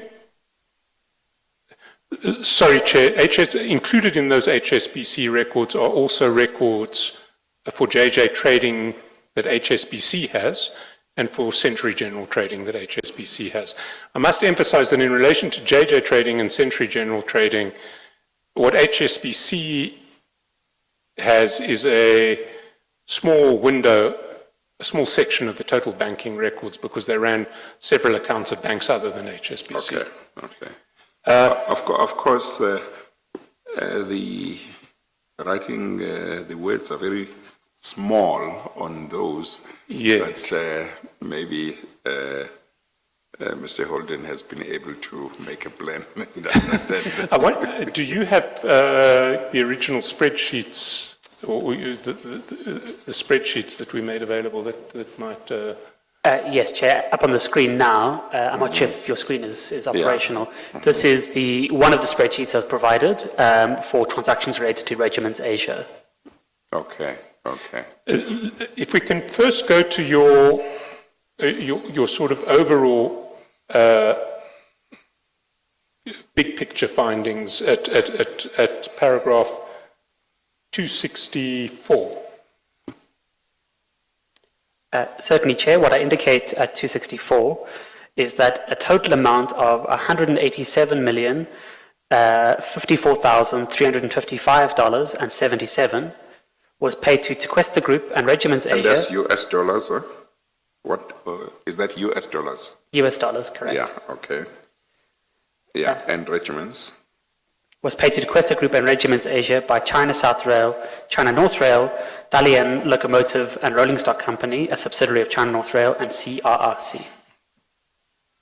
I think we must just come back to that total figure because I'm not sure it's accurate, but we will come back to it. 265 is the, when you break it down. Certainly. An analysis of Annexure NN, which is the HSBC documents. Sorry, NN is your extract from the HSBC documents, not the original HSBC. Correct, Chair.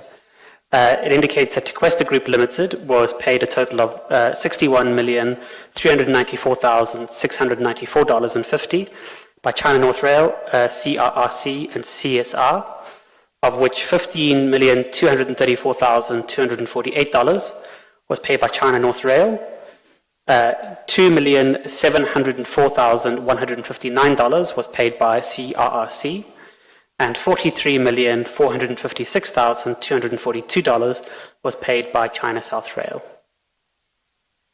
And paragraph 266? An analysis of the annexure shows that Regiments Asia's HSBC account in Hong Kong was paid $83,781,589.22 by China North Rail, CRRC, China South Rail, and Dalian, of which $8,622,906 was paid by China North Rail, $14,757,788.75 was paid by CRRC, $45,750,600.47 was paid by China South Rail, and $18,119,990 was paid by Dalian, a subsidiary of China North Rail. And then your totals to Regiments Asia and Tequesta by each of those Chinese locomotive companies? Certainly, at 267, we say, I write, when considered jointly, Regiments Asia and Tequesta Group were thus paid a total of $23,857,154 by China North Rail, $17,461,947.75 by CRRC, $89,206,842.47 by CSR, and $18,120,982.50 by Dalian.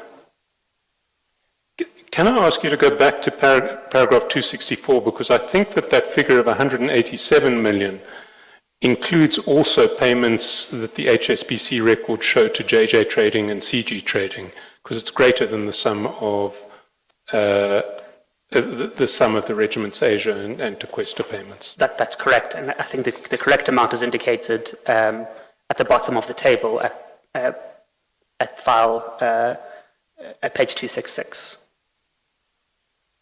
Well, before we get to those tables, can you just identify those tables to the Chair? Table 3 on page 264. Certainly what we have here is I extracted from the various HSBC bank statements the payments that were made to Tequesta Group and Regiments Asia at HSBC Hong Kong. In the first part of the table, I indicate payments that are made by CSR, CNR, and CRRC to Tequesta Group. The first payment is indicated as the 7th of August 2015, and the final payment on the 1st of June 2016. And the second part of the table indicates all payments that are made to Regiments Asia by Dalian, CSR, CNR, and CRRC, with the first payment indicated on the 8th of December 2014, and the final payment indicated as the 1st of September 2016. And then the final part of the table breaks down total amounts paid to Tequesta and Regiments Group by each of those individual contractors. And then the aggregate amount paid to Regiments Asia and Tequesta Group in the Hong Kong HSBC accounts you have as $145 million, $145,177,086.91. That's correct, Chair. At prevailing exchange rates, what would that be? This is a level of mental arithmetic I was not expecting to perform, but it would probably be roughly 1.6 billion rand. In fact, it'd be quite a lot more than 1.6 billion rand at today's exchange rate. I thought you meant in 20. Sorry. Okay. Well, we should probably do the same exercise that we've promised the Chair in relation to rand exchange rates and rand equivalents on each of those payments, which we will do. Then can I ask you to go to Annexure II, which is at page bundle, sorry, let me just see, it's at bundle 6B, page 885.1 to 885.25.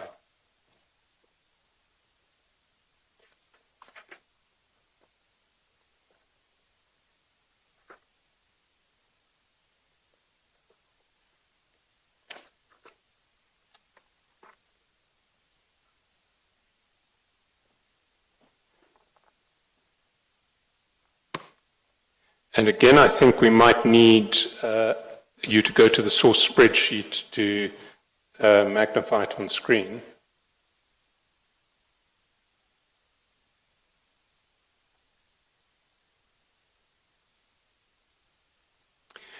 Can you identify this document at Annexure II? Certainly, Chair. This is a document that was compiled by the investigative journalist group Amabungani.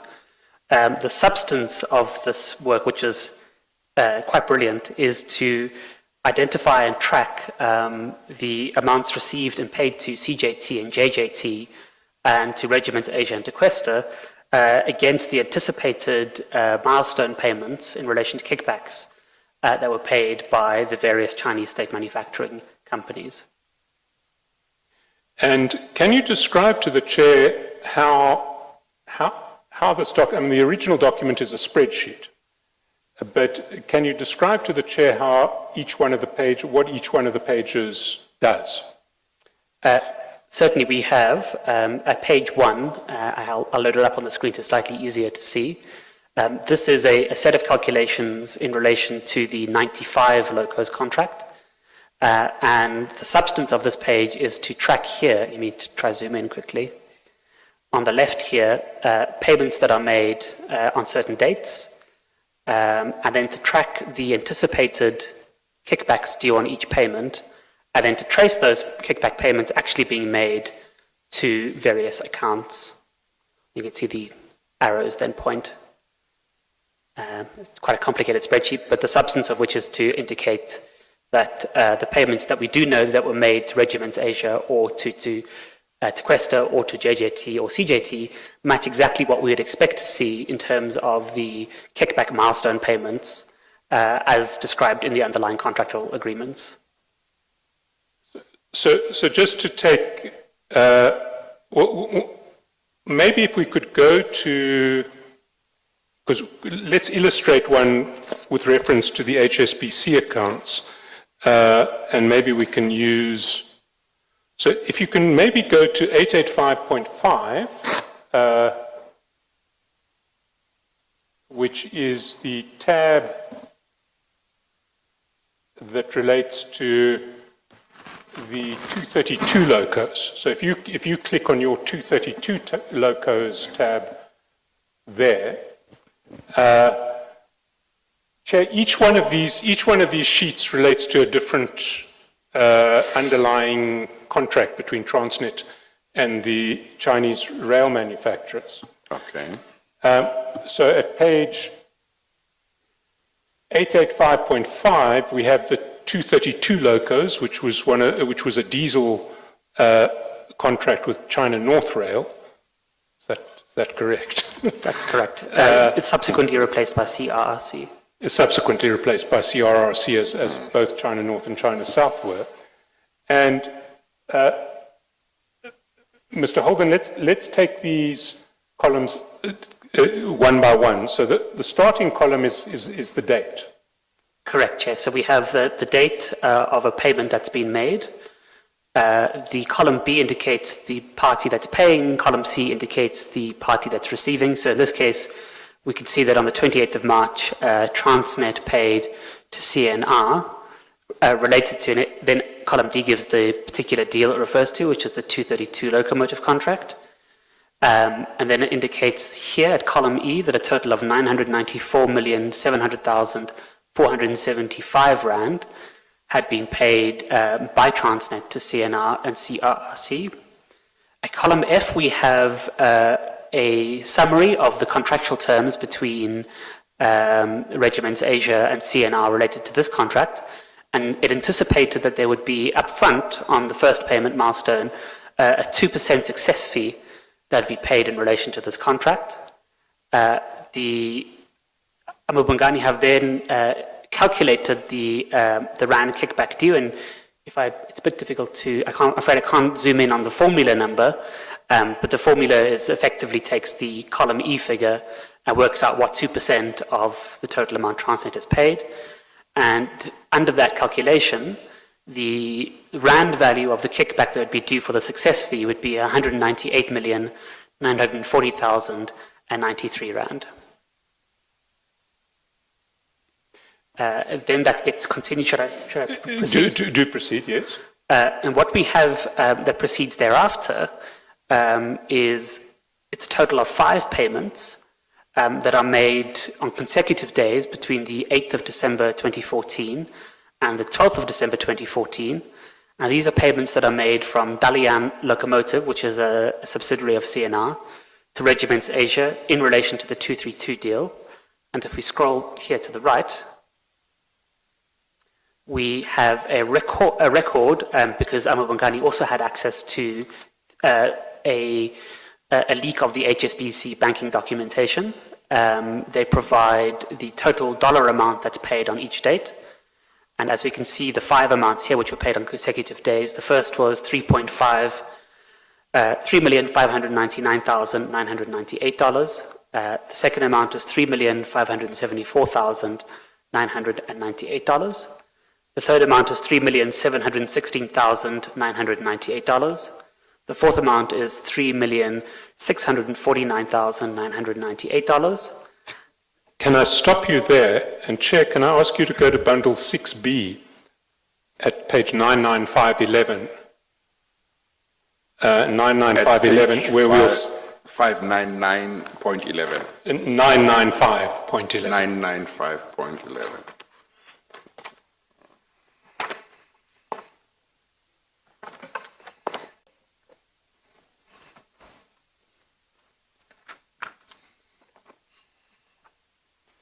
Yes, I'm there. And these are the Regiments Asia HSBC records. And the four amounts that Mr. Holden has just cited from that spreadsheet, you will find, Chair, on the 4th, 5th, 6th, and 8th entry on that page. So if you go across, the first column says transaction identity, the second says source transaction type code, original currency is US dollars all the way through.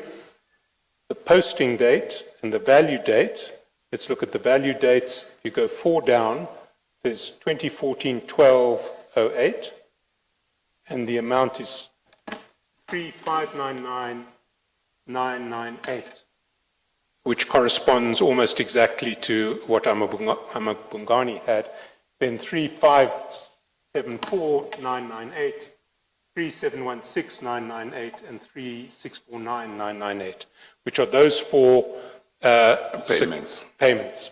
And there is actually, if I may add, a fifth payment as well. 3,577,998. That's correct. And as we can see on the spreadsheet, this is the HSBC transaction sheet, and it appears there. Okay. If we go back to the Amabungani document, Annexure II, So what we have here then is a total calculation of the amounts paid by CNR to Regiments Asia. It's $18,119,990, and the calculation is then performed by Amabungani here, which indicates the... sorry, Mr. Holden, where you say here, can you identify the column? apologies. At column V, row 8. And because the printed copies don't have column headings, they have column headings but not column letters, can you just read what looks like the heading to the column in that red band? Certainly, it says ZAR, or South African Rand, paid at SARB rate on Transnet pay date. So that's the South African Rand paid at the South African Reserve Bank rate on Transnet pay date. And you can see there is a line, that a red line, which I'll show the origin of that, but it indicates at row 8, column V, 192,323,762 Rand, which, if I scroll back to the original calculation of the anticipated kickback, is roughly equal, very similar in amount to the Rand kickback that they anticipated would be paid in relation to the success fee. So according to this calculation by Amabungani, I think we can pretty safely assume that the 5 payments that are made by Dalian on these consecutive days relate specifically to the anticipated 2% success fee on this contract. Okay. And then I'm not looking here because I can't read anything. I see, So, Chair. yeah, We will get bigger and better. They may have to be A2 Yeah. because there's so much detail. Yeah. But then, what the spreadsheet does is each one of these pages relates to a different contract: the 100 locomotives contract, the 95 locomotives contract, the 232 locomotives contract, the maintenance contract, and so on. And it tracks what you would expect the kickback to be, what you see at HSBC. Okay. And they broadly match up in all cases. It's an extraordinary piece of work by the And it looks like the Amabungani got it right. Absolutely. Yeah.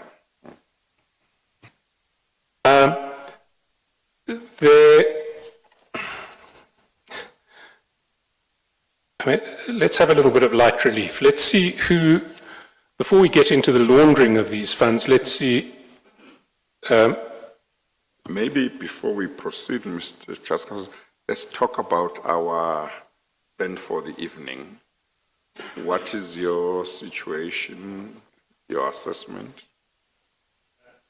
Chair, my guess is 45 minutes. Okay. Okay, well, I think then that should be fine. Yeah. Thank you, Okay, Chair. Okay. Can I ask you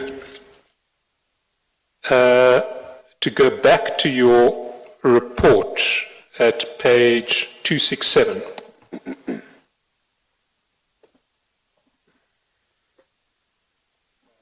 It's bundle 6A, page 267.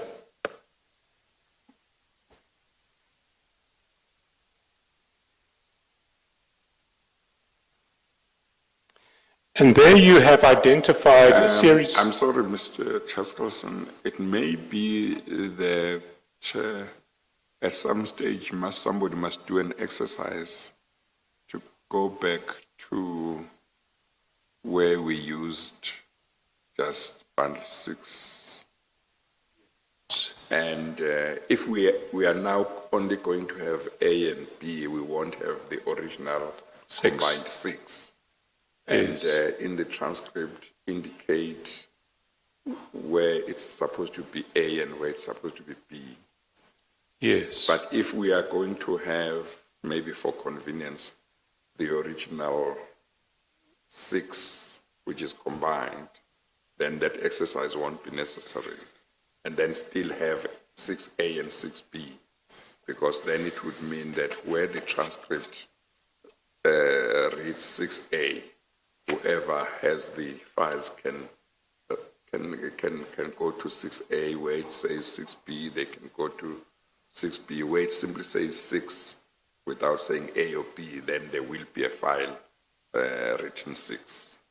Yes, Chair. I'll have to speak to the Secretariat to see if an original 6 still exists. Because I think what they've done is they've cannibalized. Yes. But one way or another, One we way or will another. either you'll Yeah. get an original 6 Yes. plus your current 6A and B, Yes. or we'll have to do that exercise in the That's transcript. right. Yeah. Okay. At page 267 of bundle 6A, you record a range of individuals who were paid out of the Tequesta and Regiments Asia accounts. Can you just quickly take the chair through those payments? Certainly, we have a total. The first payment is to Salim Essa, who received a payment of $99,985.13 on the 26th of October 2015, and that was paid into an account held at Habib Bank in Dubai. The second entry is for Bartholomew Diaz Domingo, who was paid $665,257.87 in 8 payments between the 24th of December 2014 and the 9th of February 2015 into an account held at Banco PPI SA in Porto, Portugal. At C, we have Antonio Palango Sango, who was paid $665,243.01 in 8 payments between the 23rd of December 2014 and the 9th of February 2015, again into an account held at Banco PPI SA in Porto, Portugal. At D, we have a payment made to Prachi Desai, who was paid $21,214 on the 22nd of April 2016. At E, we have Faisal Rashid, who was paid $29,992.89 on the 2nd of November 2016. We have Mark Y. Jung, who was paid $70,000 on the 24th of January 2015. And then Cheng Shuang, who was paid $99,985.14 on the 16th of April 2015. So those individuals, what were you able to find about them from public records? Certainly, but I think Salim Essa is his identity is relatively well established. For Bartholomew Diaz Domingo, he is an Angolan entrepreneur and owner of an Angolan company by the name of Grupo Bartholomew Diaz. For the public records for Antonio Sango, which I described at paragraph 276, was appointed to the position of the Director of Administration and Budget in the Angolan Ministry of Foreign Affairs in at least 2011, although I did indicate his personal LinkedIn page indicates that he held this position from at least 1998. And I indicate here, in any event, the payments made to Sango Sango took place while he held public office. And I make a gentle suggestion that the Commission may be minded to alert the appropriate authorities in Angola so they may conduct their own investigations into the probity of the payments. Prachi Desai. Prachi Desai is a Bollywood actress who performed at the wedding of A.J. Gupta's son, Kamal Singala, in Antalya, Turkey, on the 23rd and 24th of April 2016. As pointed out above, she was paid $21,214 on the 22nd of April 2016. On the same day, the organizers of the wedding, Catalyst Entertainment Private Limited, were paid $64,394. And we can refer to the annexure which describes that event. We found a sort of glossy mag, an Indian glossy mag online. Chair, if you go to 6B, page 1094.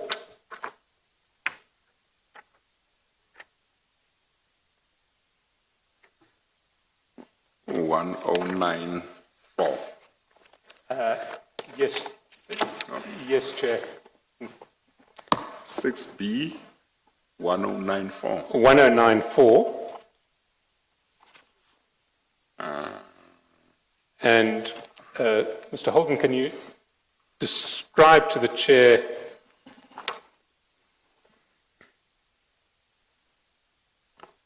what 1094 yes, I've is? got it. Certainly, Chair. 1094 is a copy of a magazine which is called Excel, which appears to be short for Experiential Celebrations. The copy, the issue number or the issue date is between July and December 2016, and the tagline for the magazine is an insight into the business of social events. And then if you go to the contents page on 1095, there's an entry for what we find at page 8 of the magazine. Certainly, it indicates under the heading Wedding Planning at page 8, Happening, and then the title of the article is Turkish Delight, the multi-planner managed Antalya wedding. And if you go to page 1096, we see this article about Turkish Delight. Can you read the first two paragraphs in the first line of the third? So the heading is A Turkish Delight. We bring you glimpses of the much talked about multi-planner managed Antalya wedding, which took place at Mardin Palace, Antalya, Turkey in April 2016. On April 23rd, 600 guests from South Africa, UK, India and Dubai flew into Antalya, Turkey to attend the wedding celebrations of billionaire businessman and politician A.J. Gupta's son Kamal Gupta and Delhi-based businessman A.J. Jain's daughter Palak Jain. One of the biggest weddings to have taken place this year, the much talked about multi-planner managed Antalya wedding took place at Marlan Palace in Antalya. Entertainment was handled by Catalyst, while catering was taken care of by the Seasons Group. Okay, if we can stop there, can you just identify what we found in relation to Catalyst in the HSBC payments? We identified a payment of just over 60,000. I'll get the precise amount from the bundle again. At paragraph 277. Are we still on the same bundle? No, Chair, this will be 6A 277. Okay. But if you just keep that bundle open, because we're going to go to the next page in a minute. 277 on the other one. So That's correct, Chair. Yeah. I think it's page 268, paragraph 277. Page 268. 268. Oh, okay. Sorry. All right. Yes, I've got it. And here I indicate that on the same day that that Prachi Desai was paid, an amount of $64,394 was paid to Catalyst Entertainment Private Limited. Sorry, what was that date? It was the 22nd of April 2016. And if you go back to page 1096 6B, what was the day that the wedding started? The 23rd of April. Right. Let's see what Prachi decided at the wedding. Can I ask you to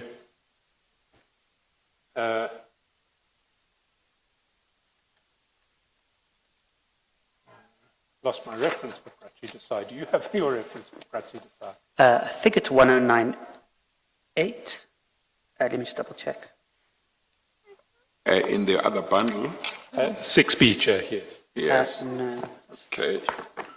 Sorry, it's 1097, Chair. Yeah, we looked at some paragraph at 1096, then there is 1097.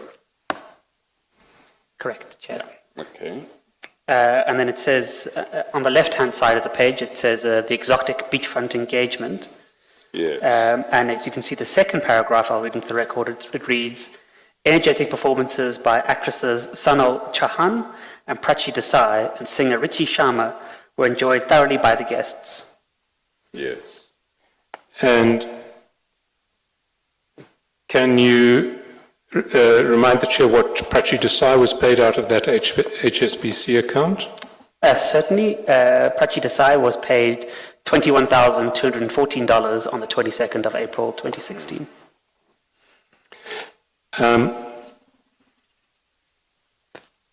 Thank you. Now, if we move away from payments to individuals to see where most of this money was distributed, at page 269 of bundle 6A, in your report, you've produced a table of companies that received amounts in excess of $1 million from that from the regiments and Tequesta HSBC accounts. Can I ask you just to take the Chair through that table, page 269? Certainly, so we have table 4, recipients of over $1 million from Regiments Asia and Tequesta Holding.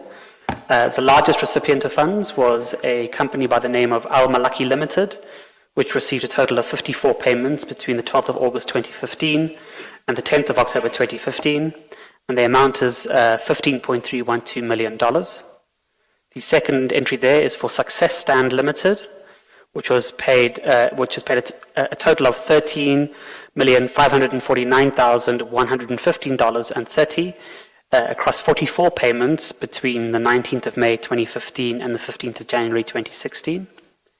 The third entry is for Onaway Garment, which was paid in 38 payments, $11,244,776.63, and those payments were made between the 18th of August 2015 and the 15th of January 2016. The following entry is for Shunxi Limited, which was paid $7,198,747.16 across 22 payments between the 13th of December 2015 and the 13th of January 2016. We have an Actually, entry. I think in the interest of speeding up, maybe just describe to the Chair what this table is doing generally, because it really speaks for itself. Certainly, what this table indicates, Chair, is it lists from the largest recipients to the smallest recipients of amounts totaling over $1 million from the Tequesta and Regiments Asia accounts, the number of payments they received and the dates they received those amounts. Then you've produced another table under 6.4.3, which you refer to at the bottom of page 270, paragraph 282.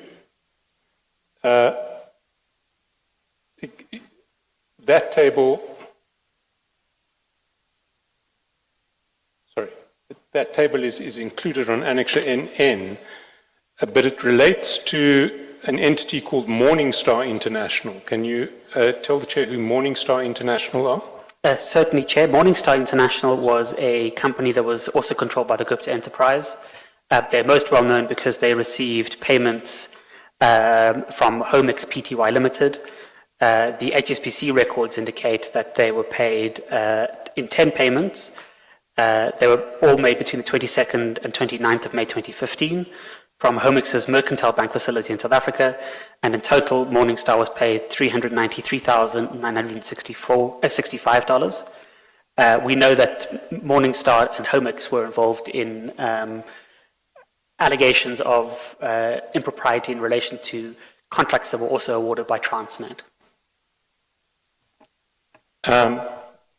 And At paragraph 284, you list a range of companies that receive payments from all of Regiments Tequesta and Morningstar International. Can you identify them? Certainly, the first company is Al Malaki Limited. The second company is Success Stand Limited. The third company is Meridian Warrior GL. The fourth company is Flybridge International DMCC. And the fifth company is Solertis Company Limited. And what conclusions do you draw from the fact that there are companies receiving payments from Regiments Asia, Tequesta, and Morningstar? I believe, based on this, that these three companies were all making use of the same money laundering organization and money laundering routes with which the funds paid in relation to kickbacks could be dissipated. At 286, to get ahead of ourselves a little bit, you talk about payments from the Tequesta Group Limited accounts at Habib Bank in Dubai. Can you just take the chair through that paragraph? Certainly, I indicate here that following Tequesta Group's decision to no longer use the HSBC accounts, they made use of accounts at Habib Bank. And I read, as I state here, bank statements made public by Amu Bongani have revealed that Tequesta Group Limited operated a US dollar denominated bank account at Habib Bank in Dubai with account number 2012-777-169-8603. This account was used to receive three payments from CRRC between the 22nd of October and 29th of October 2016, valued at $19,886,383.41. And what's notable here is that this account was also used to make two payments to Flybridge International, one of $198,876.33, which is equivalent to 750,000 dirham on the 28th of August 2016, and an amount of 735,000 dirham, which is equivalent to $238.35, also paid on the 29th of August 2016, also to Flybridge International. Can I ask you to turn to 6B, page 977?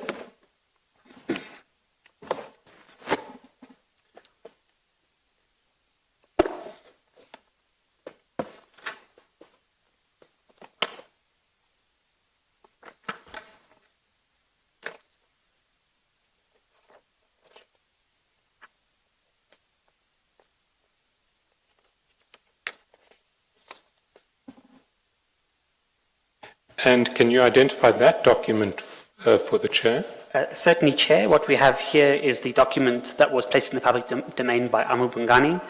It is a statement of account in relation to an account held at Habib Bank Limited. And the owner or the operator of the account is identified in the top left corner as Tequesta Group Limited. And it provides the address for Tequesta Group Limited as flat A 15P F Hillier, which, if we cross-reference back to the Hong Kong company registration documents, is the registered address for Tequesta Group in Hong Kong. And it provides a statement of account in relation to the account number 2012-777-169-8603. Then can I ask you to go back to page 272 of Bundle A.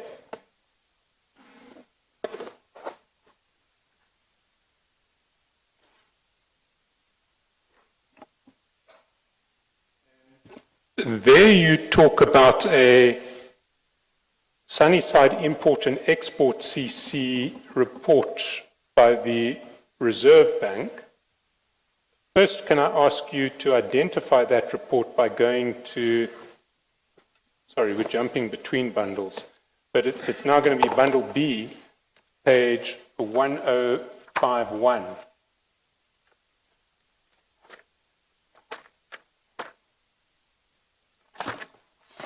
Just the page again, Mr. Chair. 6B, 1051. 1051.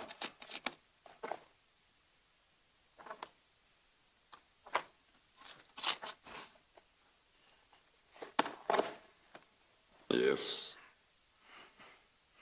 And can you identify that document to the Chair? Certainly, Chair. This is a memorandum drafted by Mr. K. Naidu, who is the Deputy Governor of the South African Reserve Bank Financial Surveillance Department. The date of the report or the memorandum, apologies, is the 10th of March 2016, and it is a proposed forfeiture. The memorandum refers to proposed forfeiture of money to the state in terms of the provisions of Regulation 22B of the Exchange Control Regulation, Sunnyside Import and Export Closed Corporation, and then it provides the registration number for Sunnyside Import and Export. And so this dealt with exchange control violations by Sunnyside. Can I ask you to turn to page 1060 of the same bundle, and can you identify that document for the Chair?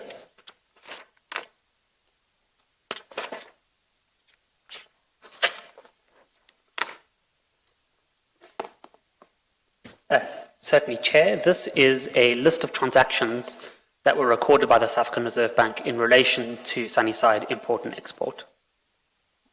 And those are cross-border transactions. That's correct. These are payments from Sunnyside Export out of the country. Can I then ask you to turn to page 1093?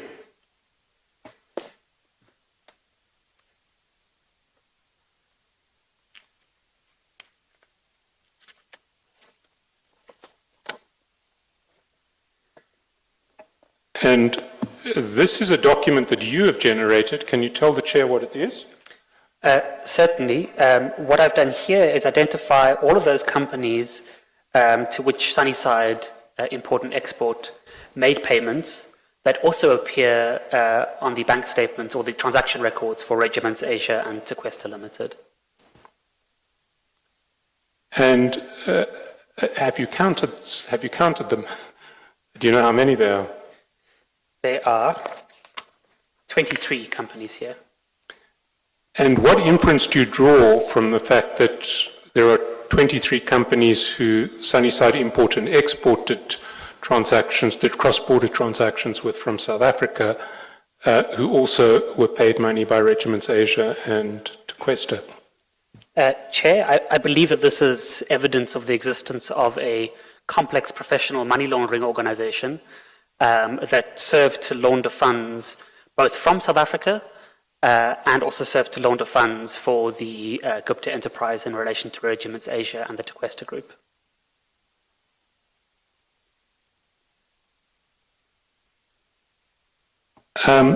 You've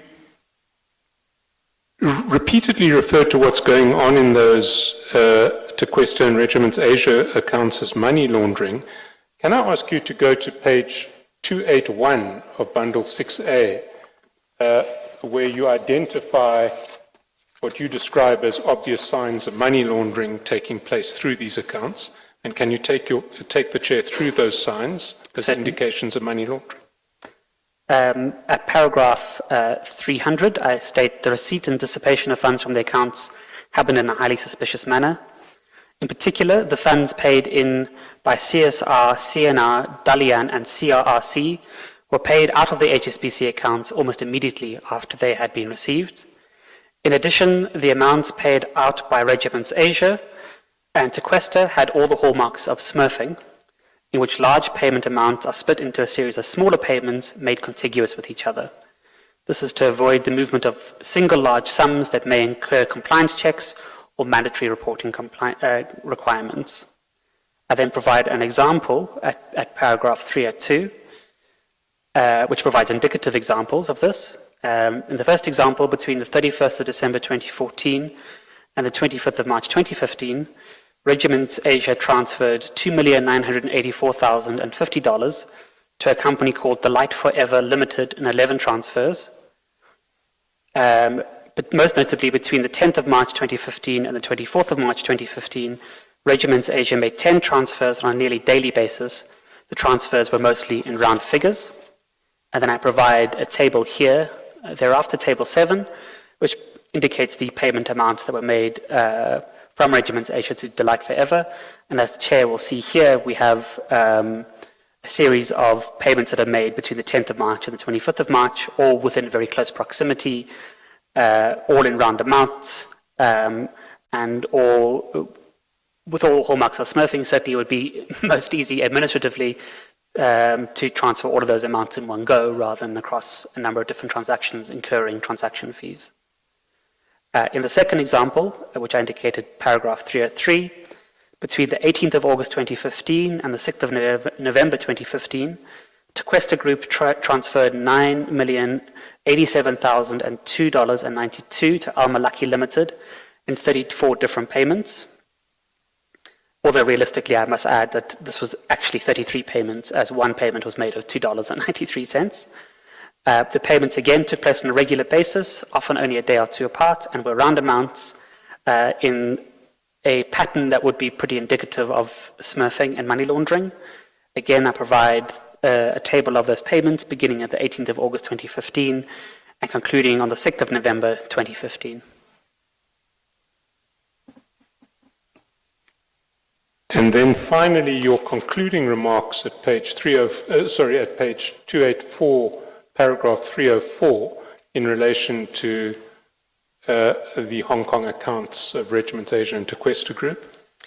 Certainly, I say at 304, I say based on the above discussion, the following facts can be confirmed. At paragraph A, Regiments Asia and Tequesta Group were paid $145,177,186.91 by CSR, CNR, Dalian, and CRRC, seemingly after it was decided to jettison the use of World's Window Network to launder kickback payments. At B, Regiments Asia and Tequesta Group were incorporated in Hong Kong shortly before receiving payments from CSR, CNR, Dalian, and CRRC. The Gupta Enterprise associate Salim Essa was the sole director of both Regiments Asia and Tequesta Group until 2016, after which he was replaced by Ashika Singh, another Gupta Enterprise associate. The amounts paid into Regiments Asia and Tequesta Group were immediately dissipated out of these accounts. The payments made out of Tequesta and Regiments accounts were made to 1. A small range of individuals, 2. A large number of Chinese registered textile, clothing, bedding, or consumer goods manufacturers, many of whom are shown by public customs data to have made shipments to South Africa, or alternatively, to have at least reported such shipments to Customs Authority in China. 3. A large number of Hong Kong registered shell companies, all taking the same corporate form, and none of which have any notable online profile.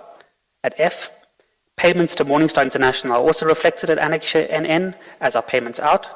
These records show that only 5 companies received payments from all of Morningstar International, Tequesta Group, and Regiments Asia, namely Alma Lucky Limited, Success Stand Limited, Meridian Warrior GL, Flybridge International DMCC, Celotus Co Limited. At 305, based on the above facts, I believe it is reasonable to infer that A, the payments made to Tequesta Group and Regiments Asia by CSR, CNR, Dalian, CRRC were, in whole or part, actually made for the benefit of the Gupta Enterprise. B, Tequesta Group and Regiments Asia were created specifically as vehicles to receive and launder funds paid to the Gupta Enterprise by CSR, CNR, Dalian, and CRRC, and receive and launder funds from Homix. C, the Gupta Enterprise, through Tequesta Group and Regiments Asia, paid funds to at least two identifiable money laundering networks, which may or may not have been linked, namely the Hong Kong Shell Company Network and the Chinese South African Consumer Goods Export-Import Network. D, Morningstar International, Tequesta Group, and Regiments Asia all participated in the same money laundering network, as shown by payments made by all 3 to the same 5 entities. Thanks, Mr. Holden. I realize we haven't taken you. Some of those conclusions are based on material in your report which we haven't actually addressed in these hearings, but I think we've done quite well for tonight. So I'm not going to ask you to go back. Chair, that concludes Mr. Holden's evidence on the kickbacks paid into Hong Kong for the Transnet locomotives contract. Tomorrow we will be dealing with the kickbacks paid to CGT and JJT and the World's Window Network at an earlier stage. I understand that the Eskom evidence tomorrow may in fact finish earlier than anticipated. So would you like us to be on standby from 2 o'clock? I would like you to be on standby for earlier than today, but I'm not sure how long. I think if you speak to Mr. Selega, he might give an indication whether 2 o'clock would be the right time. He was suggesting that 2 Okay, o'clock would then that be a would sensible time. Then that would be in order, yeah. That would be in order, yeah. Okay, all right. Thank you, Chair. Thank you very much, and thank you to everybody for working late. So we shall still be here tomorrow. Hopefully not until this time, but if it has to be, it has to be. But thank you very much, Mr. Holden. Thank you, Mr. Chaskowson and your team. Thank you to the staff. We are going to adjourn for the day. We adjourn.